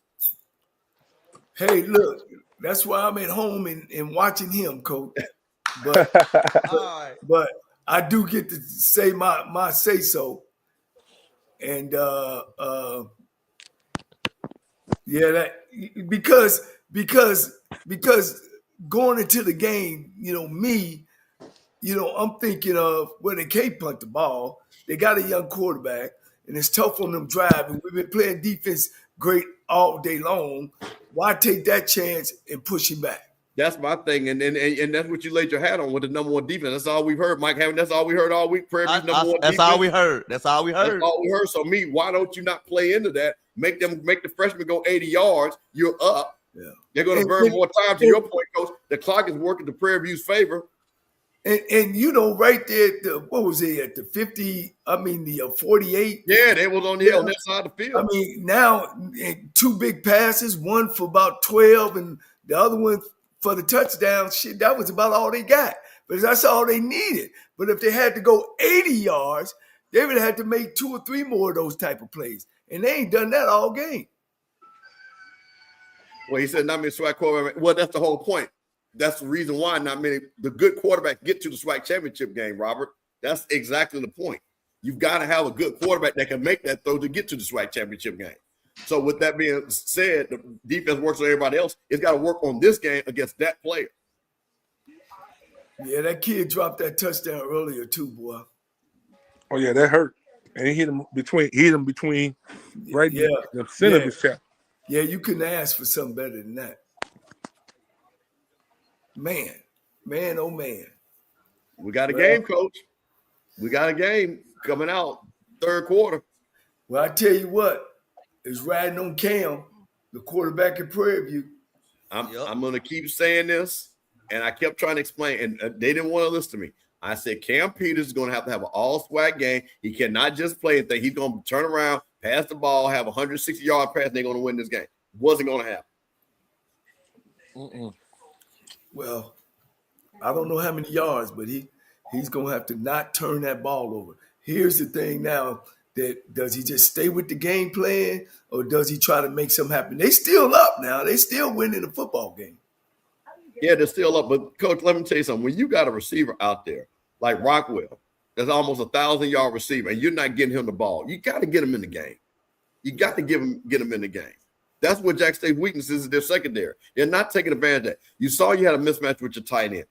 I'm going to say this again. You got guys that can make plays, and you're not getting them a ball enough. And like I say, Coach Bruce Eugene come and said, he literally called every play that Prairie View has called this whole game. Yep. Yeah. You can't do that against the Torrance O'Quinn defense. That's the national championship trophy right there. There it is. Yep. And Coach, guess what? We will be there. Oh, that's a good time to say, hey, guess what? Next Friday, Embassy Suites, 8 to 10, HBCU Coach's Corner live at Embassy Suite. Coach Cole, me, Rocky, and we're going to have and we're going to get Bruce Eugene out there. I'm coming to Embassy Suites. There you go. We're going to have Bruce Eugene there. I'm live on the set. I'm coming next Friday. We're going to have Mike Reed. Mike Reed's coming to town if Jackson State win. We're going to have Mike Reed there. A whole bunch of people hanging out with us at the Embassy Suites in Buckhead, 8 to 10 Friday night. I was going to say, make sure we tell them. I'm there. I'm on site. Come on in. You know, you come early, have dinner at Ruth Chris, hang out at the bar, then come on up at 8 to 10. Yeah, Embassy Suites, HBCU Coach's Corner Live, the Celebration Bowl edition with Coach Johnny Cole. It's gonna be nice, Coach, man. You know, I'm gonna have to put me some on nice, you know, I'm in Atlanta, Georgia. Yeah, pull something on nice, Coach. I gotta represent something, you know. Make sure they understand we professional. Oh, they got a personal foul against Jackson State. 5-yard penalty re-kick. Jamal said, Mr. Campbell, tell Jamal I go every year. Mike gonna be there. If I don't go nowhere else, I go to celebration. I picked Mike up for the airport. You know I stay in Mr. Campbell the oven. Let me tell you something. This will be my first celebration bowl. I never go to the game. Oh man, you go. Well, see, this is. Are you gonna have a time? You're gonna have a time. You're gonna have a time, Coach. You know what's crazy? I'm gonna say something real quick while we got this. I saw, the SEC championship game, and they have like a big reception, and they had Cam Newton walking around the people. Bruce Eugene is our Cam Newton. Do people not understand this times 4? And this is just crazy for this man to say he has not been to the Celebration Bowl. It's just utterly ridiculous. It is. We have our SWAC legends on the Friday before the game. We should be having a reception with all our SWAC legends. Again, this is how we recruit. This is how we get money for our schools. We got to bring our superstars back. Oh, they make it a fun kick again. Mr. Campbell, but guess what? You know they do the SWAC Hall of Fame on a Friday night, but they never promote it. Exactly. They don't promote it. Now, Bruce, I'm asking him. Now, Bruce, you're in the SWAC Hall of Fame, right? I got some memorabilia in there, but I'm not in the SWAC Hall of Fame yet. Okay. Okay. I remember you. This. Okay. I got some. Hey, look. Hey, that's his fault going to Grambling. Shit, there's so many superstars. Hey, Bruce, nothing against you, but y'all got so many damn. We got a long list, huh? Hey, look, you should have came to Texas Southern. You might have been in there by now. But Bruce, just remind for how many of those SWAC championship games you played in, how many of them rings you got, though, Coach? Tell them how many you got again. Remind these folks. I got 4. Tell them how many rings you got. 2000. That's why you need to be in there, Coach. 2000, 2001, 2002. That's holding, yeah. I missed 03, 04, and then I won in 05. In 05, we rewrote the record books in 05 because I had 3,000-yard receivers. I threw 56 touchdowns. I think we had the record for like most yards or something in the season. Like we rewrote the record books. That's when I threw for like 600 on 600 plus on Prairie View. Unbelievable. You had 56 touchdowns in one season? Yeah. Jesus. Yeah. Man, Prairie View don't open up and went no back, man. I tell you. This offensive coordinator. He don't know what he's doing. He just called the play, coach. I'm telling you. Coach, he looking at the play call sheet like, look, we put this in, so let's work on this. And look, fake it, quarterback keeper. That's like. Oh, okay, it's an offset. Oh, man. See, now that's where the defense come. That's you can't do offset. Oh, they offset. Yeah, they call. I was about to go crazy, Mr. Campbell. I was about to go crazy. That they're lucky. But he been like that all season, Mr. Campbell. I'll be like, man, sometimes we got to calm down. Cam Sanders, Yeah. like he be too rowdy. Every game he rowdy like that, but you gotta love him for it. You just gotta calm him down. I mean, sometimes. that's one of your all-conference players, one of your leaders. But like you say, Mike, in a game like this, where you know the game they kind of start out, you can't give them an opportunity to get free first downs. Yeah.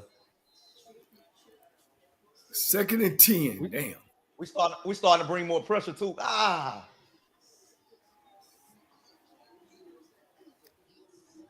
was say he wide There you open. go. There you But go. again, number 11, their leading receiver. This is what I'm saying. You got to get the kid the ball. You got to get this kid the ball. This is their leading receiver, Rockwell, 3rd catch, 81 yards, 27-yard average in this game. You got to get him involved.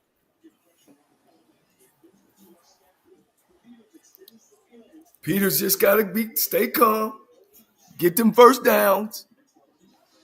Oh, you got to make that tackle.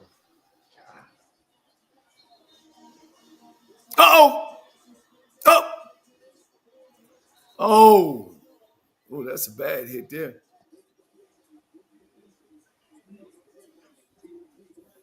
That was a good route by him too. Hey, guys, if they can get 3, it'd be okay. Yeah, but 3 don't get, but three doesn't give them that 7-point I'd lead. have called that hit out of bounds right there. I'd have threw the flag on that cat. All right, take off. No, sir. He should have ran that one. And who was he throwing it to? Is that not a – oh, he's out the pocket, though, right? Yeah, he was outside the tackle. Okay. He out the tackle box. Zay Bone said DB looking like Fairview. Hey, man. I resemble that comment, and I feel insulted at the same time. I totally know what you mean. And listen, if y'all looking like that, bro, y'all in trouble. Okay, I see number 6. Man. Yeah, what was out there?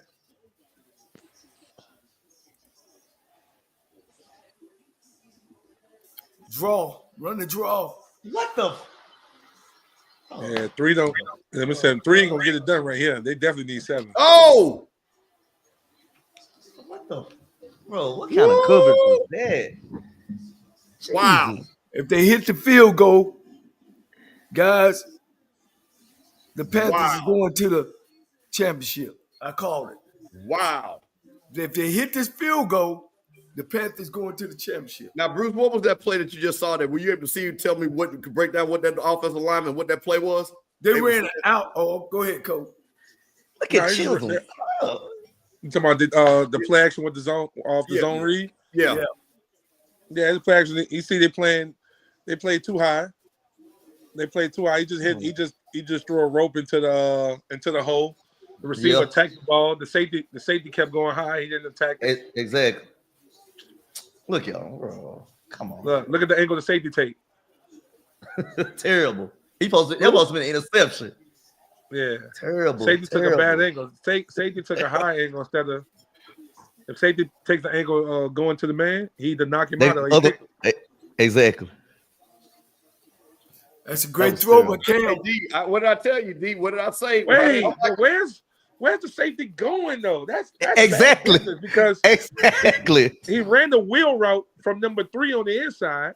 The linebacker sunk underneath. There's nothing else. There's nothing else going deep with him. Where's he going? But you know the safety looks at number 2. Number 2 runs it out. He didn't know he was going to wheel it. So when outside, now my eyes go to 1 and run kind of held him, for a second. Yeah, but I'm saying like your eyes got to move like he's the only thing going deep. So once you see him go shallow like that, I got 2 linebackers and everything underneath. Then now my eyes got to go to what's going deep. It's one person went deep and you went to woo.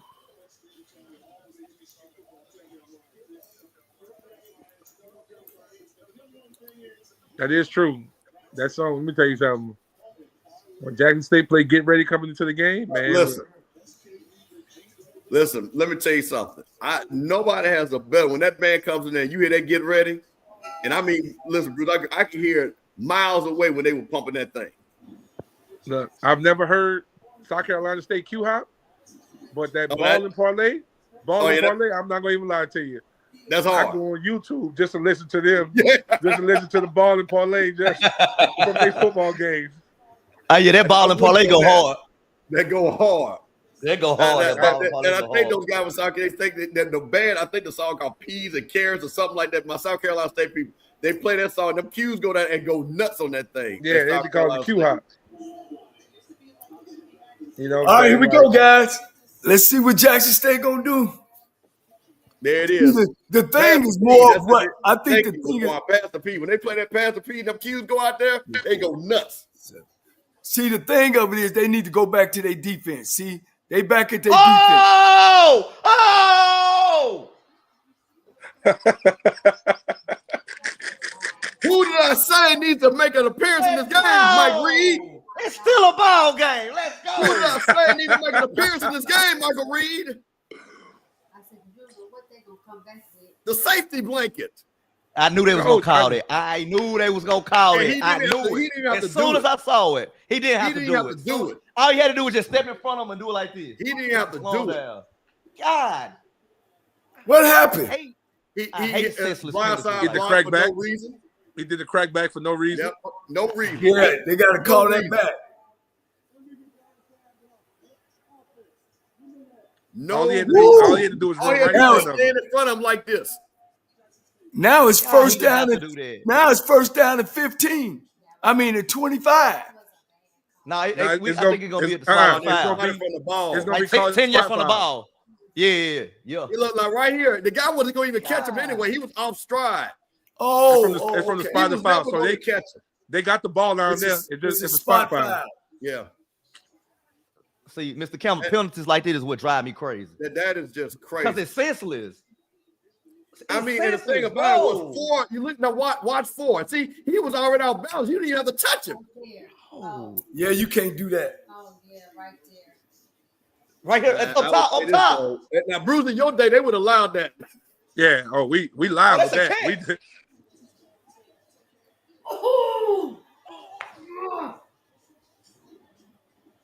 Is that the Prairie View Trevor, Jamar Savage? We've been waiting his name all game. Yep. He said he ready to eat. See, Mr. Campbell, where was this the first half? Well, here's the thing.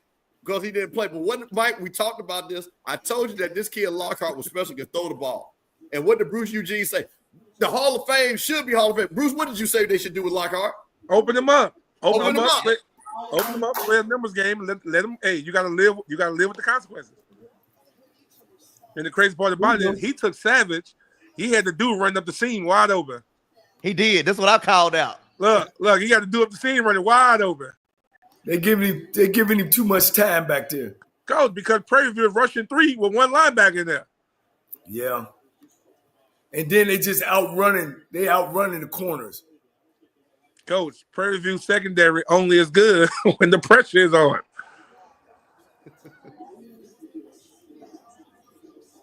I seen 3 receivers open on that play. I'm telling you, the one up the seam, he walked in. Yeah. One thing about it, he putting it on the money, Coach.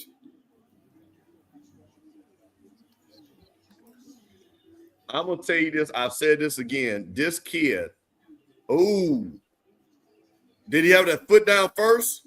Yeah, that first foot was down, and then the ball Yeah, his body, his pin, so he got possession. It's kind of moving at the end, though. Yeah, okay, he's moving good. at the end, so he's good. Yeah, he should be good. Listen, I said this, Coach, and I told you he's not. People say holler out Robert Kent. No, I said this kid is going to be this type of version because he's going to throw the ball more. Of one of my favorite quarterbacks, Jack State Shannon Boyd, a big guy that can make all the throws. That is going to be a leader on this team. This what's going to be interesting again. If this kid plays and projects what's going to happen his junior with people with the NIL, big NIL money come to him and what's going to happen. Yeah.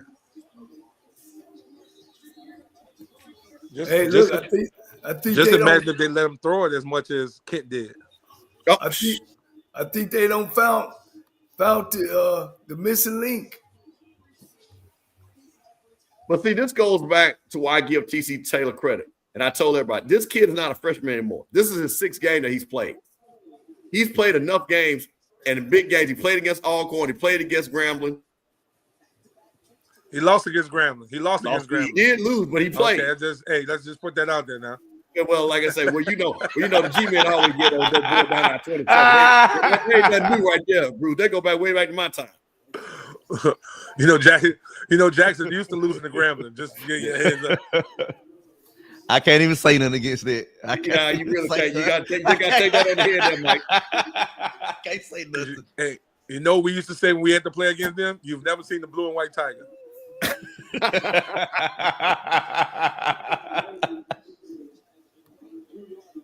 Hey, but I would tell you this though, Jack State ain't scored a touchdown yet, Mike. This ain't guaranteed. Where's Davenport? Where's Davenport? Davenport Lane.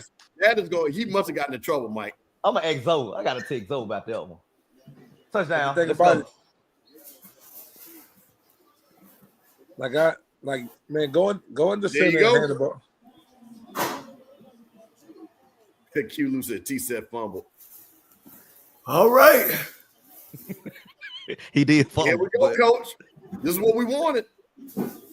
Mike, Mike, hold on, Mike. What was your score prediction? Touchdown. 28-20. 28-20. Where we at? Oh, yes, 23-20. Okay. I'm trying to figure out what was 23 waiting on. He ain't want no smoke, Coach. He was waiting on that one, wasn't he? Coach, he ain't want no smoke, Coach. He don't want none of that. Man. All right, defense. All right. Big touchdown. Coach, big, that was a Coach. business decision with 23, Coach. Wow. Damn. They let him score too fast. Hey, listen. You're talking about a kid that's a freshman. SWAC championship game. 2 back-to-back big throws to get his team down there to score a big touchdown.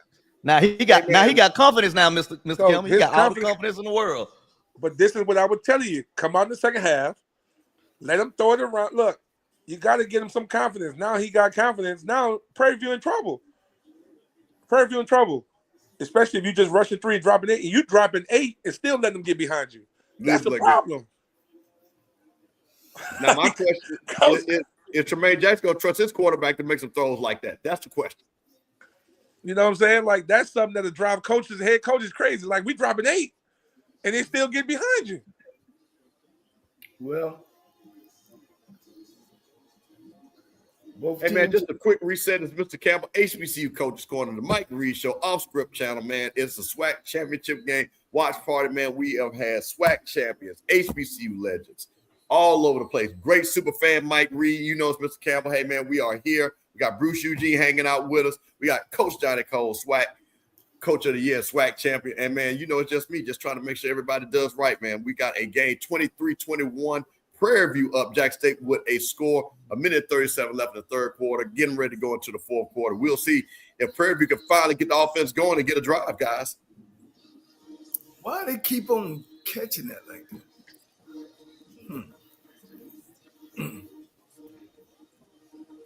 Who was that, Mike, that talking about all they heard with that show playing all day?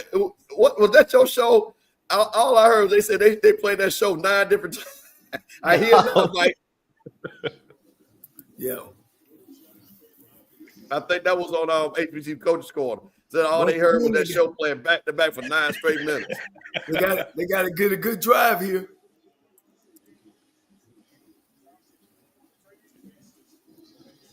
They got to try to keep this ball into the fourth quarter, starting of the fourth quarter. They need 1 or 2 good first downs. See, now you got the Jackson State people. Oh, good defense. You got the Jackson State people waving them pom-poms and getting loud. Yep. Yep. You already know, Coach. Yeah, you know what I'm saying? Now you got. See, you can't come out and open up and throw the ball. It is. We expecting that right now, Coach Cole. We expecting it. Yeah, you can't come out and do that. You still winning the football game. I'd have ran a draw. But Coach, I think you got to take a shot. I think you got to lose these guys. No. They want you to come out and take a shot. I'm with Coach. I'd have ran the draw. Some type of quarterback draw or something. You know what I'm saying? Like, they playing cover 2. Run the football. Come with your counter with your back. See? Look, now you run it now. Now you get him hit. Now you third down. You third and 7. 3rd and 7. If you don't get this third down, now you got to punt the ball before even the fourth quarter hits. Oh! My TV a little bit ahead of y'all's, but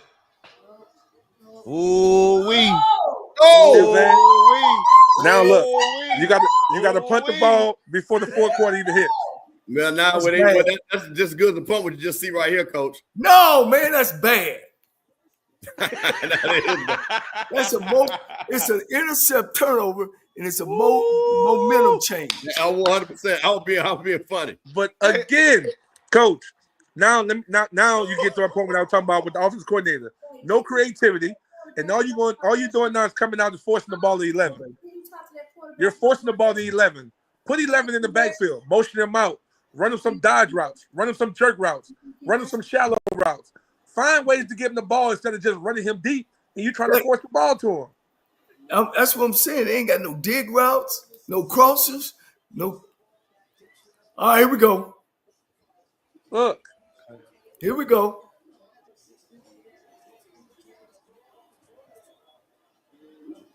You can hear that energy, Mike Reed, in that vet. Yes, sir. The crowd is into it. That vet on fire. Now they gonna see. Rocky came in there saying, "Is it kind of quiet?" I bet it's not quiet in that vet. Now this is what I'm talking about in that vet. The sun. Y'all slow down, man. Y'all slow down.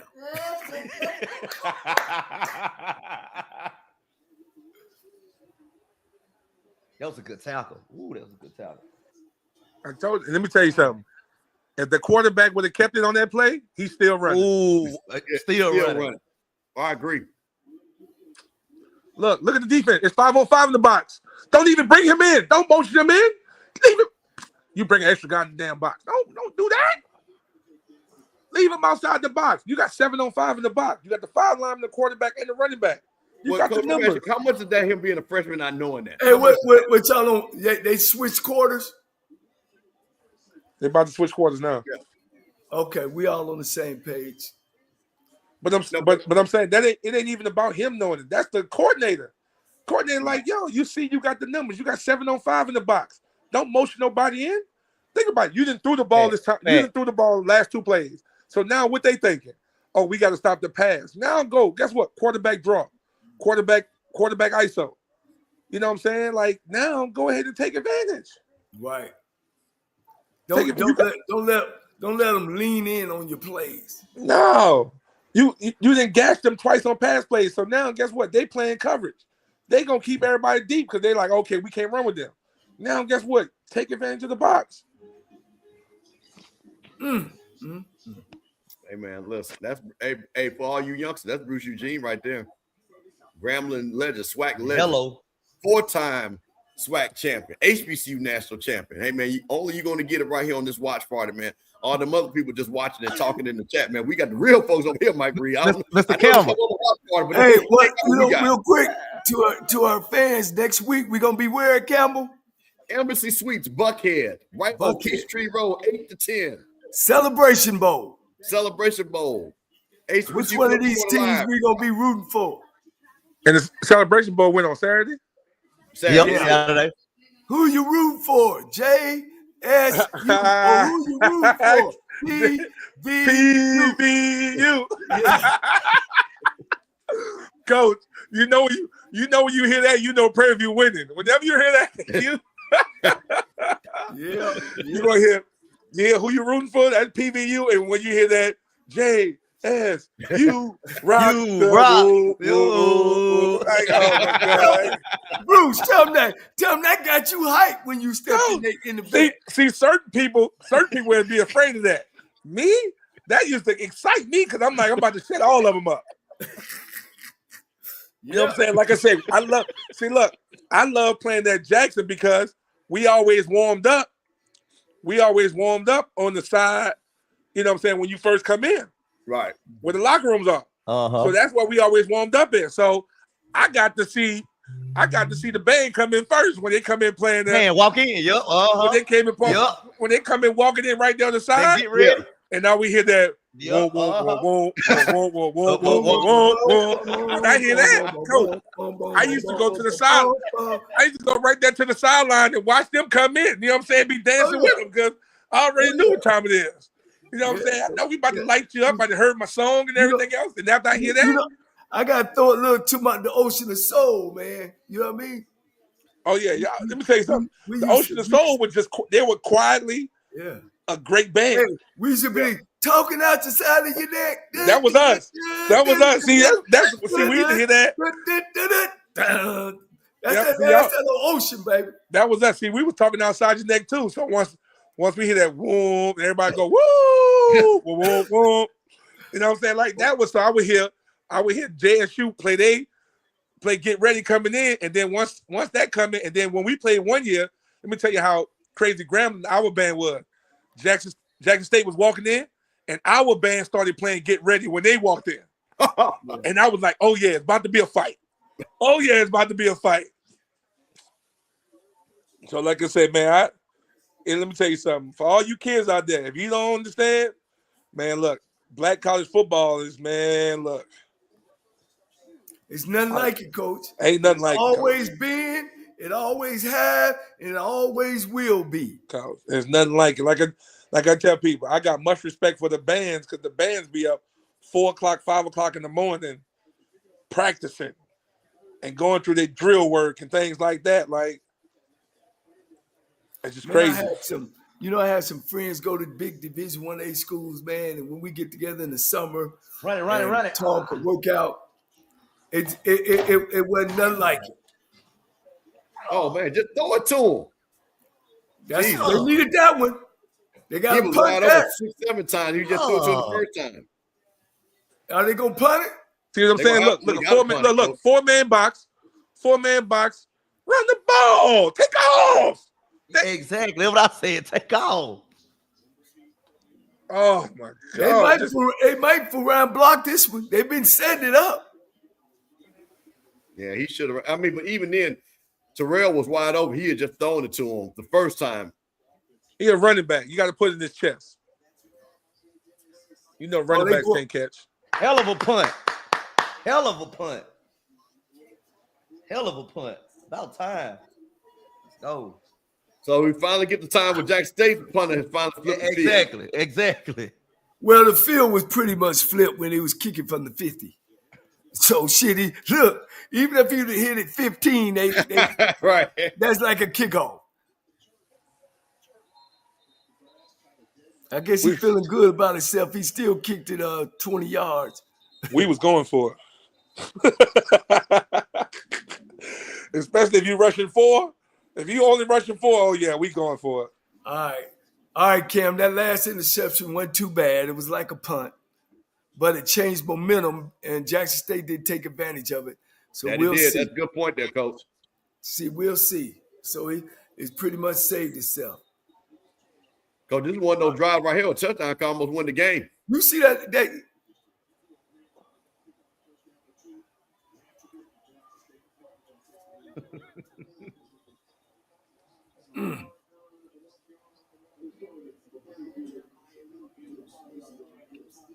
Jeremiah Williams started to make his presence known. We haven't heard his name a lot. Now we're starting to hear his name, Mike. You're starting to hear something to start. But the one time, Mike, this is where Chris Irish got to come big. Defensive player of the year. Oh, yeah, big sack, for sure. safety. This is when you want your guy to come up here and make a big play. This is both ways, offense and defense. If they can keep them, if they can keep them pent up down there, then they get a short field. Prairie, you playing too conservative again. What is that? They just giving up this series. Exactly, Coach. Shit. I ain't got a bootleg or on a run throw game or something. Coach, I'm gonna be honest with you. If they're doing it like this, if it's not a safe play, Coach Eugene can tell me what you would call right here on 3rd and 7, right here. Hey man, I'd make sure I just get this ball up out of here. What you mean? I'm playing with space. I tell people time and time again, when you play in those condensed formations, that's the advantage to the defense. You know what I'm saying? Because now, as a quarterback, it looked like so many people around the ball. You know what I'm saying? You will know who's coming, who's dropping, and everything else. There it is. All right. When you play in space, is that what you want? Slant versus press. When you play in space, now guess what? Now see how much more clear it is? That guy's fast behind him. It's harder running with the ball without. That's it. Now we got some breathing. Andre Dennis with the catch for Prairie View. The second league receiver. They don't win no back. See, when you go no back, now the defense got to declare where the blitz is coming from. Coach, I'm telling you. There we go.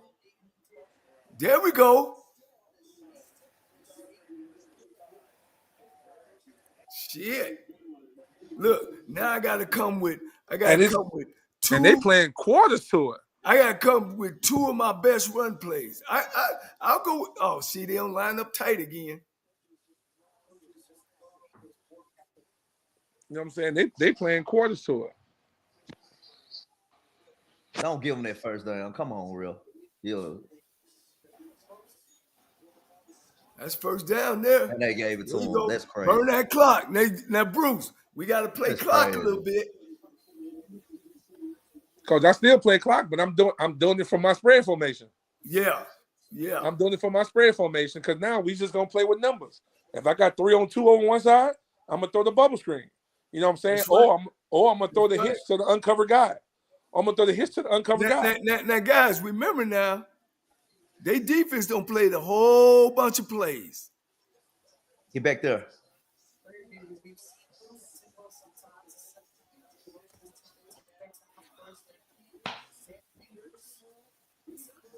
They defense don't play the whole bunch of plays.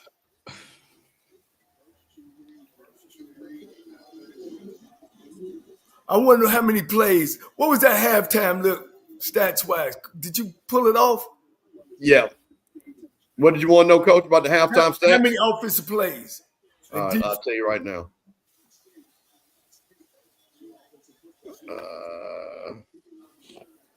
They had. You know what I'm doing. If you're going to go 5 wide, you know what I'm doing. I'm going to get them. Hello. They had he got to beat me like that. In the first half, Coach. Offense, how many? 64. Prairie View did? Yeah, 64, yeah. Woo! Shit, that's a game, ain't it, Eugene? 64 plays in the first half? Yeah. That what Prairie View ran? Yeah. They're going to have 100 plays. Yeah. Come on, you got to make that tackle, bro. God. Run it. Don't throw it, run it. Don't.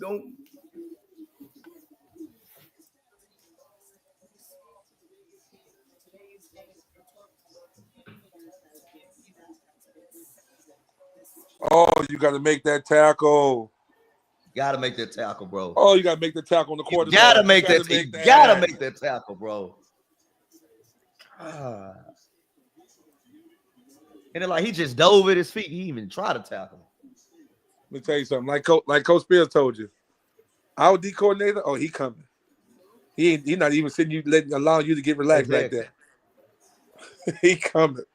Where he coming from? I don't know, but he coming. Big 3rd-7 right here, Coach.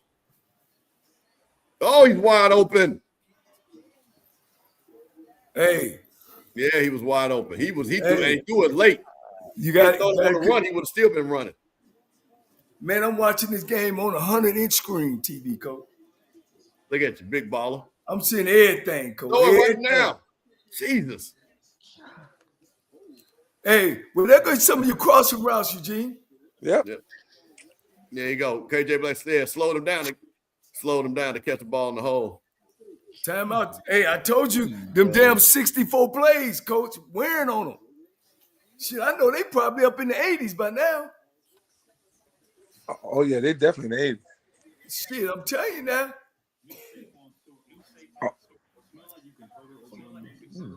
Coach, you know what, though? Let me correct that. I just looked at, you know what? That's the stat. That was the stats going into as of right now. I thought they hadn't updated it yet because I thought I had refreshed it, but they must have refreshed on my computer. So they might not have been at that. Let me see. Let me refresh to see what they have right now. Hey, who is that talking about? Zoe, are you there? That's Rocky, Texas Zoe. Hey, I can't find Zoe. I need to email Zoe. He need to get Rocky them 100. Zoe at that game, man. Just a quick shout out to the SEC Championship, the Confederates, Georgia 14, Alabama nothing in the Confederate Championship over there at the SEC. Oh, Georgia up, baby, 14. Georgia's up. No, Zoe's not working. Zoe's at the game. Man, Zoe watching his damn phone, his ass shaking out his damn pants. Talked all that shit.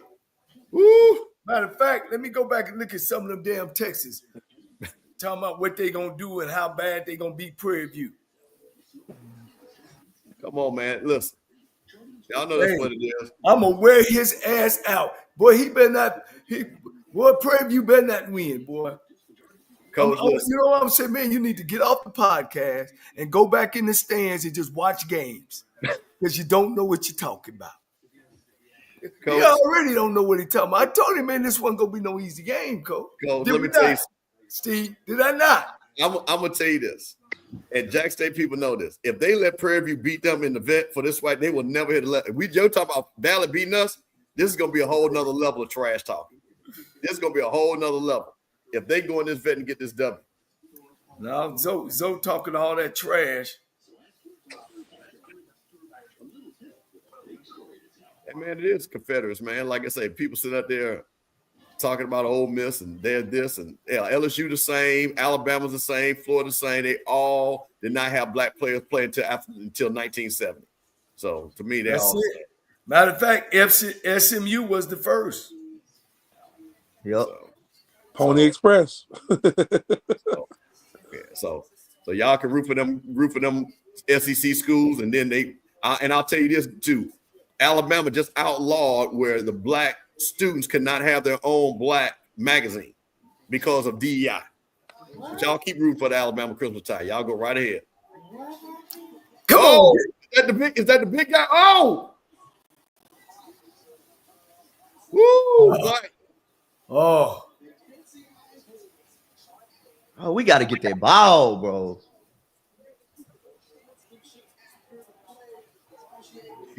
What the hell was that?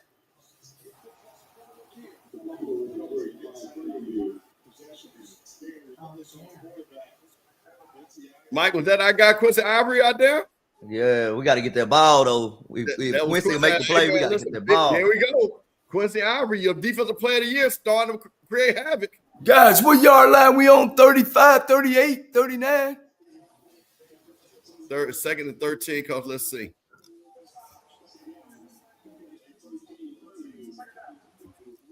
They did stop him. They sure did. So don't tell me they can't stop him. They did. Because it was funded by the school, so they stopped him. So don't you go read it. I will put the link in the map. I'll put the link in the chat. Screen. Shit. Holding. Good call. Good call. Good call. I like that. I like that one. I You like that one, Coach? Yes, sir. It's safe. It's safe. Because Coach, we in field goal range.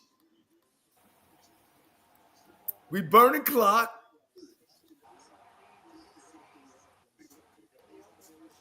Yeah, good screen. 32. Man, we got to get this one, Coach. Eugene, we got to get this one, baby. Quarterback 9 ISO. seconds. 8 seconds. Quarterback ISO. But I would go by out of a spread, though. I would make 4 them seconds. show it to me. Oh, here we go with the quarterback counter. Delay a game. Delay a game. That's delay a game. That's crazy. Oh my God, it was. That's delay a game, bro. That's crazy. No, that's on the TV. That ain't on the field. Okay. Yeah. Sometimes those clock people up top, they get it wrong. Slow down, buddy.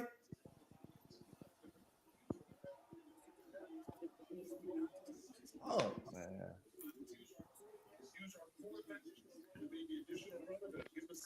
Damn, he need to hold that a little tighter. Yeah, he does. Sheesh. No, Stan, it's not. They got to get 7 right here. Just eat clock, baby. Eat clock. What I'm doing, Eugene? What I'm doing, baby? What I got? A fade in end zone? Oh, I'm taking the shot. I'm I taking got the the- shot. Especially if it's single high. Real blow the whistle. Uh-oh. Eugene. Yep.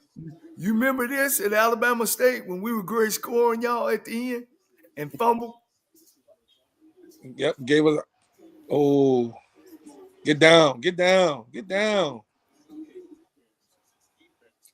Charles Huff, after 1 year, Southern Miss is out the door going to Memphis. Oh yeah, that's a great hire. That's a great hire. That's the only black coach been hired. You know who I thought they was gonna hire. Who's I thought that? they was gonna try to get Jerry Mack because Mack is from Memphis. Oh yeah, And Mack just won the Conference USA title. yeah. Oh, What are they doing? They got him for 12 men on the field. Yeah, what That's a what first going down, on? but it's half They the distance to the goal, though. They didn't. I don't think they called it. It's supposed to be, but they didn't call No, it. they got The to dude call was it. running off the field. Yeah, they got to call it. They didn't call it. Hold on, no, they talking about it. But it's half the distance. Yeah, they got to that. the- Yeah. It's half the distance. Yeah, I was about to say he was off all That's sides and everything. Crazy, bro. What are we doing? Oh my God, bro. We Yeah, got they do. He was. Hey, you know what they call that? Oh.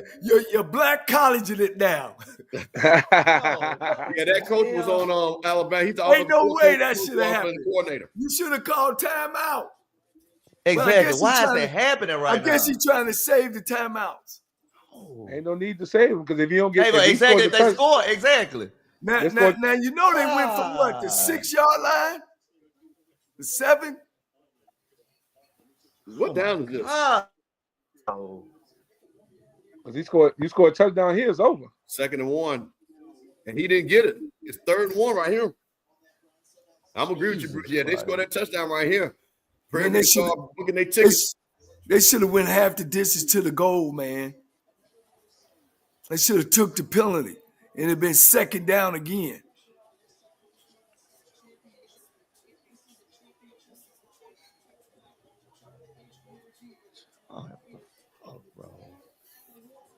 Why they got to safety in the end zone, man? Walk up and look. It's Quarterback 31. counter.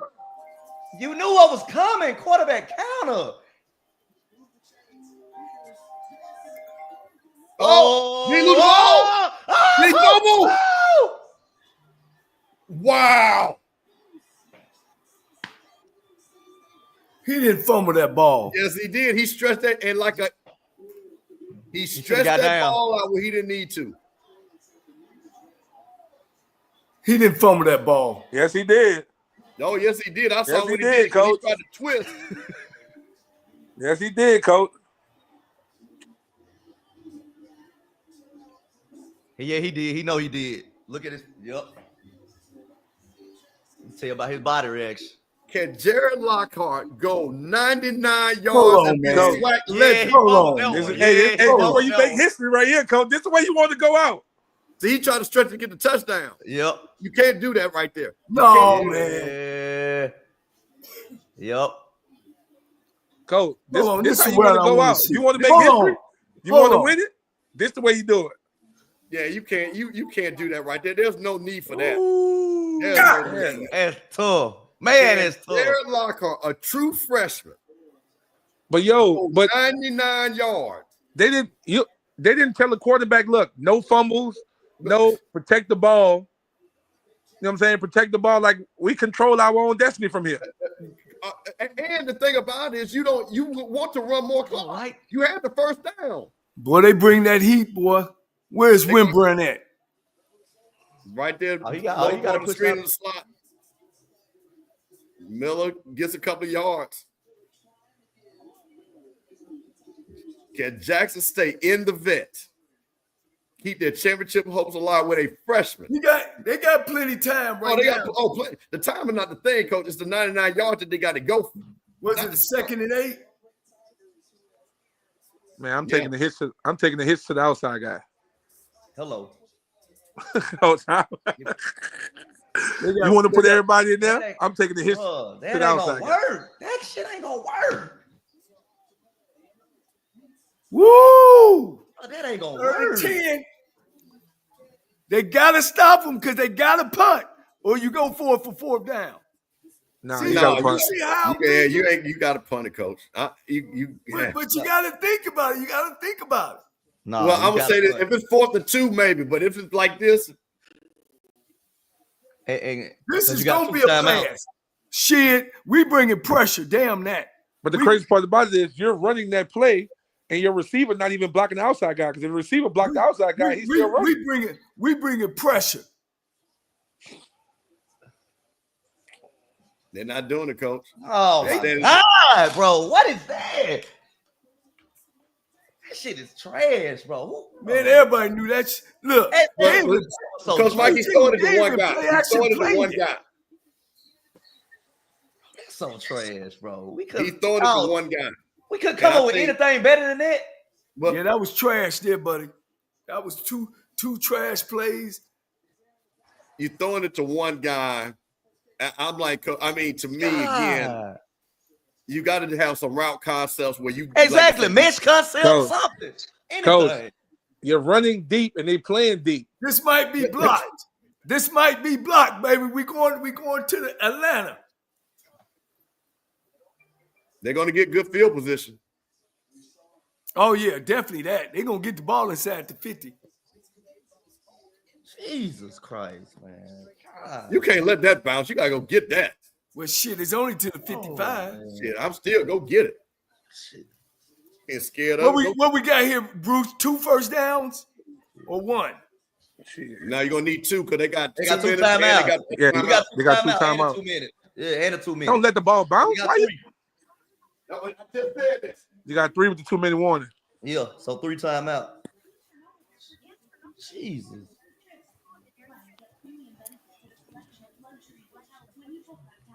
Hey, Campbell. Oh, he stepped out. I'm gonna call Zoe. And see if he gonna pick the phone up. Oh my God, I just saw someone win an iPad for under $10. I got this amazing Japanese knife set for just 75 cents. There's millions of fast options and always something to win on DealDash.com. And today, new users get a $50 bonus credit with DealDash.com. We are talking history here. It's your HBCU Johnny Cole, Mike Reed, Bruce Eugene. Prairie View with the ball can run the game out 23-21. Could be the first team on the road to win a SWAC championship. Have not won the SWAC championship 2009. Their first trip potential to the Celebration Bowl is all on the line. Will the Jackson State machine stop this year? Did not like the play calling with the freshman. Now it's on that defense. Quincy Ivory, your all-conference All-American. Make a play to get the ball back. It's the week at ESPN when we partner with the V Foundation to highlight the urgent need for cancer research. This is game-changing research, folks, that helps save lives. If you're able, give now at v.org/donate. And I'm going to tell you this, Mike Reed. I love T.C. Taylor, but y'all going to give him hell on Monday. That was so trash. Mr. Campbell, what was that? Y'all going to give T.C. hell with this coaching. And I'm like, I'm shocked T.C. coached this game the way he coached it offensively. Here we go. Prairie View with the ball. Jackson State's going to be ripping at it. Oh, they running that now. Shit, it's all runs. Yeah, they're going to run, but they got to rip at the ball, try to get rid of it.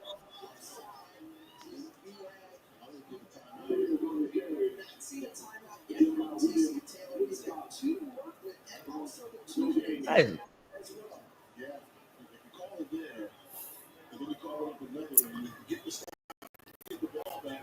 Man, that's trash play, man. I'm not letting no quarterback. Man, he might fumble that damn thing. Yeah, see, Mike,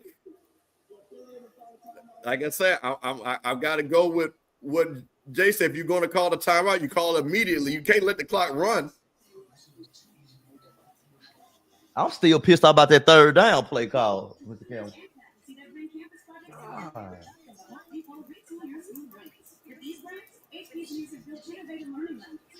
You know, quarterback Cam, he was really upset that he didn't make second team all conference. He didn't take nothing from Jacoby, but he had got hurt. Yeah, you know, I think it's a valid argument right there for Jacoby Morgan not making second team. You know, he had gotten hurt, only played half the season. I think you should have given it to Cam Miller. I don't think Jacoby would have been mad with that. I think that was. I agree. Yeah. I agree. Yeah. He was hurt. I agree. Yeah, he felt a little. Yeah, I understand. And he led his team to the SWAC Championship, and he was 1,000 yards more than Jacoby. It wasn't like the difference between my man from Alabama State, Andrew Body, and I told y'all, I told you, Cam, Bishop. Yeah, I'd rather seen them against Jackson State than Alabama State, and even Coach Jackson agreed with me on that. Yeah, because believe me, Andrew Body, if he was playing today, look, he'd have put the team on his back. I think, Coach, we got to give Prairie View credit, and like I say, just real quick, we'll go ahead real quick on the stats. Let's see here. I know I got them up. You got to understand something. Jack State's running attack. What is Jack State's running attack? You're not gonna believe Jack State only has 84 yards rushing. Shit, I can believe it. Yeah. 84 yards rushing. And how many carries? They've got 84 yards rushing with 27 carries. They're averaging 3.1 yards an attempt. And that ain't no first down. That's 3 downs in kick. Why are they saying it's 1st and 10? Nah, it should be second down. Yeah. Time out.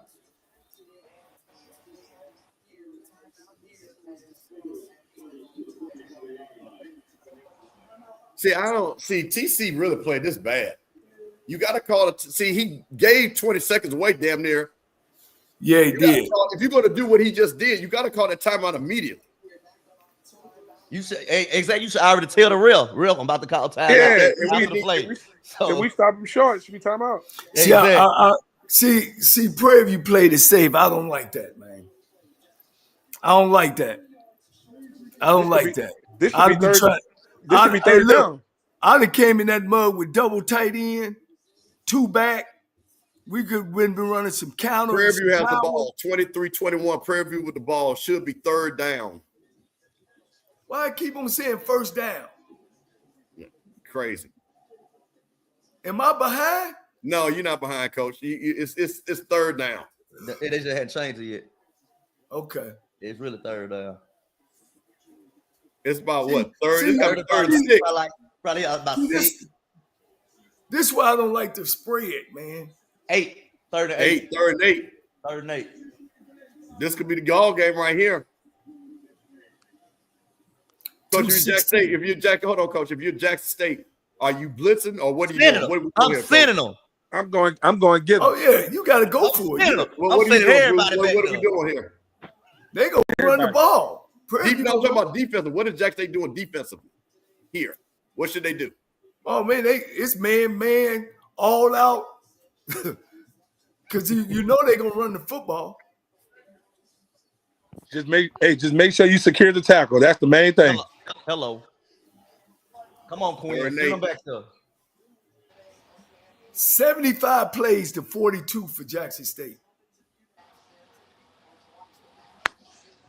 Oh my God, bro! What the fuck? That might do it.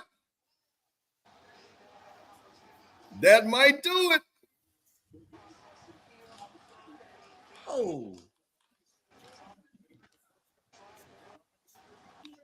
And bro, that's the same stuff that killed us. What is the linebacker doing? Bro, what is Prairie doing? Exactly. Bro, that's the same thing that killed us against Grambling, bro. The same exact thing. That's ball game right there. This ball game, bro.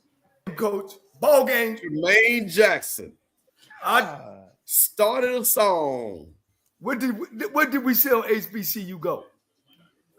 What did I say on HBCU Go? What'd you say, Coach? I mean, on HBCU Coach's Corner. What'd you say, Coach? If Prairie View gonna win it, they need to play Jackson State, not Alabama State. Now that we're here, they might win the national championship game. Well, you know I'm cheering for them. You know I'm cheering for Prairie View in the Celebration Bowl because I'm all about the SWAC. I don't rock with the MEAC. You know what I'm saying? I'm all about the SWAC. So this will be one of the most incredible coaching jobs of all time, Coach. To take now, mind you, I think people got to get Prairie View credit. They have been in this championship game 2 previous times in the last 5 years. So this ain't the Prairie View of 0-80. They have had the momentum. They've been building this program. But for a coach to bring 70 new players to go into Jackson, Mississippi, potentially defeat the HBCU national champion who have been to the Celebration Bowl 3 out of the last 5 years would be one of the most incredible coaching jobs I've ever seen. Look. He need to go in the portal. Well, I tell you what, though. They're going to have to make some adjustments getting ready for South Carolina State. Yeah. They got to clean up a lot of stuff. That makes it a different game. Okay. Me might say, I am telling you. I got to go back and get me some South Carolina State film. Coach, let me tell you something. Prairie View is well coached, but South Carolina State is well coached. Well, let me tell you something. Coach, they play with a different type attitude than Prairie View. Coach, they gonna hit you on defense. They're gonna hit you on defense. And did I say they're gonna hit you on defense? Yeah. Coach, they're gonna hit you on defense. And offensively, guess what? They're gonna run the rock too. But they got people they can throw the ball. You know, Jonathan Williams, another former Grambling night is the offense coordinator. Yeah. Well, he gonna have to come with it, Coach, because ain't nobody done nothing to that defense. Coach. All I'm saying, ain't nobody figured that defense out yet. Yeah, Coach, I got to give it to you. You got to see what I don't like when people don't give credit what credit is due. And I will say that Prairie View has been disrespected this whole week about their defense. And they tried to tell you that their defense was ready to come play this game. Oh, no, from watching this, like I said, watching this game and watching the Grambling game, they do some things, but offensive coordinator. The bigger formation. This game's over. Well, you got 40. What is that? That's 120 minutes, 120 seconds. Yeah, that's it. That's 120 seconds. You get 4 downs, you get 40, game over. Wow. You don't snap the ball to 2 seconds. And then he just run backwards. Yeah, he go 1, 2, 3, 4. He take up all 4 downs. Yeah. What are you come doing, on. Prairie View? Who is that? How hard is this? Well, he did jump off sides with 1 second left. No, but still, you stop the clock. Yeah, that's The clock stops.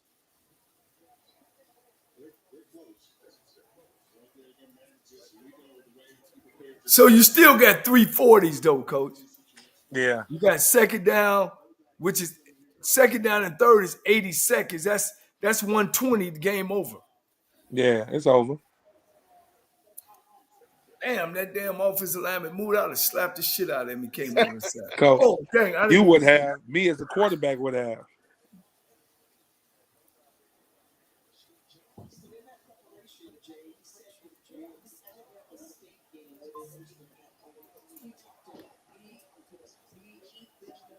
So the SWAC will not get the back-to-back national champion in the Celebration Bowl that they were looking for.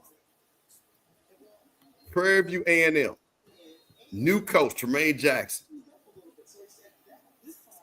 comes into Jackson in victory formation as the underdog, 8.5 last I checked. One of the biggest, if not, and I know you guys won a SWAC championship, but I will say this is the biggest championship for Prairie View in Prairie View's history.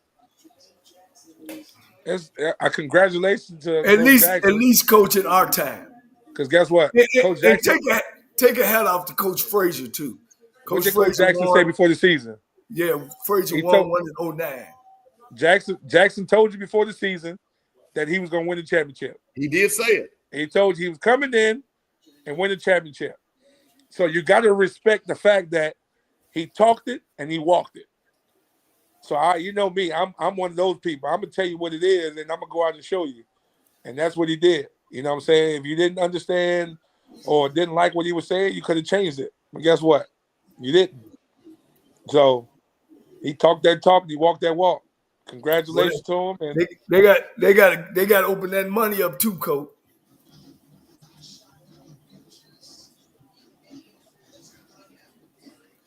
See, that 20 gonna get up underneath 30 is over. AD Golf. That's he made the big hire. Said he was going to change the Prairie View trajectory. Came on HBCU Coach's Corner and said all the things that he needed to do to make this program a championship program. That's it. Coach Jackson will sing Atlanta, Atlanta, Atlanta, Prairie View. I told them hillbillies over in Prairie View. I said when they hired him, I said, what did I say, Campbell? They don't knock the home run. One of the biggest upsets in SWAC championship history. We said this was a game that was evenly matched coaching. I think people will agree that Coach TC was out-coached today, unfortunately, by Tremaine Jackson. Yeah. That's just good, man. Unbelievable. No, it ain't. This is unbelievable. In 1 year, Coach. No, let me take that back. It ain't been 1 year, has it? Well, no, this is first-year coach. Yes, this is first. I think he was hired after December 6th. Oh, you're talking about calendar year. Oh, now that I can't say. Yeah, because remember, he got hired after he finished his run with Valdosta. Yeah. He got hired after he finished his run with Valdosta. He ain't even done a year yet. This is, I'm going to say, I am just totally shocked. Mike Reed, tell us how the Jackson State family is feeling right now. What do you, Mike, what do you think? Oh, wow, man. Poor game management, Mr. Campbell. Poor game management. This is not on the players at all. Poor game management by the coaching staff, bro. This is terrible. Terrible. That's exactly what we did by coming here. It's exactly what these guys do every single day. I'm turning it up. Y'all hear that? Yeah. I should have. Thanks to our staff, our administration, our players, These guys have worked extremely hard. Your quarterback, Cam Peters, had nearly 400 total yards of offense and 2 touchdowns. Yeah. What can you say about the way he managed this offense today? He's a dog. He made a mistake down there on the goal line. He's a dog. Let's deal with dogs too. They come back and they fight harder. Nobody thought we'd be able to do this in such a short time. We got injuries all over the place, short rosters. Man, that dude just stands up and fights every single day. And I think it's a really good deal that he's on our team. I'm glad that I was his coach. I'm glad we got one more week together. To your point of that short time, it's your first year as head coach here for the Panthers. You were coach of the year in the SWAC, and now you just brought them their first conference championship since 2009. I can see the emotion on your face. What's going through your head right now? You know, I'm really, this dude right here, man, this dude gave me an opportunity to be a Division I coach, Division II guy with a Division II staff. Please leave your message for. Man, this dude saw something in me. Our president saw something in me. I'm just extremely excited for our people. Not necessarily myself, our players, just excited for our people. And that led to this moment. I saw a great coach, a great leader, and a great man. And I knew he was going to take us. A year ago when we talked, I said, if you come to Prairie View, a year from now, we'll be in this game. And we came here and we won. Now we got one more game to win. Congratulations. Guys, enjoy this one. Congrats, Coach. Coach, I'm going to say something, and I'm going to say this again. Let me say this. Coach, turn that down, Coach. Okay, hold on. He talked about the discipline, the obedience, the grit. Okay, go ahead, Coach. I said Cam Peters was going to have an all SWAC game. Cam Peters, 17 to 28, 294 yards, 1 touchdown, 24 carries, 100 yards, 1 touchdown. Coach, that sounds like an all SWAC game to me, does it not? Yes. Game. And I told everybody that was the game that he was going to have for them to beat Jackson State, and he had it. Coach Bruce Eugene, tell me what you see right here, and what are they going through being the SWAC champions? Oh no, he that's when you say quarterback lead by example, he led. You know, everything wasn't perfect, but he made the plays when the plays need to be made. So, and that's all you can ask for out of a leader. You know, like I said, this was really my first time to really get to watch him. You know, and he got some things, he got some tools. You know, some things he need to work on. You know, becoming a better passer. But in terms of leadership and getting it done, hey, I rock with him. I like what I saw. Coach, how are you feeling? That is your young man that you've known. He's now the SWAC champion. How are you feeling right now, Coach Cole? Man, it doesn't surprise me because, you know, not only did he work for me, we had a lot of intimate moments where we and I seen the greatness in this kid. And I'm feeling great, man. I'm feeling like I'm there, to be honest. He hadn't let me down, you know, and I know what he was going to do, how he's going to do it, and the way he's going to do it, and that system in this conference works, you know, and he runs a system as well as anybody that has came up underneath me, and he's even have taken that to another level, you know, with his staff. You know, we talk about staffs and coaches, man. You know, I can't say enough about his staff. I got a chance to spend some days with them in the summer, and I could see the way they went about the business as professionals. And you know, look out, SWAC. The West is not going to be the weak part anymore. I think everybody's got to get better. I'm gonna tell you something, Coach, and the thing, and Mike Reed, I want to see if you agree with me on this. We said what's up, man? We said the weakness was Jack State defensive backs. Mike, Jack State defensive backs let you down. What do you think, Mike? Hold on for Mosey. We on the watch part. Hold on. Hey, Coach, I got Mosey Sports Illustrated straight. Say that again, Mosey, what you told me. Do they believe you now? I guess they do. Hey, he the real deal, man. Go Panthers. Yeah, go Panthers. All right, Coach. Okay, thank you. Go ahead, Mike. Yeah, they gave us some big plays. Mr. Campbell gave us some big plays. It was just a bad day. Mike, I'm gonna tell you what, we're gonna pull up the stats right now. You know, one Mike, of the things. let me ask you this quick question, Mr. Campbell. When you pull up the stat, Mike, what part did Prairie View play in that? Was they not the aggressive team? Yeah, they were the aggressive. They were definitely the aggressive of the game, for sure. They was the aggressive. And Coach Cole, we really ain't had nobody to come in and bully the bully. You know what I'm saying? Yeah. We ain't had that for a while. So the bully got bullied today, basically. Yeah, I agree with you. Well, you know, and they stood up to the bully. Because that, you know, that's the thing, and Coach Bishop, you appreciate this. That was the thing about, to me, I get it. You know, one guy was telling me, Zoe, I'm gonna say his name, Zoe, was telling me, oh man, that's Prairie View. That's the Perry. You know, this ain't.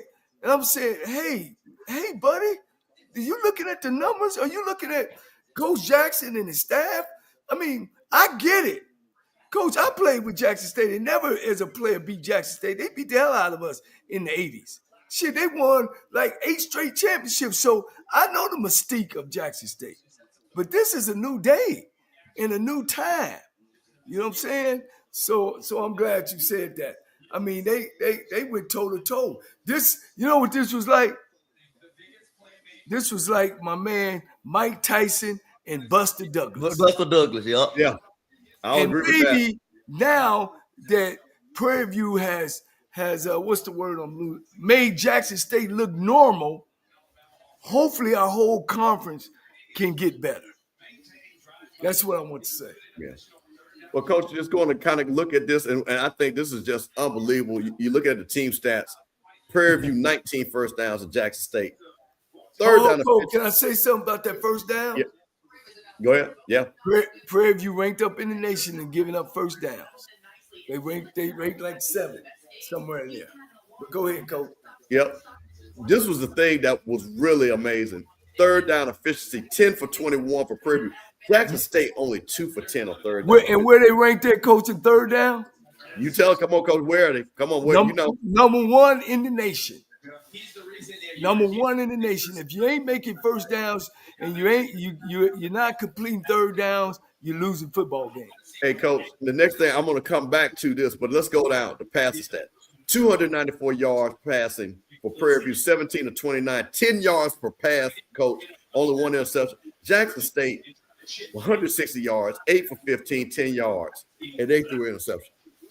Rushing the time, and this is where I think if anybody would have told you this number right here, nobody would have believed it.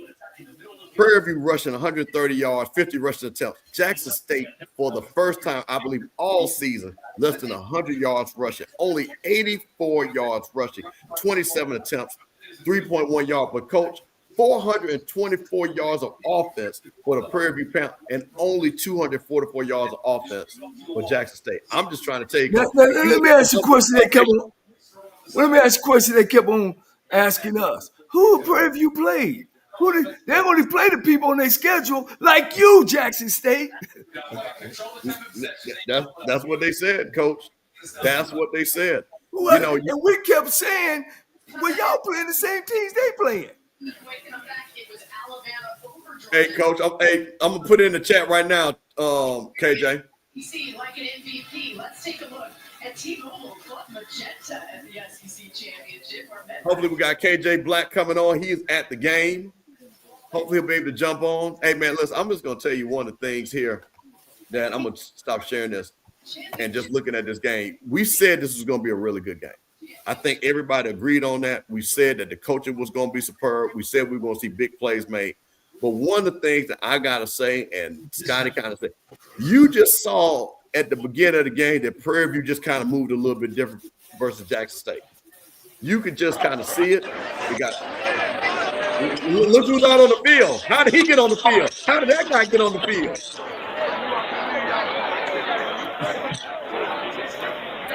Hey, they stopped the big plays, Coach.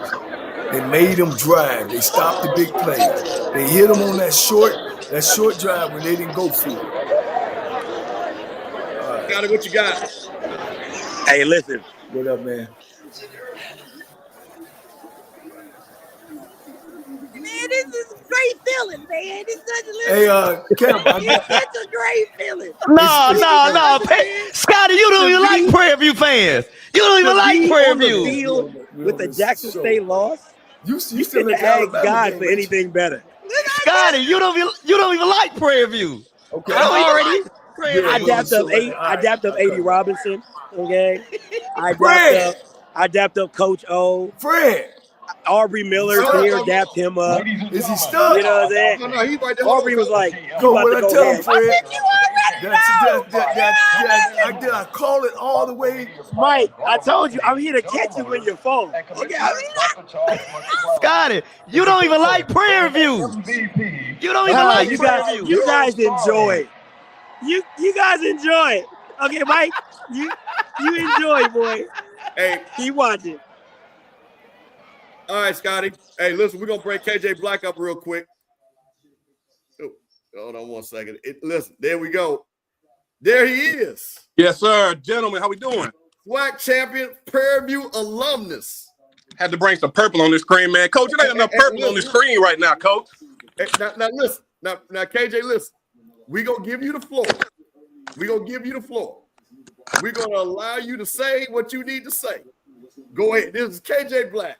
The last time Prairie View won a championship. Go ahead, KJ. The floor is yours. Listen, I'm gonna be as humble as I can. I'm a little excited right now. I'm gonna be as humble as I can right now. Hey, before I do anything, I heard you earlier, Coach Cole, man. I really thought about coming to TSU. I did. I really did. Hey, we would have just won the championship a little earlier than y'all did. Hey, I wasn't gonna say nothing, but you know I was hurt that last year. Now that's why you won. Yeah. I'm gonna leave that alone. But yeah, I just got to give you your due, Coach. Hell of a coach. Definitely one of the pillars in HBCU coaching, man. So it's good to be on here with you. Coach, what's going on, man? Mike, man, just take your hand off your head, man. It's all right, bro. All right, bro. Hey, I just want to come on here, Mike, and say, hey, what bully? We the bully. We the bully. We the bully right now. So y'all, we the bully. We the bully, dog. Talk your talk, Coach. Hey, we get one of these. Talk your talk, Coach. We get one of these. It's about that time. It's about that time. Man, what a great job, man. What a great job by T-Jack and crew. I went to the very first game when they played TSU. Yo, can you hear me? No, hold on, Coach. I was trying to make you the main screen. Hold on one second. There you go. Yeah, go I was gonna say, put it big, man. We need the young face up in there. Hey, put it big. there you go. We're gonna let you go. Go ahead. We'll let you rock out, Coach. Go ahead. Hey, so I went to the very first game in the Labor Day Classic when they played Texas Southern. And I remember telling Scotty, this is a well-coached team. They may not have the top-tier talent in terms of playmakers, household names, get it and score from 80 yards out, but you can see they understand intent, right? The intent to get first downs and know why they're running what they're running. And just that alone, coaching alone can take you far. I did not expect him to go this far. I didn't. So that's a big kudos to Coach Jack and his staff, them players for buying in, right? Bringing all those new guys in, buying in, and taking it this far, man. I got calls, y'all ain't gonna believe this. I got calls from people in the stands crying, right? Crying because of how much this championship meant to them. And you can see it by how many people showed up that made that drive from Prairie View. Got to give them credit. They did show up, KJ. They showed up, and they were excited, man. They're excited about Atlanta. They texted me trying to figure out where to go, what we're going to do when they get here. So it's up. PV is up. We talking noise all week. Ain't no bully. We the bully. So they got to come see us. They got to come through Houston, Texas now. So we excited, man. It was a great job by Coach Jack, man. Hell of a coach. Man, listen here. Let me try to get everybody back on the screen. There we go. All right, got everybody back. You know, KJ, you know, you are somebody. Hey, excuse me, Coach. Can you get this Jackson State guy down low? We need to put him down low. We got too much space. Do we need Mike right now? I don't think we need Mike. He got too much. Yeah, put his ass down there. Put him right there, Coach. Yeah. Mike, you good? You good over there? I've had better days. Hold on, I'm gonna see. All right, let me make. Coach, did you ask anybody else to come on live with us? Man, look, I'm getting calls. Oh no, okay, man. all right, hold. Okay, You know, that person dropped. All right, listen. All right, I'm just gonna say something. Don't click the StreamYard yet. We're not inviting this because, like I said, I don't want nobody coming and messing up this vibe. So no disrespect. If I don't know your name, I'm not going to bring you up right now because we got KJ Black, we got Coach Fred. Coach Fred, I tell you what, you saw the game. Tell us what you saw, and we're going to swing back to KJ Black. Coach Fred, what did you see? And PV controlled the tempo all the way through. They played their game. They didn't get rattled when they possibly could have. You know, even though Jacobian scored early, and I got to ask you, got to ask the panel, is Jackson State in a better rhythm if we go with number 11 from the jump? That's my only deal. And then the other thing I'll say, Mr. Peterson, PV, hey, we took a page of our game plan versus Jackson. I think I told you, Mr. Campbell, I felt the way to beat them was to throw the ball outside. I didn't feel the corners were up to par. And any big play PV got, they put the corners in the mix. Right down to that reverse. Remember, we busted reverse. They called it back. PV called it maybe a little too early. But they attacked where they needed to attack. They controlled the tempo. Jackson was never able to get the tempo. And I don't think we got the ball to number 3 enough. I don't think we forced that issue enough. Cam Peterson just called me, so they're gonna come on the screen. Okay, good. Okay, he got the StreamYard, the quarterback. Okay, that's awesome. KJ, let me ask you a question. And again, and I want to say this respectfully. You've been a leader of a team. I thought that it was the right decision to bring Jacoby Morgan because he was the leader. He is the general, and he scored a touchdown. He was playing. They were in the game. What do you think about that, and how much did the game change because Jacoby did go out and Lockhart coming in? I think it had a small impact on the game, but I don't think it would have changed anything if Lockhart played. Only reason I say I agree with the decision that TC made is that's your leader. You got to give him a chance. If he say he's good, he's practiced throughout the week, you got to let him go out there. You know what I mean? You got to let him spin it. You can see the energy that it brought to the stadium, the energy that it brought to the team. It was just unfortunate that he got hurt after taking such a great play.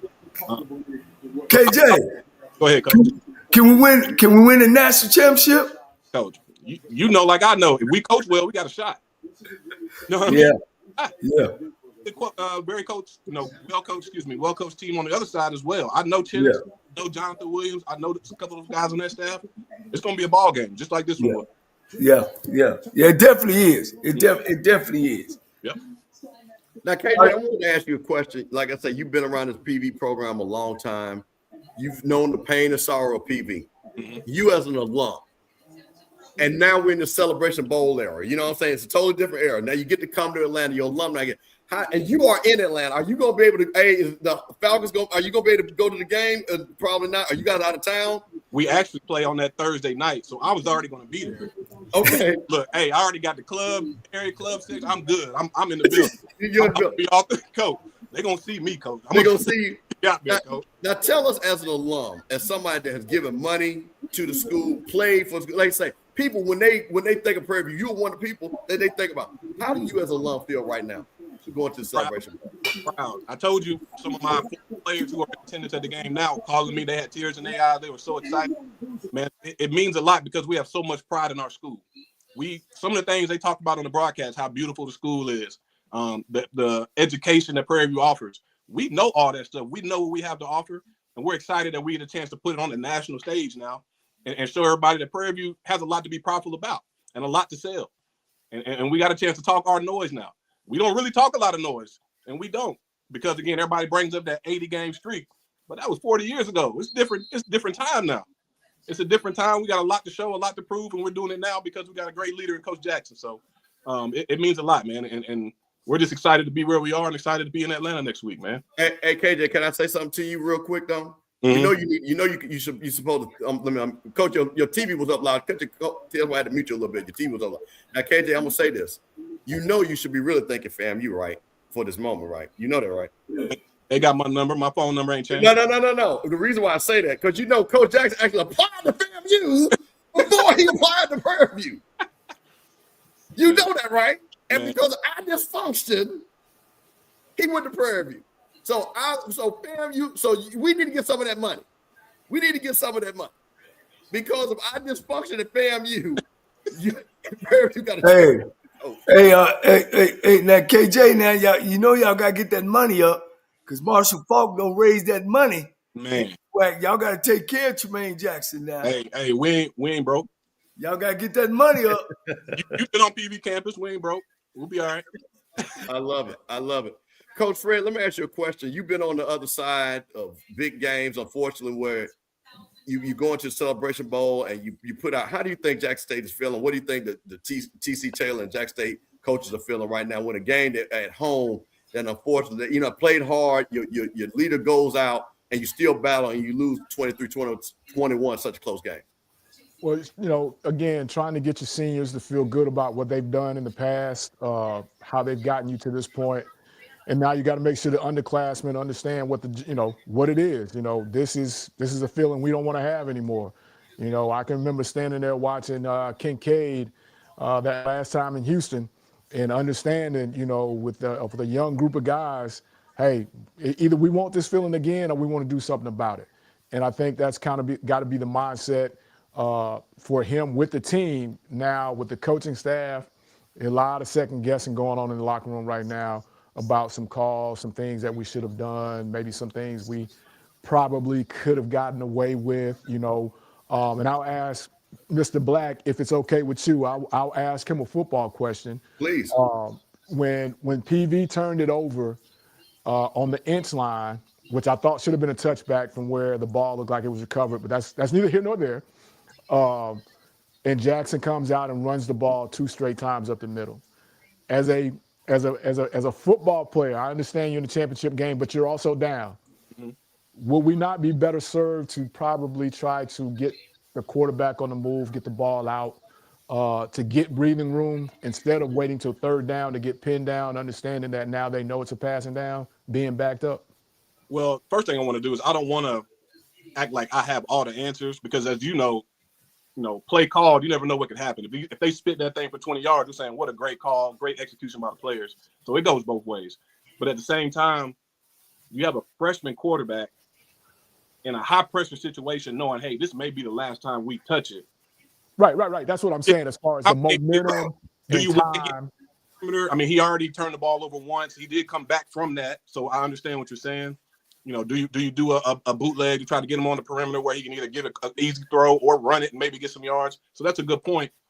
But at the same time, I mean, you guys been running the ball. I'm talking about Jackson State running the ball all year. That's what you do. So in this crucial moment, I'm going to hand the ball off and lean on the biggest offensive line in the SWAC. Say, hey, man, we got to get it off this inch line. And Prairie View, to their credit, held up. You know what I mean? So I don't think those are bad calls. Again, the strength of your team right now to get to where you are has been running the ball. So in this pressure situation, let's run the ball. Can we get a first down? You know what I mean? We got to get a first down. I'm leaning on the big boys. So that's just me. Mike Reed, you sitting over there.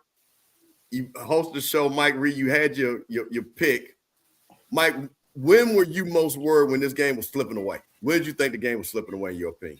From the jump, Mike. No. The possession. It was a possession before the possession that we was on the goal line. That possession where we didn't get a first down, we went 3 and out, and we had to punt. That position right there, I'm like, bro, we gotta move the chain. We gotta get some type of points on here. Then we on the goal line. I wasn't mad about us running the ball, but that 3rd down call, it's so many pass concepts you could come up with on the 3rd, and it was like 3rd and 6 or 3rd and 8.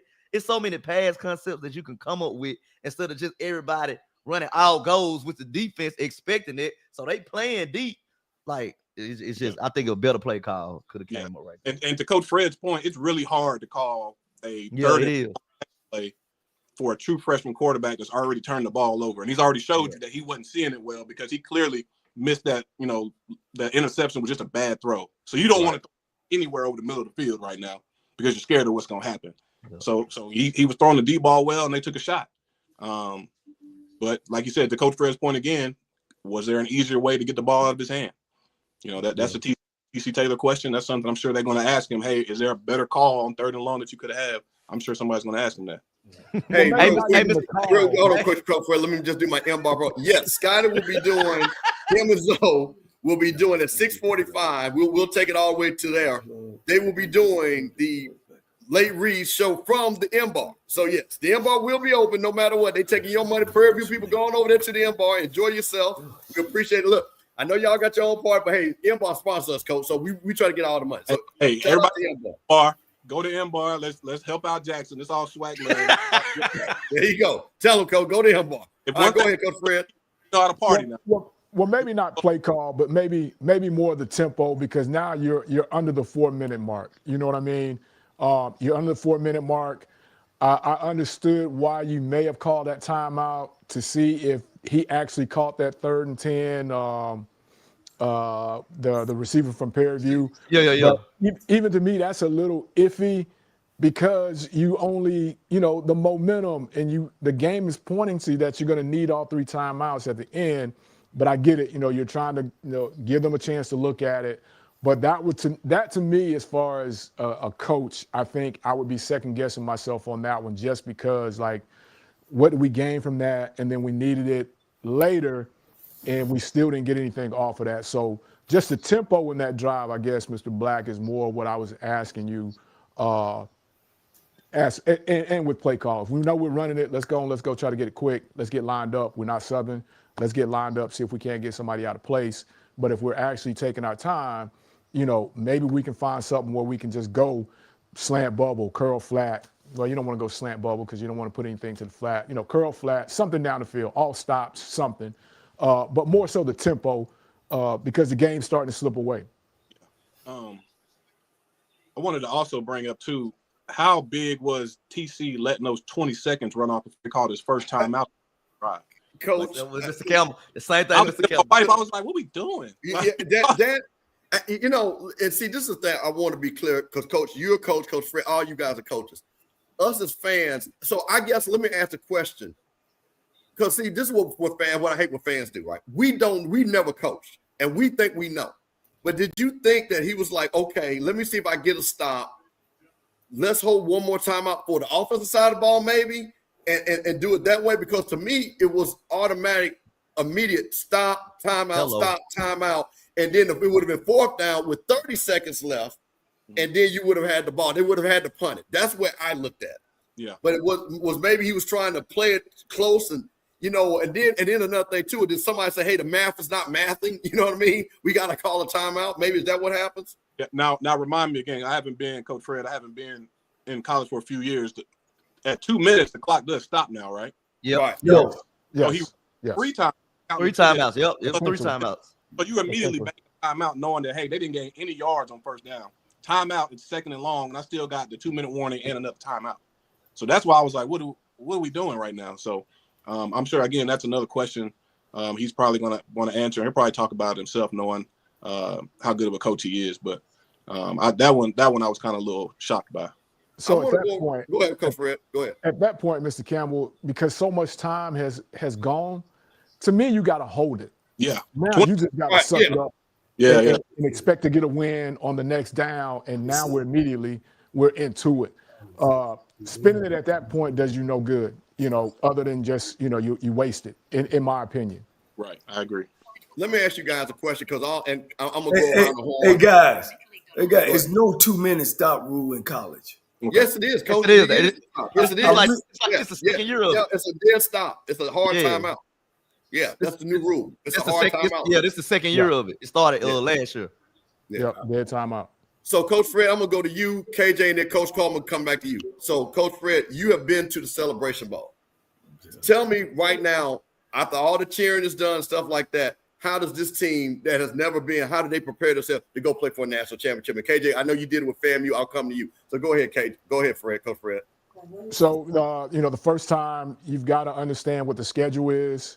You've got to be ready to get real work at home, because once you get to Atlanta, there's things that, you're going to have to do as far as obligations you got to get to, different players missing, they got to go here, got to go there.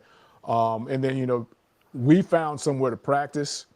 When we got there, I think we practiced at Clark Atlanta one year, and then we found a high school the next year or whatever. So, trying to do all that, but you want to get the bulk of your work done at home, because there's going to be a lot of stuff going on. And the first-year team there, I mean, you're going to have people all over the hotel. You know, you're going to have free access to Atlanta famous barbers, dinner obligations, the Children's Hospital. There's NFL speaking engagements you got to make. There's all that's packed in to your time before the game. So you got to celebrate it. It's truly got to be the 24-hour rule, celebrate it all the way back to Texas. And then once we touch down, we got to get right to work on our opponent for the national championship. Because once we get to Atlanta, the focus is going to be all over the place. Now, KJ, you left the year before our national championship year, right? My last year at FAM was 2021. I left in the spring of 22. Spring of 2021. Well, I'll still ask you, because you in the NFL, you know about these short turnarounds. Like you said, you guys got a game on Thursday. How does a coach get his team recalibrated to play in a game like this? I agree with what Coach Fred said. By tomorrow, at this time tomorrow, we got to be looking at what South Carolina State's going to present. And again, I thought it was another great point. By Wednesday, I'm sure Prairie View's going to be here in Atlanta. So why he didn't call that physically and mentally, because by the time you get here, you know, the head's in the barn. It's going to be time to play. You might make a few tweaks here or there, maybe working on the last part of your game plan, but for the most part, hopefully it's all in terms of preparation for your team. And then it's going to be the unknowns of a traveling schedule, going to the hotel, to practice, back to the hotel, going to this engagement, back to the hotel, managing time and making sure that your players stay locked in and stay prepared while also doing all these other obligations that you're going to have to deal with. So it's going to be an experience for the first time for a lot of people. Can I say something once again? Yeah, I was about to ask you, Coach, hold on, I want to set the cut. Now, Coach, you went to the Heritage Bowl. You've coached in these type of games. As Coach T-Jack, a new coach, going to a big game like this, like KJ and Fred said, everybody's going to be calling. Everybody wants to be part. All these Prairie View alumni that we ain't seen in the last 40 years are going to be saying, hey, I've been right there with you, Coach. How does Coach T-Jack manage his time and his players that everyone wants to talk to now? Well, I don't mean to sound barbaric or guys, this guy been there, man. This ain't new to him. None of it ain't new to him. He went to a championship his own. He went to a championship with us. He went, his team, it's all about the program. If you go down and visiting Fred and KJ, you probably done went over there, man, this dude is solid. His program is ran just like the military. Them kids know where to go, where to be, and they know the consequences. So it ain't gonna be no new show for Tremaine to go to Atlanta and get ready and prepare for a game. And if those kids ain't ready, you might not see some of them playing the game. Mm-hmm. I mean, that's who he is, Coach. He's a no-nonsense guy. I know he talks a lot of shit and all that kind of stuff, but, Coach, when it comes to coaching and team rules, he know that he going to follow in everybody's line, from the coaching staff down to the media team, that y'all going to be on time and y'all going to be where y'all supposed to be. So I don't think that's going to be a big deal for him, just like Chennis Berry. Again, it's going to be two sensational coaches, man, the best they can be. I'm talking about in all of football. I ain't talking about NFL. I'm talking about these two gentlemen. They can go anywhere, and they going to coach, and they going to win. This ain't no black coach. These are two powerhouse football teams and two power teams that are fundamentally sound. They're disciplined on and off the field. So I don't see all the – I know what you guys talking about. I don't mean to say that, but I'm saying that he will handle it, man, like eating ice cream. Yeah. Well, Coach, I know what you're saying, but ahead, like I said, I've never been to the playoffs. I can admit that. But as far as the Celebration Bowl goes, there's time slots. The day you get there, there's media obligations. There's photo ops that they gotta have. The sponsors want you here. Not saying he won't be prepared. I'm just saying it's going to be when you get there Thursday, XYZ, all the way up until that evening, and then Friday. XYZ, whatever his plan is going to be. So it may be a little different from the playoffs, but I know he has control of his team, but there's obligations within that game that you got to have. I'm sure his quarterback and his star on defense, they're going to be pulled away from the team. He's going to be pulled away from the team at certain times, things like that. And I'm not sure if that happens in the playoffs, but, again, they have a great staff, great support staff. So I'm sure they have that all figured out by the time they get there. Yeah, I've been on kind of both sides of it. Me and Rocky went to the Celebration Bowl.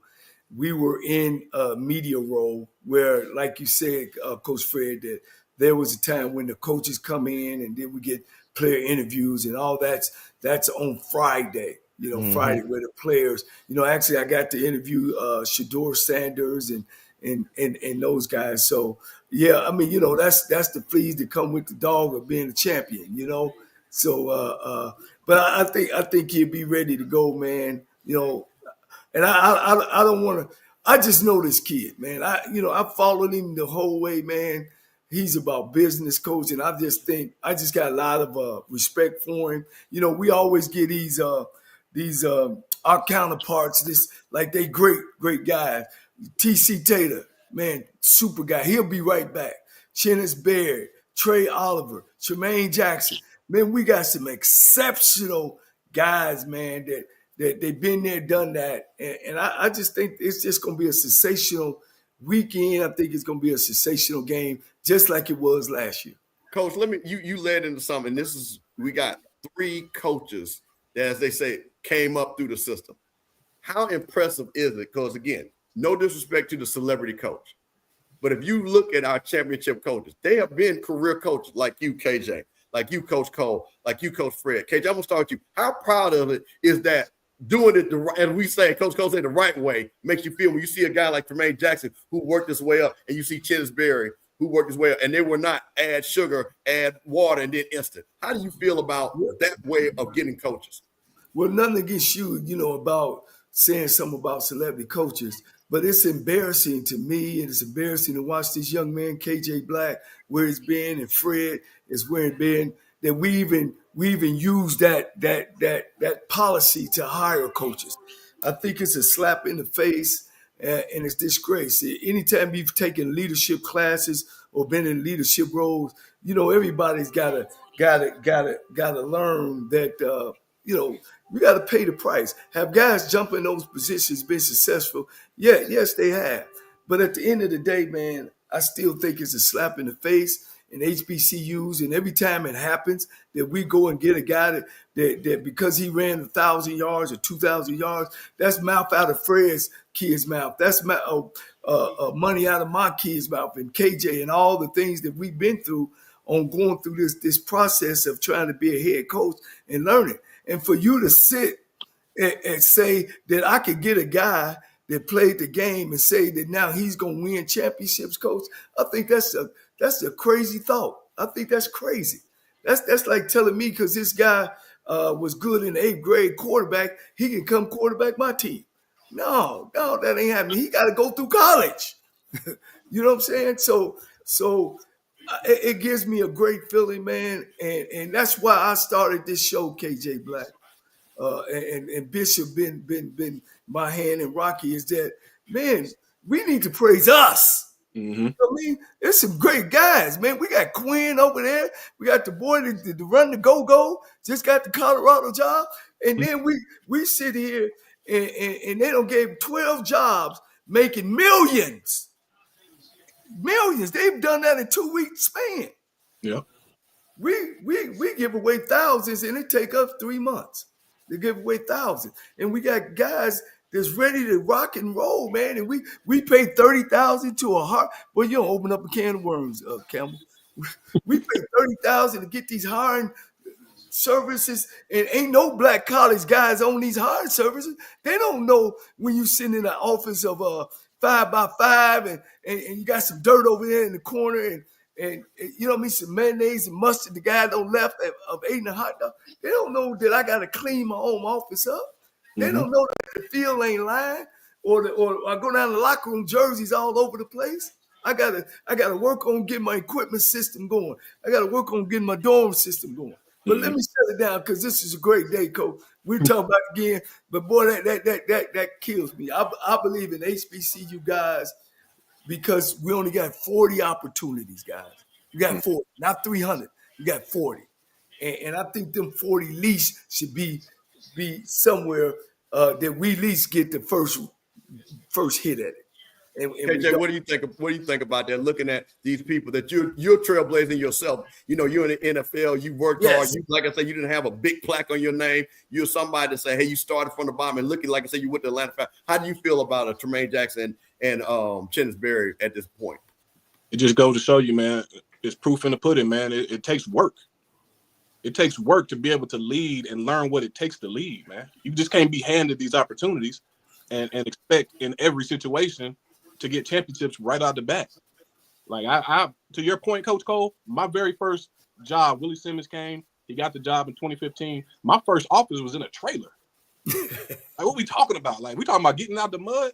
I remember our locker room flooded. We had to carry the weights out to the out to the parking lot so the kids could work out. You talking about getting out of mud? Like I didn't put in time, like Coach is talking about, and I have actually been contacted by some of these schools who ended up hiring celebrity coaches. And I did feel some type of way, but it can't deter me. I'm gonna keep working. What's for me is for me. So I just continue to work, continue to prepare myself for opportunity. So yes, it does make me feel some type of way, Coach Cole, but it ain't gonna stop me. I'm still gonna apply. I'm still gonna reach out to people. I'm still gonna reach out to these ADs, and it'll pop. And let's send shout out to Jerry Mack, another HBCU guy. Take over Kennesaw State. First year, he playing in the championship game. Yep. Willie Simmons, first year, seven games, going to the bowl game. HBCU guy, who some people say he's not an HBCU guy, but he was at Alcorn now. Alcorn ain't got a lot now. Yeah. Coach Fred can tell you. He cut his teeth in the SWAC. He a SWAC guy. Yeah. But Coach, he was a career coach. He didn't jump from running touchdowns to running a damn $12 million, $20 million program. You know what I'm saying? That's asinine to me. It's asinine to me. And he still sells HBCUs and does whatever somebody asks for HBCUs, man. Ball coaches. That's what we call them, ball coaches. Coach Fred, what about you? You've been, like I say, you're a lifer. Like you say, you follow some of the footsteps that you told us behind what Coach Cole is coaching, things like that. How do you feel when you sit back and you see a Tremaine Jackson come in and a Chennis Berry? I'm sitting there listening to KJ and listening to Coach, man. Everybody think we had gold over there when we were winning championships at Alcorn. And if we did a show and I really sat down, y'all would be like, ain't no way y'all winning games over there. You know what I mean? And it's disappointing at times, but Mr. Campbell's like I tell everybody, I'm a celebrity coach too. I can go out and raise money too. If that's what you're talking about, you need. That's why you hire ex-NFL player, whatever, with no coaching experience to generate money. We can all do that. We know how to do that. Mr. Black knows how to do that. He knows his audience. I know Coach Cole knows his audience. It's just about being able to get the opportunity. What's going to be sexier, KJ Black or ex-NFL household name? And I've said before, and I'll say this, and I'll end my soapbox rant. Ain't but one name, former NFL player, can generate what happened at Jackson. Ain't but one name. Mm-hmm. And he did it, and he moved on. Now everybody's still trying to catch lightning in the bottle. Lightning in the bottle is KJ Black. Lightning in the bottle is Coach Fred, if given the opportunity. But we're still trying to chase what, A.D. Robinson did by pulling that out of his hat. And, again, wish them the best. First-year coaches, I'm always rooting for first-year coaches, first-year head coaches. But trust me, I can give you some stories from Stillman and Alcorn that would make them boys say, you know what, this ain't for me. You know what I mean? So we put the work in. We understand what it takes. We understand what it means to deal with an AD that's not a football guy. We understand to deal with a president who's not an athletic person. And we still know how to keep the wheels turning. So, again, those mountains, we'll see how he climbs them. One thing, man, at the end of the day, guys, and y'all know KJ and Coach Fred, winning will bring you a lot of money. Yeah. So when you are the right guy and you start winning, them HBCU schools, I always tell the story about Jackson State. Man, when I was under Pete Richardson, every week, Bishop, we were getting something new. That's when starter jackets was. We had a starter jacket around your waist. We had every week, KJ, we would go 3-0, 4-0, 5-0. We have a starter jacket to your ankle. We get hats. We get free dinners. Every week they were going to buy something different. It's money up in there, Coach. Oh, yeah. Especially when you win and those people start coming to the game. And when you're winning, alumni feel good and they start giving them dollars, Coach. Mm-hmm. Now, KJ, we got it. Now, you get this a lot, Coach. I'm gonna come to you, Coach Fred, one second. You get this a lot. I know you get this a lot. I've had people to talk to you indirectly about things like this. Is this something that because I know you're at the NFL, at the pinnacle, you know what I mean, for as coaching. But again, is this something that you would be interested if the right opportunity would come? Yes. Period. Okay. So Coach, let me ask you a question. I won't say a name of a school. What do you consider a right opportunity? What would the school need to have for you to consider that the right opportunity? What you talked about earlier, leadership. They got the right leadership, and they're aligned, and they're serious about winning. Well, hey, listen, I'm going to say this again, and this is HBC Coach's Corner. Coach knows this. We have a lot of ADs that watch this. We have a lot of influential alums that watch this. We got other coaches. I'm going to keep saying this, and again, I have nothing against celebrity coaches. Deshaun Jackson, I think, has done an outstanding job. I think that was amazing. But I come from the old school, and I think when you know what we are, it makes you what we are. And that's the reason why you have a Chennis Berry and a Tremaine Jackson and T.C. Taylor and Derek Bobs and Sam Washington and all these guys that have won these championships. And I'm talking about the Celebration Bowl there because they came from. A celebrity just hasn't won it. And there's a reason why. Because I think there's something when you look at a player that if you go and talk to a guy at FAMU, you say, hey, man, I did this. Mm-hmm. I did this. When Coach was coaching, Coach said, man, I threw touchdowns against Willie Totten. And guess what? We did not have fancy this or fancy that. So don't tell me that I don't want to hear the complaints. I'm going to push you harder. Coach Fred, like it's down in Alcorn. What are they going to tell Coach Fred down in Alcorn? These kids, hey, Coach, it's tough today. It's hot out here today. I don't know. They got air conditioners up there at Mississippi State. See, that's the thing to me that when the people like you all just makes a difference when you're going for a championship. Because, man, when you win an HBCU championship, it ain't like Georgia when they got everything and Alabama. Now, they're great coaches, but it's something when you got to get it from the mud. It's something different when you got to get it from the mud. And I think what you saw in this game with two coaches, and I'm talking about T.C. Taylor now and Tremaine Jackson, that brought teams that people, it's over with Jackson State. Prime is gone. They're going to go back to 1-10. T.C. Taylor said, I've been here. I know what winning looks like from Jackson State. I'm part of this tradition, and he brought a championship. So, Coach Fred, you were about to say something. I didn't mean to cut you off, but I just wanted to make that point. Hey, real quick. I got to go. Got to get downtown, but I appreciate y'all having me on, though. KJ, we appreciate you, man. Thank you so much. KJ, will you be able – well, probably not. If you can, we'll be at the Embassy Suites next Friday. If you can come by from 8 to 10, I know scheduled with the Falcons or whatever, but we would love to have you there. Embassy Suites. I'm at every Celebrity Bowl or a Celebration Bowl I can be at. Any event I'm trying to go because we actually got off, so I'm going to be all over the city. So whatever y'all. I'll get your number from Scott and I'll text you all the info. Yeah, just let me know, man. Appreciate you. Okay. That is KJ Black, Prairie Review alumnus. You SWAC, you SWAC, baby. You SWAC. Oh, yeah. He is SWAC. Born and raised. It's in me. He is SWAC. All right now. Hey, look, hold on. Wait. Okay, wait a minute. Let me wait. No, okay. I want to be clear. See, because what we're not gonna do is ain't nobody overreacting. So hold on. We ain't putting no dirt on Jackson State. Ain't nobody. We haven't even discussed it, Mr. Campbell. So I'm like, see, I have to shut this stuff down because what people do is go on social media and then twist up. Ain't nobody putting on no dirt. It was a great game, and Prairie View won. That's all we said. And let's keep it like that. Don't, Brian, nobody overreacting and saying that Jackson State is done. So and Greenwood, you my guy, but I just had to point that out because what I don't like for this show, HBC Coach's Corner, we like to tell it like it is. We don't like to disrespect nobody, and I don't want you to think we're disrespecting Jackson State. Go ahead, Coach Fred.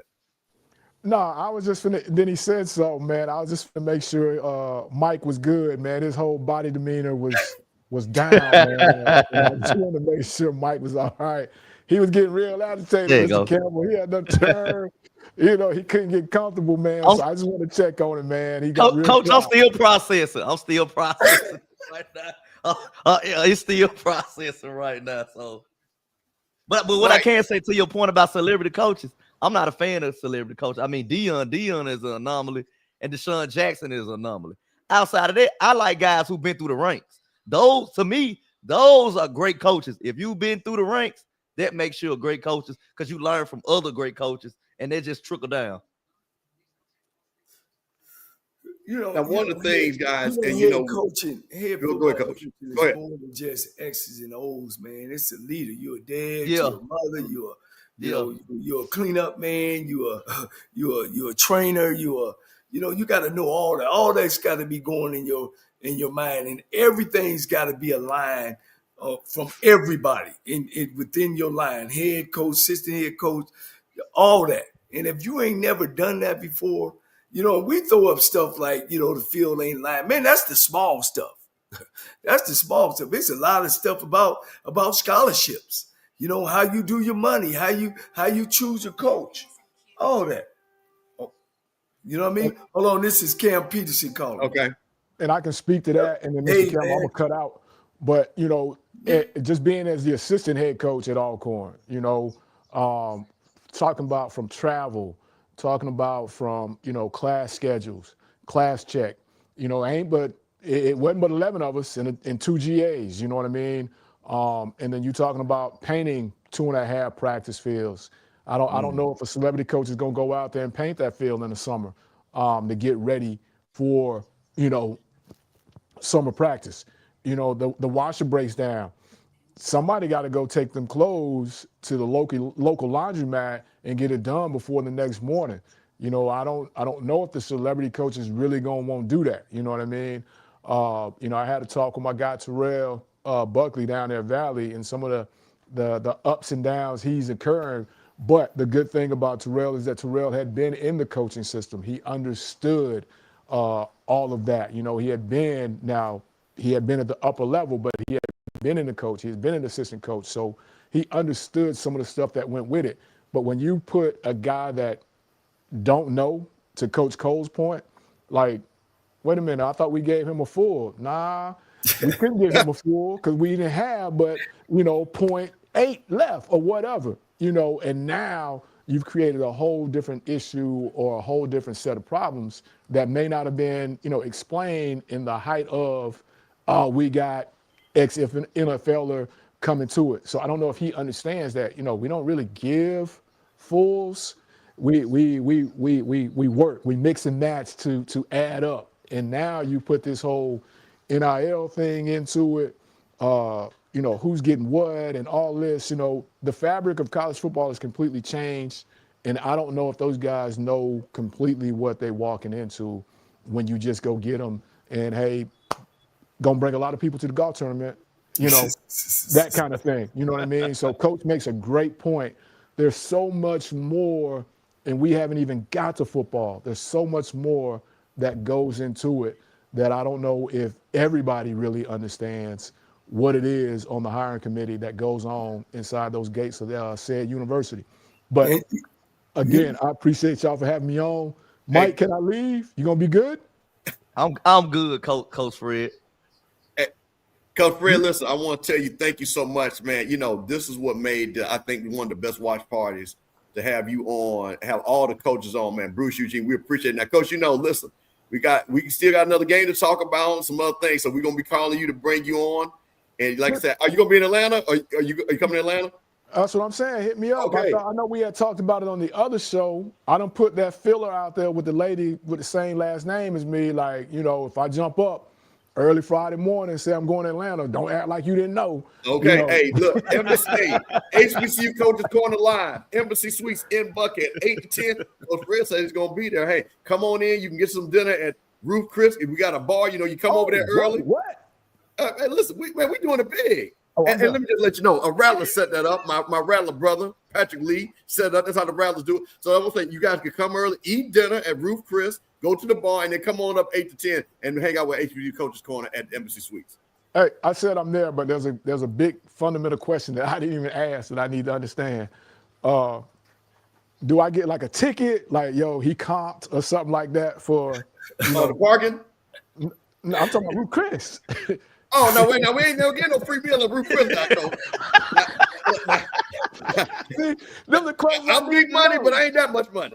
Them the questions I need to know. I'm finna run up the dang Atlanta on Friday thinking I'm finna get. What I can do is I can get you some chicken wings. I can get you some of the Roof Chris chicken wings. I got you that. I'll buy you a Roof Chris chicken wing platter. And we got it. But you know, them steak plates, that's beyond my budget right there. 636 don't want me to spend no money like that. She told me to hold my money. Christmas is coming up. That's why you got to ask questions, man. But before I get out of here, Mike, you sure you good, man? The lights dim. We need to see your face, man. I'm good, Coach Fred. I'm good. I'm good. Mr. Campbell, hit me up. Coach Cole, man, thank you so much. Appreciate you, boy. Thank you, Coach Fred. Thank you. Appreciate it. That's Coach Fred. Now, Coach, you said we're going to have Cam Peters going to come up, right? Go try to get on. His dad had just called me back, and I told him to pull up the app I gave him. Okay, you sent him the link, right? Yeah, the blue one, right? Yeah, the StreamYard link. Yeah, the StreamYard. Yeah, okay. Yeah, I just did. I think he's just trying to figure it out. Okay, there ain't no. Somebody's here. Okay, here we go. Let's see it. Speak of the devil. Is that Mr. Peters right there? Mr. Peters. Mr. Peters. Mr. Peters, can you hear us? He looking. He ain't talking. We probably can't hear us. I can't hear y'all. If y'all can hear me, I can't hear y'all. Yeah, we can hear you, Mr. Peters. I tell you what, we can hear you. Just go ahead and just talk. Tell us about how you feel. Cannot hear y'all. Just talk. Just talk. Just talk. Hey, Coach, call it. Wait, he's on his phone usually. He on his phone. Yeah, I was about to say, just tell talk. him. Just go ahead and talk, Mr. Peters. Just talk. We can hear you. Go ahead. I said we can hear you. Just we're gonna see if we can get. Coach Jack. Hey, Coach Jack.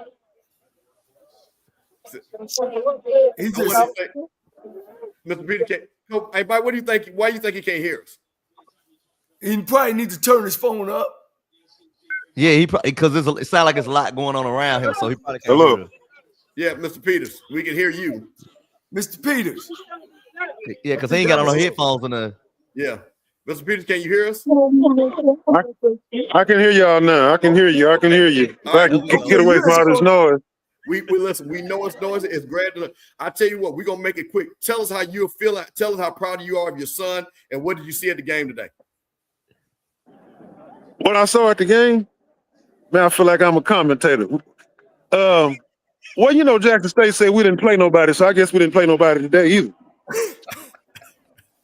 I'm just saying, man. So y'all had that same energy, and Steve, I need to apologize to you because I know you caught some shrapnel a couple of weeks ago, and it really wasn't meant for you. But no, it does feel good, man. I had to drop a couple of tears, but it feels good, man, because y'all just don't know the journey that this boy been on, man. Mr. Peters, can you hear me? Yeah, I can hear you. Tell people that you ain't talking from just the dead. You also was a hell of a football player yourself.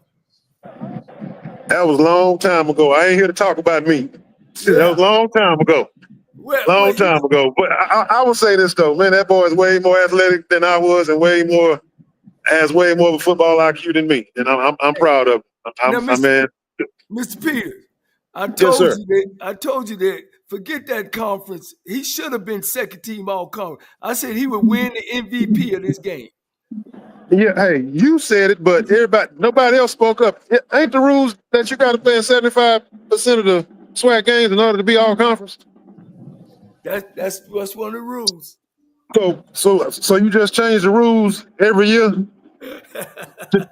I'm just asking, man. But hey, he showed up and showed out. He did exactly what you said. He turned over a couple of times, but all in all, man, he handled his business. I'm proud of him. Atlanta. Better get there. Is he around? Is Peters around? Is your son around? I barely can hear you, man. I'm trying to find him. I try to get him over to talk to y'all. He's enjoying a 770 stick right now. You know, all of them bought up their victory cigars. Hey, Mr. Peters, when you were watching the game and the game was getting close, how comfortable did you feel that your son was going to lead this team to victory? Hold on, I can hear nothing y'all saying. That band is loud. Yeah, no problem. Mm-hmm. Hold on 1 second. Give me 1 second, y'all. No problem.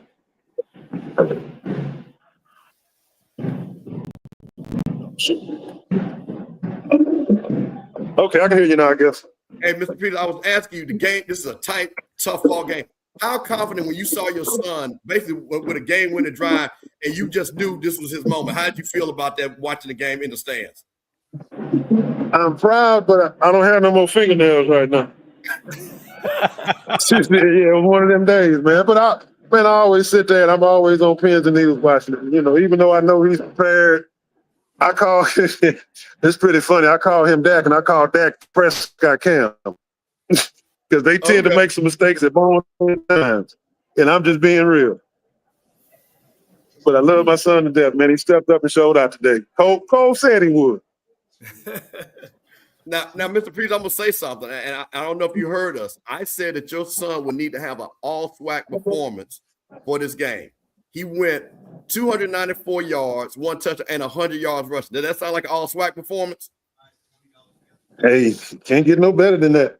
Man, I'll tell you what, man, I'm not sure what day they came out, with the all-conference, but, me and him talked. I called and talked to him, and he didn't get excited, but I could just hear in his voice, he took it kind of personal.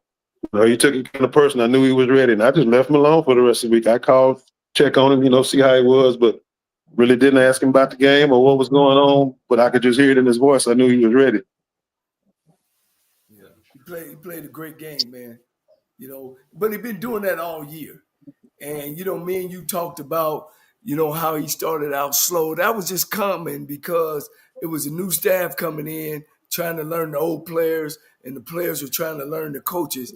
And they gelled at the right time. And I thought that from day one, I seen how he managed the Texas Southern game, even though it was a close one.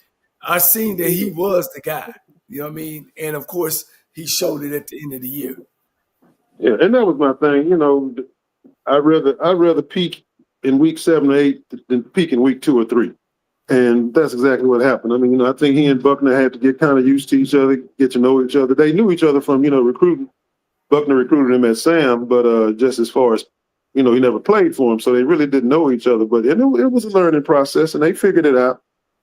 It was hard sometimes, but hey, I'm one of those dads. I'm gonna stick with the process. I don't do that daddy ball stuff and don't make excuses for him. He screw up. If he good, we take his.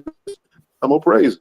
And he's always been coached hard, and and hey, I can't brag on him enough. I'm proud of him. I'm proud of my son. There you go.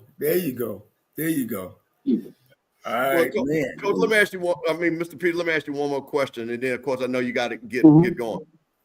What was it about Coach Jackson when he came in, and after you got around Coach Jackson, him coaching your son, like you said, coached him hard. They had the dual quarterbacks going on early in the season. Then your son basically became the leader of the team. What was it about Coach Jackson as you as a father and play that you saw, hey, this man's gonna be special?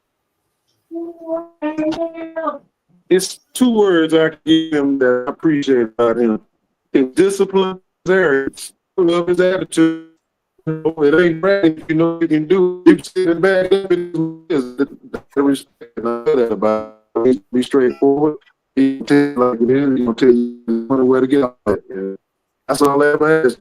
Be my son, ain't gonna do music. I'm not gonna get the script. I'm not gonna you can't sing. So I just appreciate his straightforwardness. I say they really needed discipline. They came in and he implemented that. And I'm still at the turning point. I mean, they needed that discipline. Uh-oh. Oh, he must have died. Everybody's trying to hit that one tower down there by the vet, Mike. Mike, that one tower that been blinking right there. It's over there by the hospital. That's what it said. Everybody owned it.